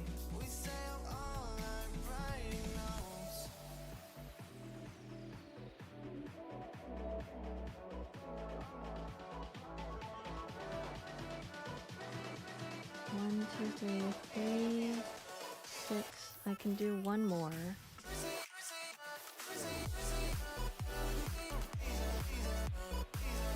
This is becoming Stardew Valley in Minecraft. I do want to use up all my dirt on this.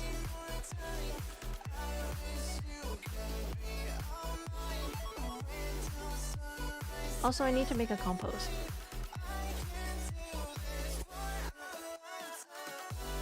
Okay, that's the max, I think. 1, 2, 3, 4. 1, 2, 3, 4. Yeah, that's the max. Okay.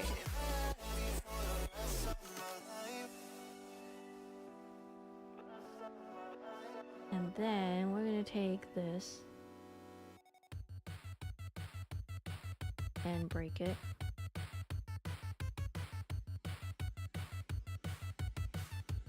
Oh yeah, there is water source there. Okay, wait, so that would make 1, 2, 3, 4. Okay, this might be too much. Oh, no, it still counts. I still have 9 left. Okay, no, 9 works, 9 works. Okay. I'm also gonna break this. And I have make a compost somewhere.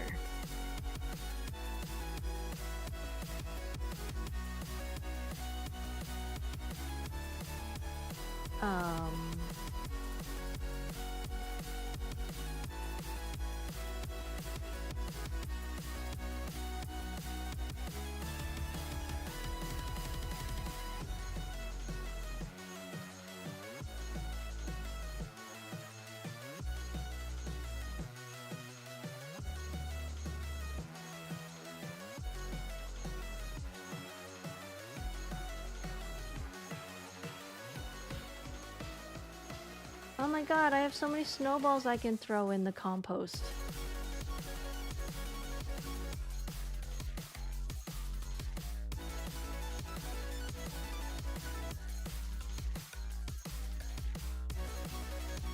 Do you think it counts snowballs like compost? Aw, oh, dang it, snow doesn't compost. No!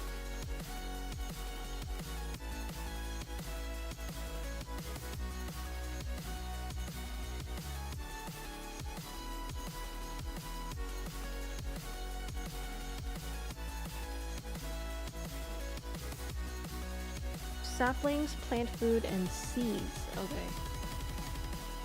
Apples. But what if we see a horse suddenly? If I see a horse, I'm gonna need the apples to tame it, right?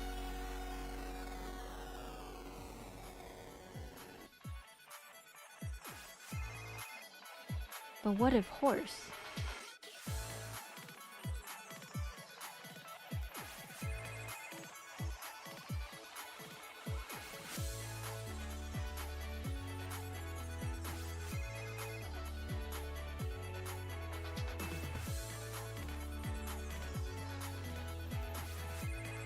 Okay, I do have a lot of saplings, so I think we can compost those.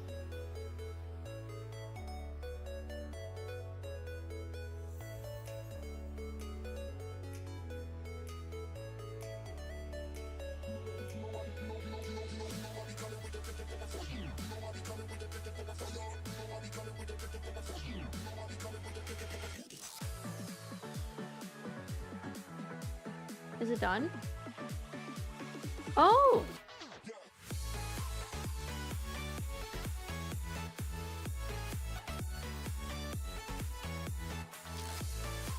Oh shit. Oh, thank you for the follow, Skirst. Skirt. I don't. Sorry, I don't know why that's the first thing that came to mind.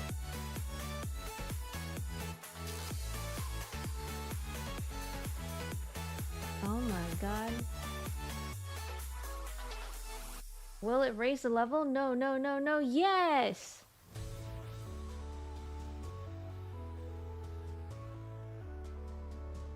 Damn. Okay, wait.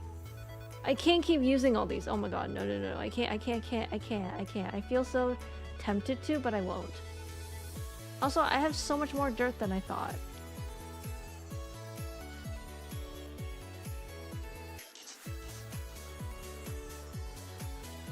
Okay. Keep the bone meal. We're gonna make more slabs. Probably so that I can expand, so I can have a tree growing area.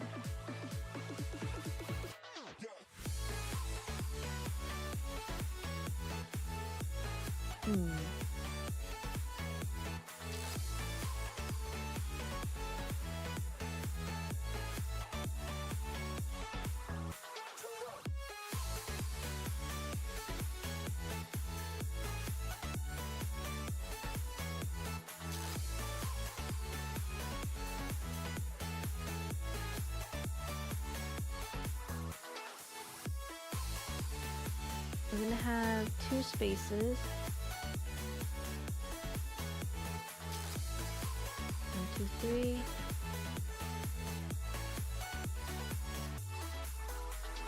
And we're gonna expand it on either side.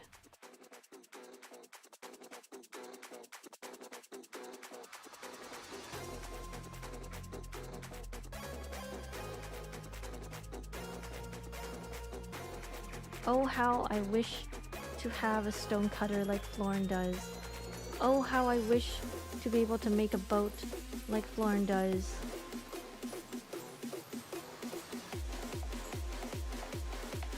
One day I'll figure it out.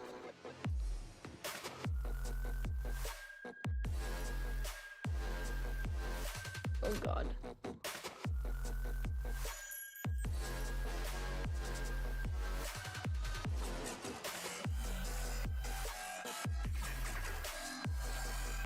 One day we'll board the Fira boat and sail into the sunset, is true.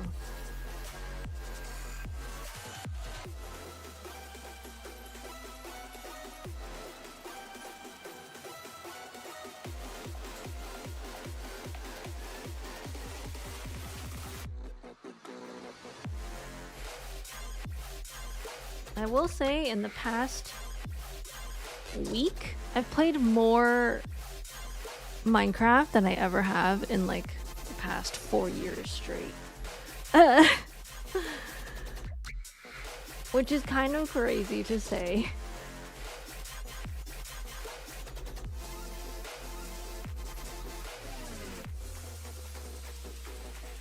Why is water wet? Good question. Why is water wet?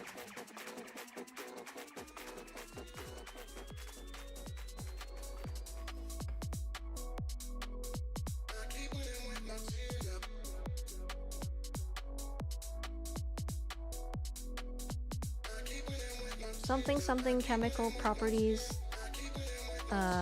ions, things. I don't know.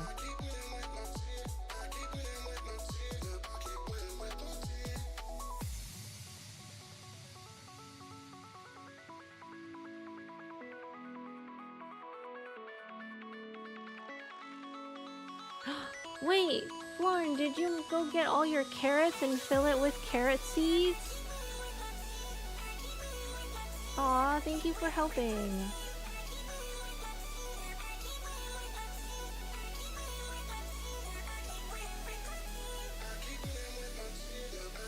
Okay, in that case...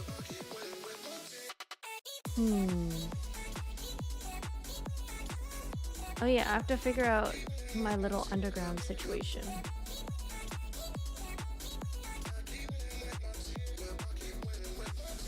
I have to figure out my little underground situation.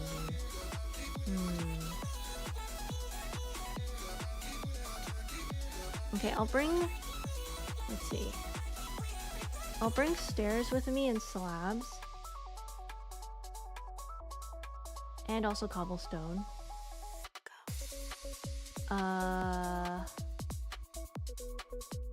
Oh yeah, I forgot I have to put a furnace here somewhere. Sure, we'll go here. I even got a barrel with a carrot in it. Cute. I like it just go like, oh. It sounds like a mouth. It looks like a mouth when you very quickly, dang it. It's quick, but it's like there's just a hole in it.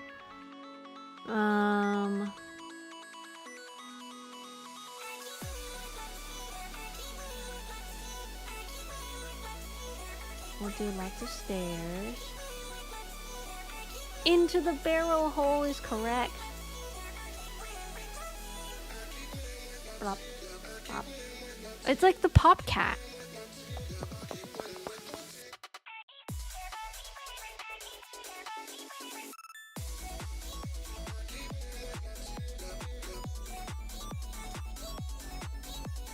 Okay.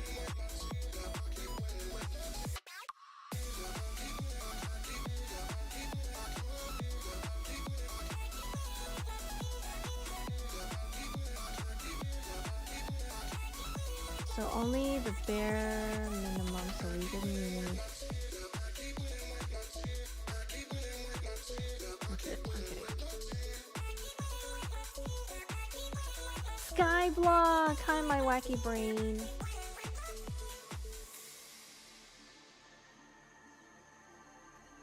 Yeah, sealed below.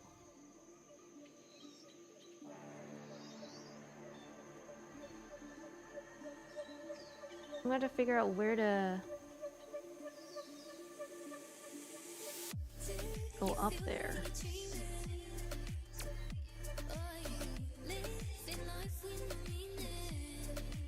I probably want to go down from the basement, I think.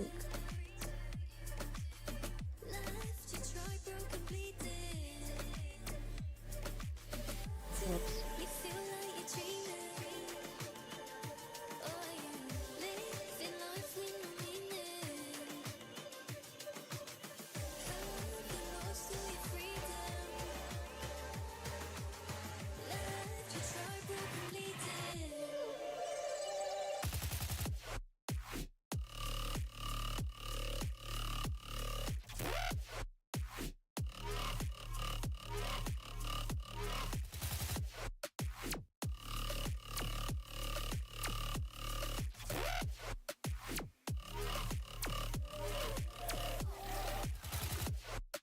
This is probably not the best way to do it, but I'm gonna build one from up here. Spooky stairs! Okay.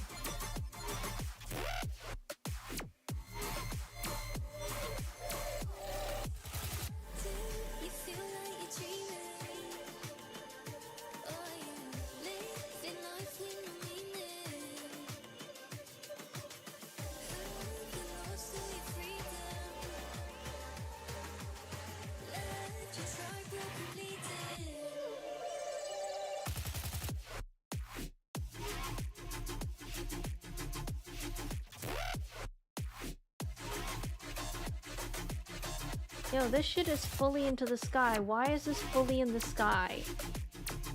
Oh my god.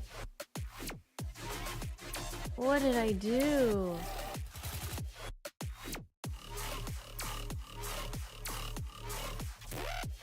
Oh, did I not build far enough into that? Oh shit. Okay. Here I need to expand outwards.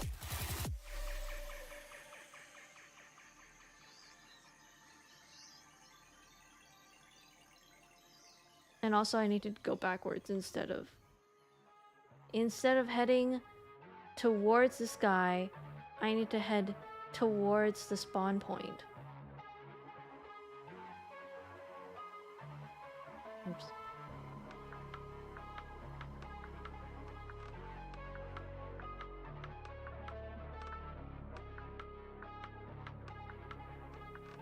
That is so far up.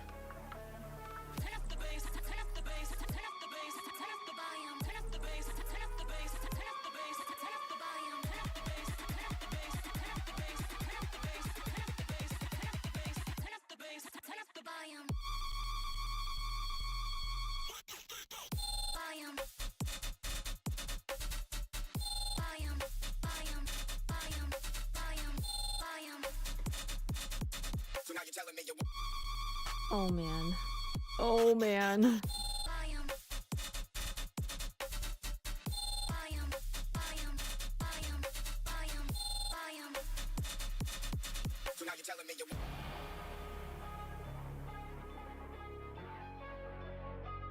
Okay. If I start from the edge and then go inwards, it should be fine. Actually, I should probably do it from here instead. Okay. So, oh my god, I need to be careful not to accidentally fall off this thing.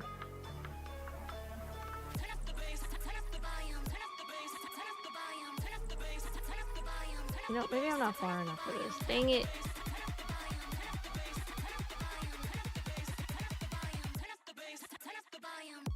I'm gonna end up using all my slabs expanding this instead of for the stairs.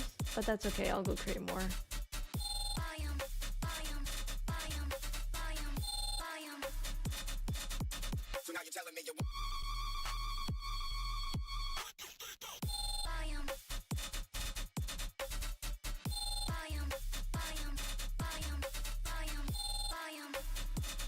Oh wait, that's not... Okay, hold on. I I think I know how I want to do this. That doesn't involve stairs.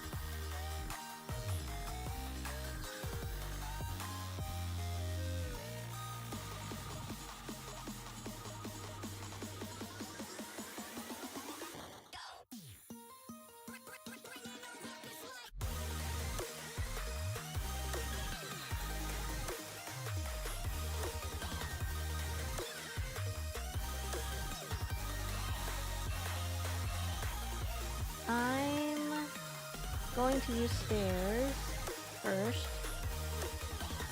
and then I think I'm just relocating it. That's really what this is. I'm just relocating the stairs.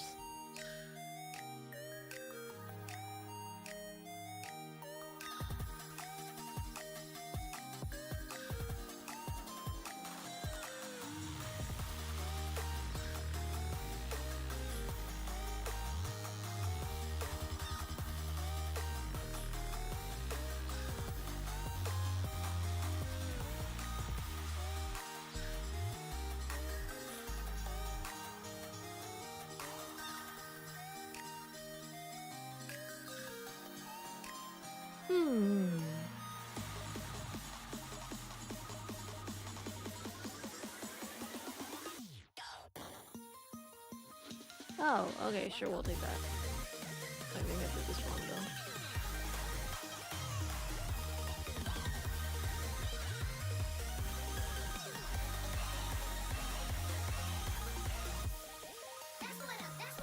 though. Oh, I definitely did this wrong.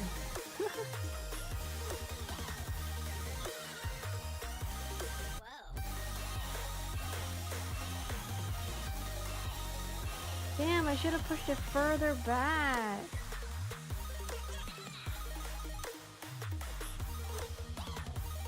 It's okay, I can fix this. I can fix this. It is a generic skyblock world. It is. I can fix this. I fixed it. Okay. I fixed it. I fixed it. It's all good. It's fine. We didn't need the walls anyway. It's all good. Damn, my trees are not growing.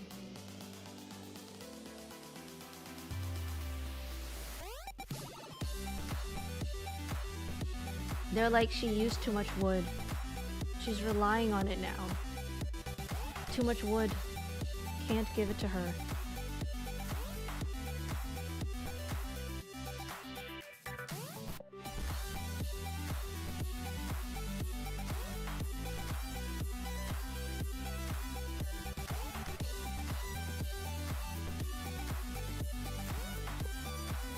Okay, wait, you know what? Let's just have a whole... Let's just have a huge ass... More stairs.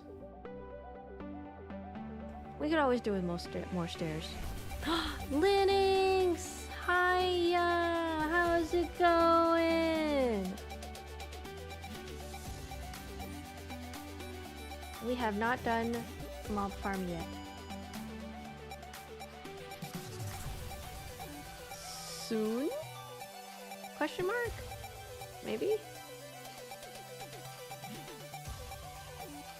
Holy shit, an entire month! That's impressive. I feel like you talked about it before. I feel like you talked about that before, or you mentioned it once. Or at least a couple times. I could be wrong. But how was Japan? Oh my god, that means you got to stay for the cherry blossoms? The entirety of the cherry blossoms? That's exciting. Wait, what's a super potato?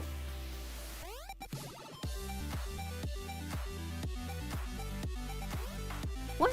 Super potato?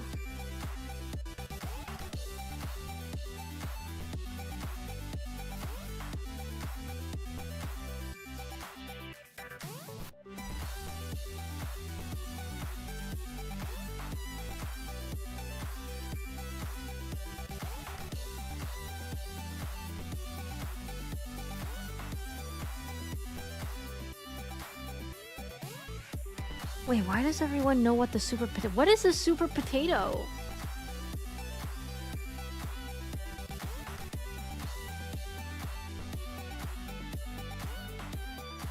What is a super potato that everyone's not? How do you all know about the super potato? Do you just get a lot of spuds?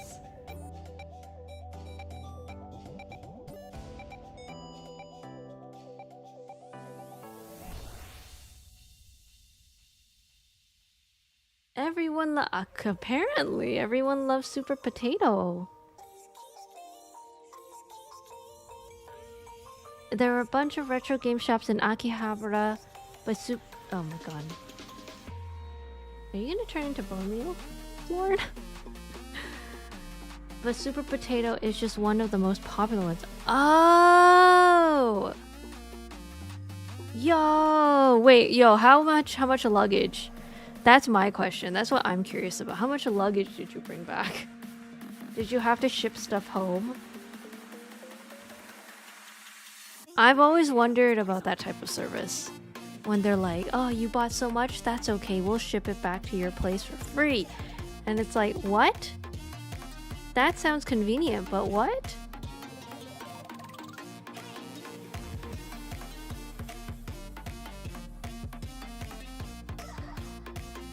Oh shit, you went solo. Oh. Was it not for free? It might not have been free. I guess that's not free. I was tempted to buy a couple of figures I like, but damn, they are so expensive. Wait, even when the yen is like at the lowest it's ever been? Like, I think people say that Canada... the Canadian dollar and the yen are like on par now, which is crazy. That's crazy. I don't remember the last time that shit's been on par.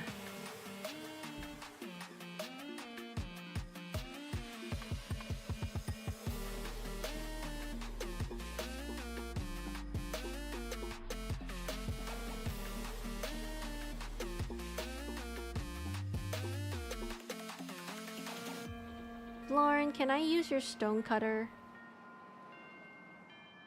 These cobblestones are ugly.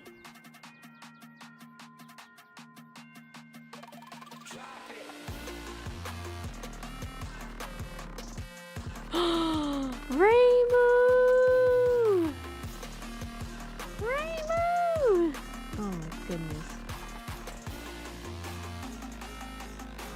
Oh my god.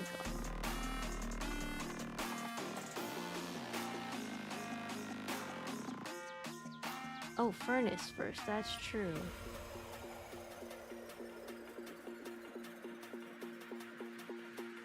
I wonder if you can burn wooden weapons. You can burn wooden weapons, oh my god. Well, that's convenient.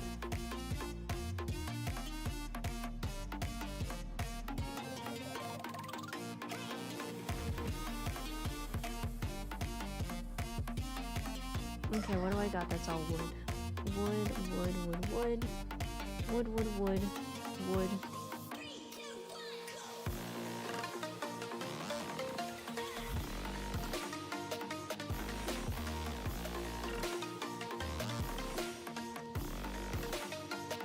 I don't want to turn everything into slabs, so okay.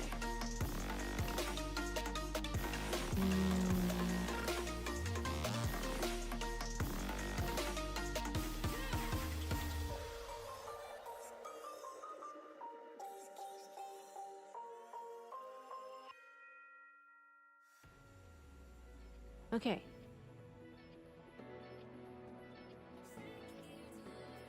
I think it's fine if we do that. Okay, cool. Oh wait, I also have an extra crafting table I don't need. Oh.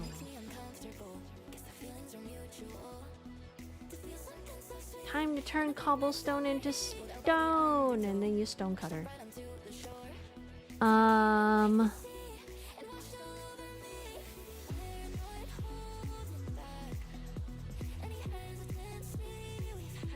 Yo, rainbow figure for 300. I would have absolutely bought it.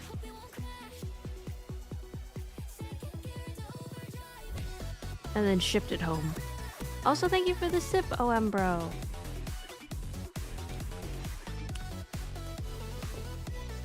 One thing I've learned playing Skyblock is nothing is useless. That is true. You need to make sure that you keep an eye on your resources.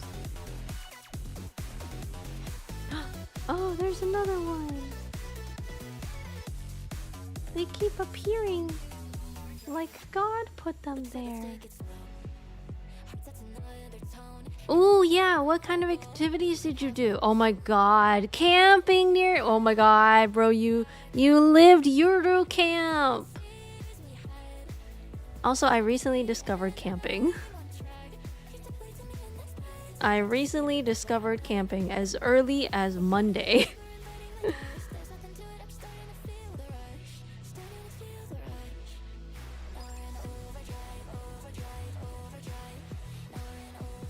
Them carrots, some carrots are ready.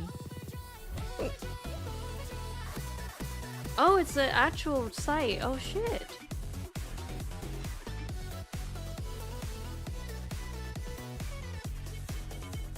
Florin already has mob farm.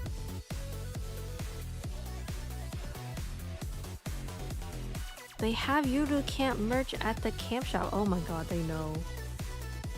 I guess the popularity of Euro camp. You know, I honestly, the first time I was recommended Euro camp, I was still young enough that I went to Anime North. I still went to Anime North during those times.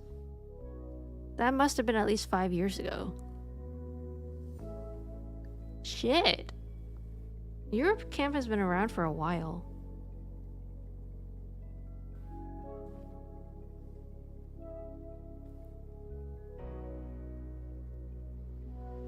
How do you still find reasons to go to Anime? I feel like I've gone so many times to Anime North that I'm just like, I can't find anything to do.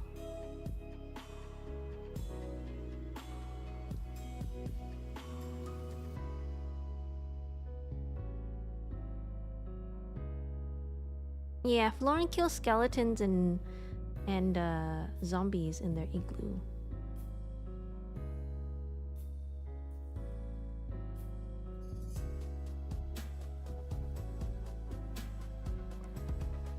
I have some smooth stone. I will now proceed to hop on over to Florin's to use their cobblestone, their stone cutter thing.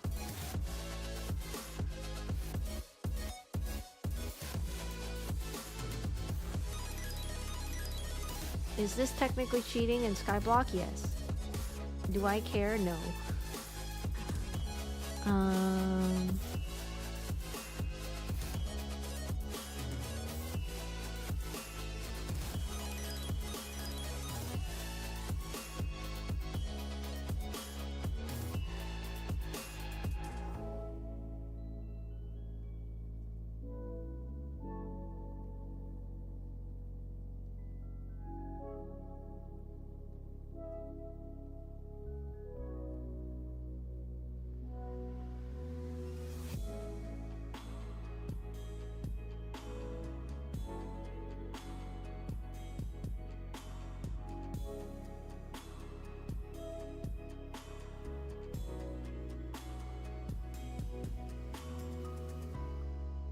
I always find some way to get a free ticket to AN these days, so I usually just go for one day for the vibe. Oh! Damn, look at you with your connections.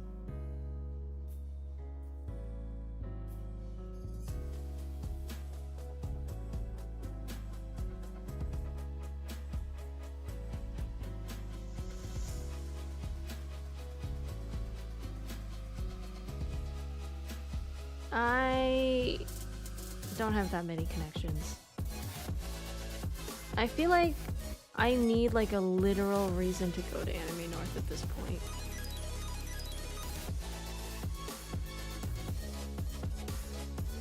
Panels, I've seen. Cosplay, I've seen.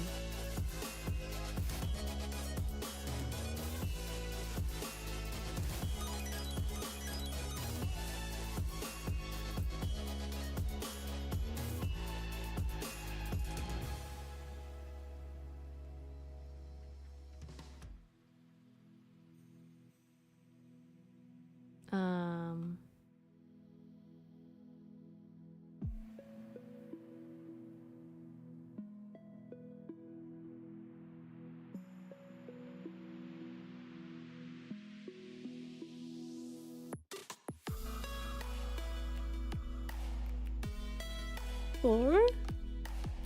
Don't do it, Florin. It's not worth it. Don't do it. You have so much to live for.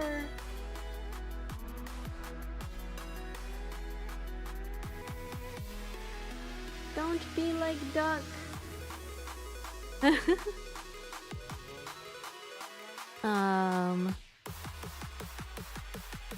Stairs where it costs 6 blocks to make 4 stairs without the stone cutter, and 6 with the stone cutter, and the chiseled stone blocks can only be made on the stone cutter.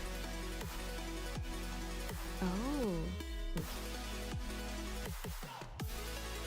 I expanded the house!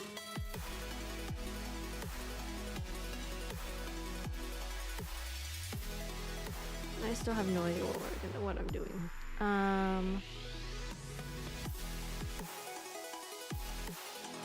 1, 2, 3, 6, 7. 1, 2, 3, 6, 7. 6. 3, 6. Okay. I can make house. Maybe. I can make house maybe.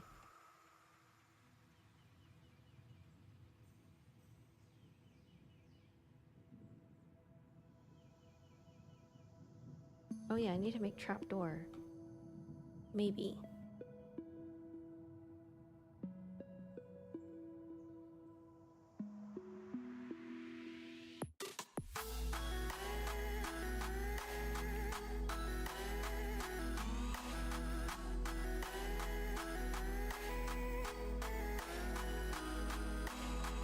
Fuck. Wrong side.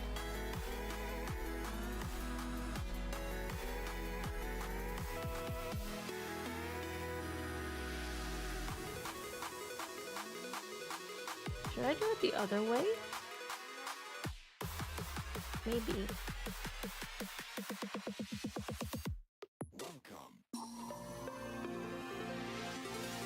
Wait, what else did you do in Japan? Oh my god, you have so many stories you could tell. You have infinite number of stories you could tell. Oh my goodness. Are you now no longer used to the toilets, considering Japan treated you so well with them?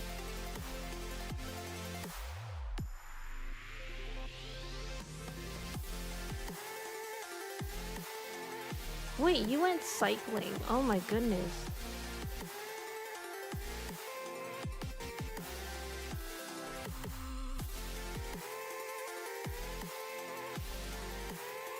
Ah, shit. Shimami Kaido. Oh. What is that? Shimami Kaido.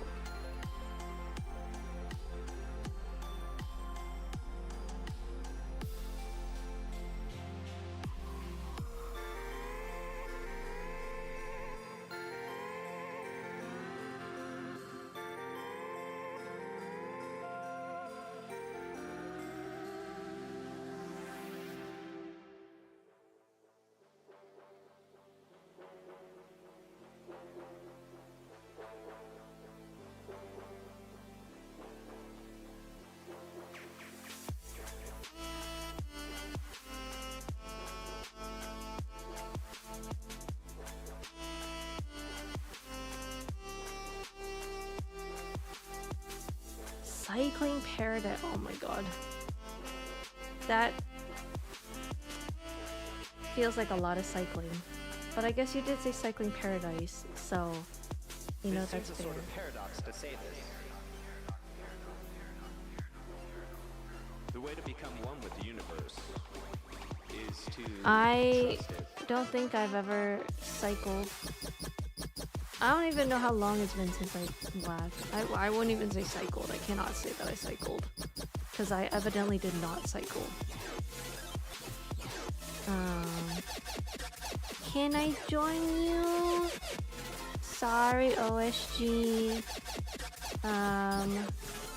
If you wish to join, I But think in doing that, you may in need saying to, that to everything else, you are also saying it to yourself because finally you do participate not know where your decisions and come be from. in chat and eventually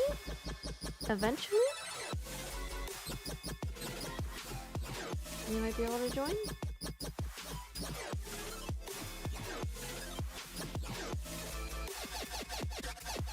Bernard, what are you doing in the compost?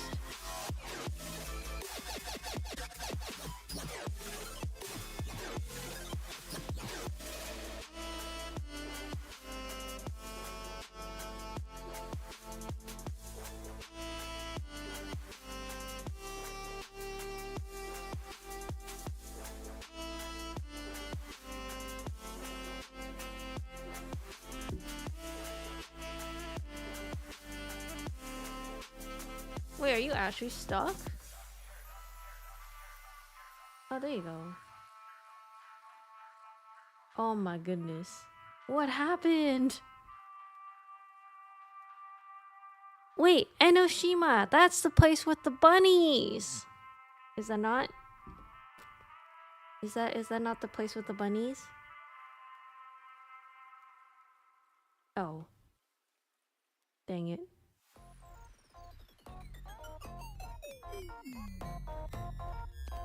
I was so excited we get bunnies.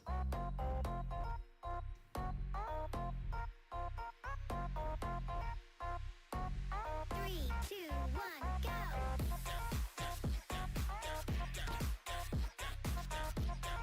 That's still cool though. I feel like I've heard that term before. That's place name. I did go to Okunoshima, which is an island with bunnies. Oh, bunnies! Yay, we still got the bunnies. Bunnies and toxic gas. Oh no! Oh no, that's not the bunnies that I was thinking about.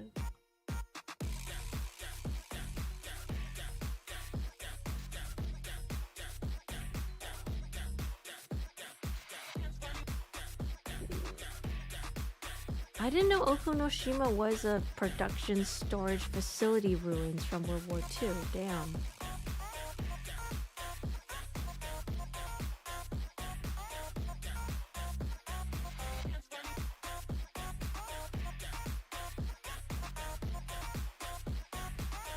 Thank you for the follow, CR7 Goat.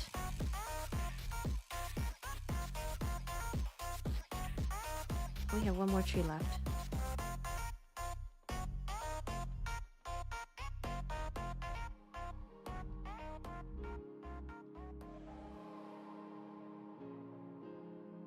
I need the sticks probably. And... Oh, did I use up all my cobblestone? I did. Damn, I should save this for my weapons now.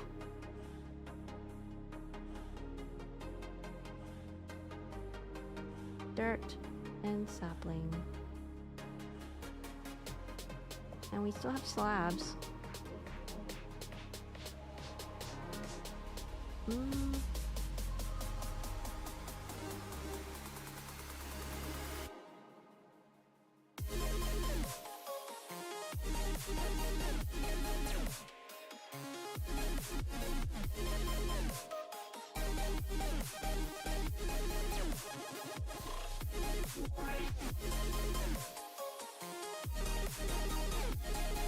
Oh, I can make a design with this.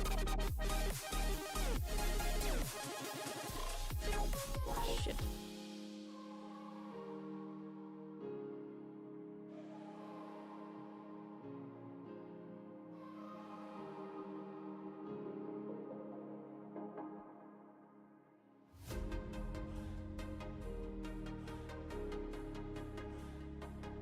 There we go.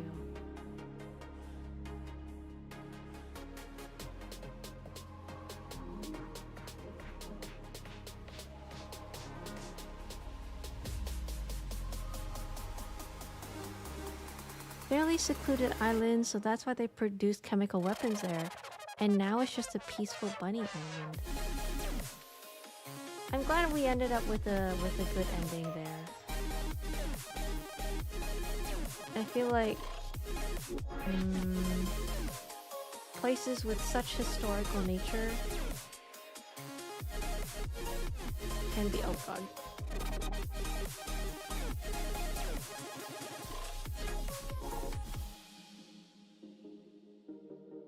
It's like it's a good thing of history. Oh Jesus. Where it starts off bad, but then it ends on a good note, which is bunnies.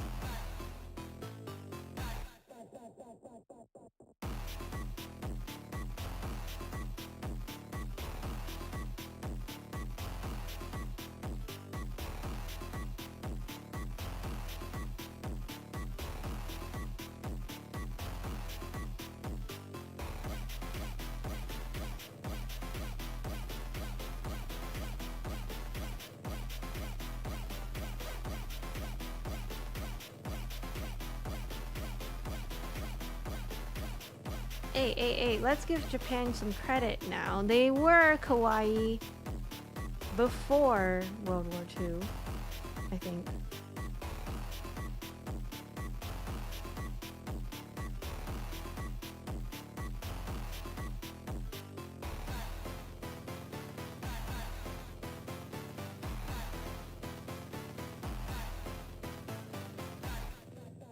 I think anime existed before World War II, didn't it?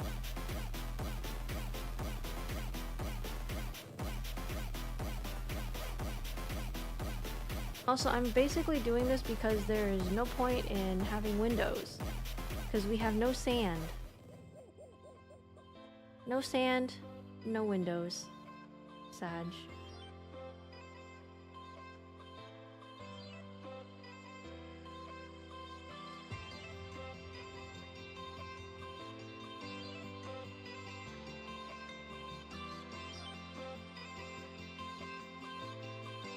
Oh shit, how do I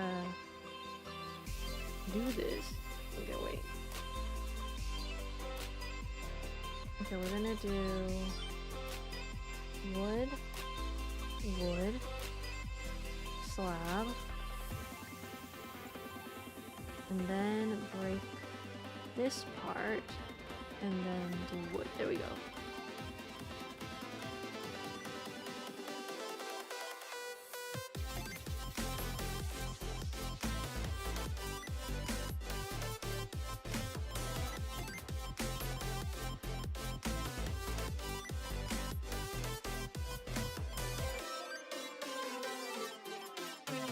Damn it, yeah, this is gonna break something.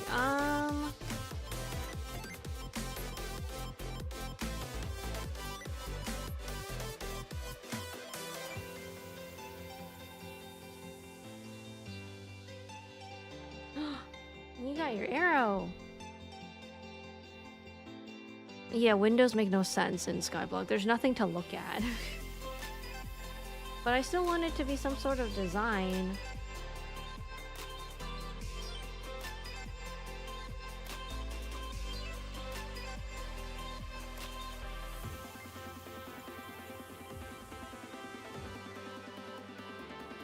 How do we get...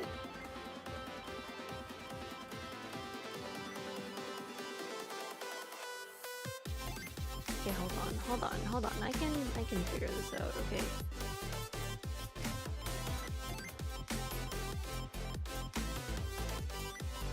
So we do...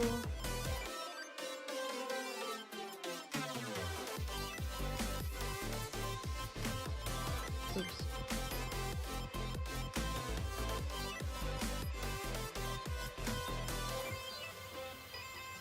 God, well, what?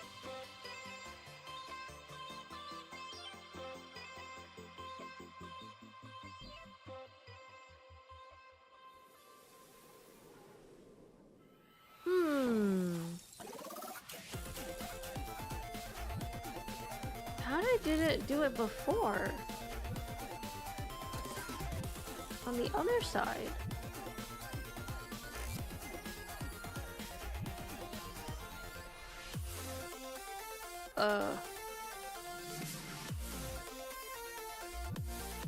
You could use iron later, and with some lantern, it will look aesthetically pleasing. That's true, I do want lantern.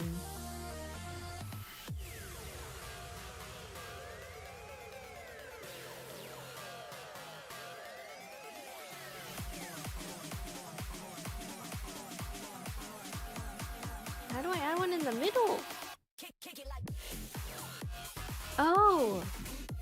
Oh, that works. Thanks, Horn.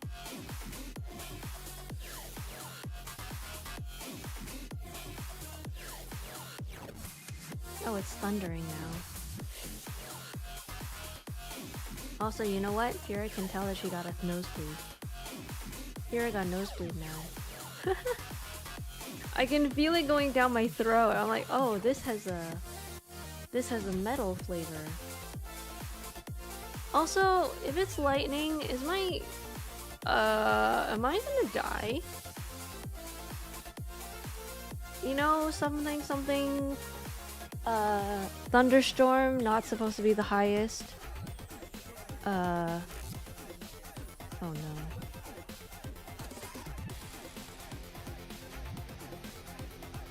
Alpaca gonna be dead.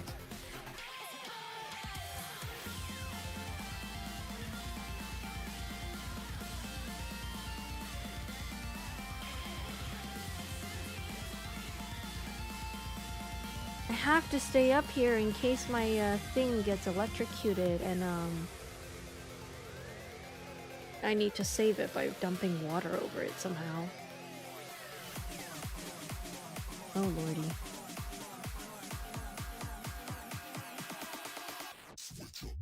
I don't know if that's how that works, Lord. Wait, how'd you get redstone?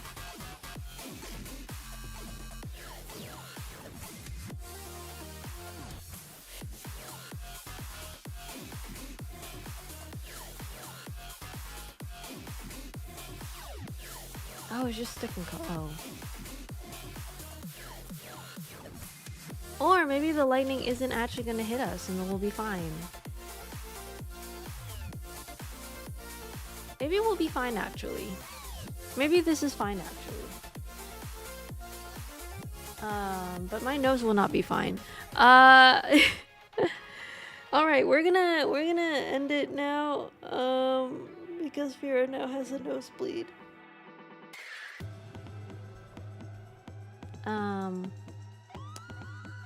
So I guess we're gonna end it with this much for now, where we got a bit of the house starting and the tree is growing and that one is not growing. Is everything alright? Everything is alright. I sometimes get nosebleeds for some reason. It's all good, guys. It's a normal occurrence here on the Fira stream. Did you look at Hot Men again? I might have accidentally looked at my significant other again. Oh no. Is that corny? That's corny, right? Sorry. Sorry, I won't do it again.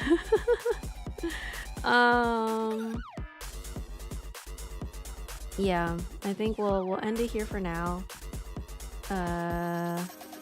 Thank you guys for coming. Oh, I do want to do again. Oh wait, Evil! Oh my god, guys, check out Evil. What were you playing? Bang on Balls Chronicles? Huh? Y'all check out Evil, who is also a fellow Red Panda. It streams once in a while and is a father, so y'all should go check him out and support him. You don't get many of those in the VTuber sphere, I feel like. So when you do have fathers, they're cool, like Evil. And don't think I forgot. Wait. I have a command for this. There we go. Linux makes music. Go check out his music. He makes really cool music. The music might not be today's background stream music, but actually, you know what? No, I can play that right now. Hold on. There we go. I can literally play Linux's music. Yeah, y'all go check out Linux and his stuff. Very cool.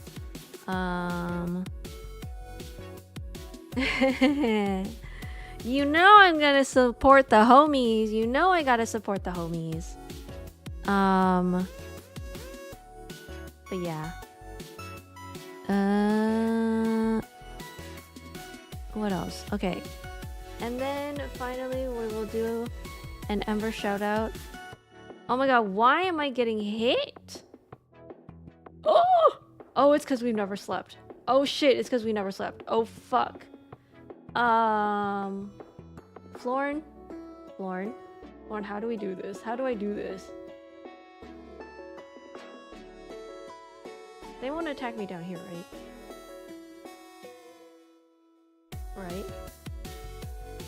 Oh Jesus. Okay, I'm gonna disconnect. Oh god. Oh god. Okay. Shout out to Ember once again. Thank you so much for the raid. I've never had such a big raid before. You managed to make a bed in the boat? Oh gosh. Your nosebleed may be caused by listening to music on high volume for a long period of time. It wasn't that loud. I'm not gonna go deaf. It's okay. It's okay.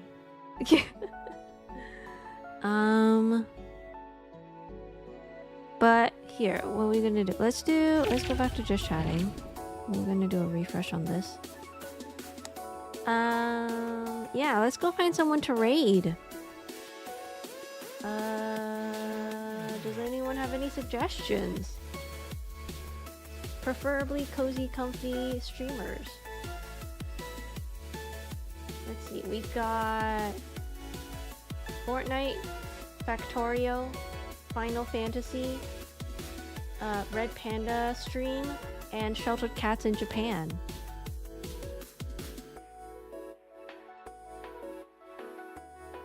Yes, it was nice meeting you too, Healed Venom. Thank you for dropping by. Thank you for hanging out with us. And I hope to see y'all. Oh yeah! Wait, before I still have a bit to go. Hold on. So we got up to OSG King Dad. Oh, did I catch up? I think I caught up. 2 hours ago? Oh, maybe not. Schwartzy, Wolfie, Blackie, Chase Warren, Coyote Pack, 1, Bats 78, 8, Haley the Brit, Sivlin, Skirst, CR7 Goat 7007. Okay, we caught up. Yay. We caught up. Thank you all for the follows. Yippee! But yeah, what do you guys want to watch?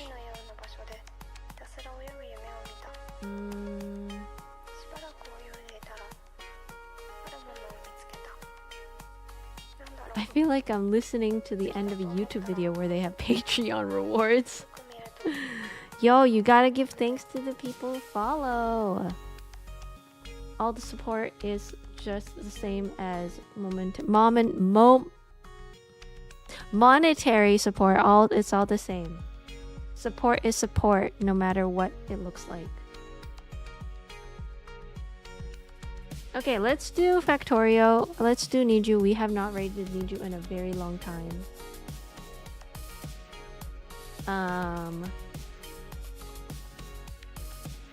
Niju is a lovely succubus who's playing Factorio right now.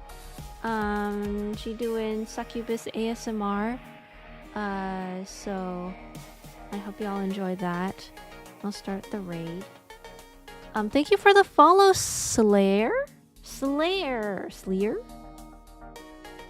I hope I'm saying that right.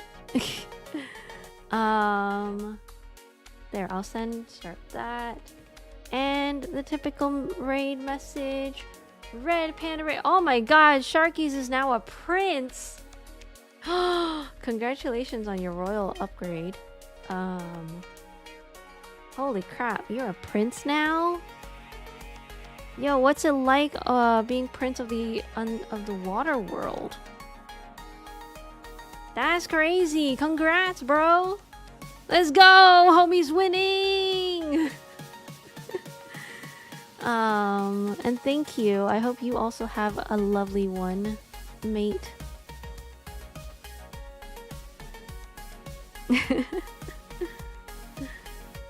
But yeah, I usually stream Monday, Wednesday, Friday, 9 p.m. I'll figure it out eventually whether we do Balatro or AS Somnium files. Honestly, I still don't know. But pray for my nose and hope my nosebleed stops eventually. But yeah, I hope you all have a wonderful evening. Thank you so much for coming to stream and tuning in. Have fun watching Niju. Oh yeah, we didn't check out Balatro Seed, eh? Oh yeah. Whoop! Alright. I'll see y'all later. Goodbye!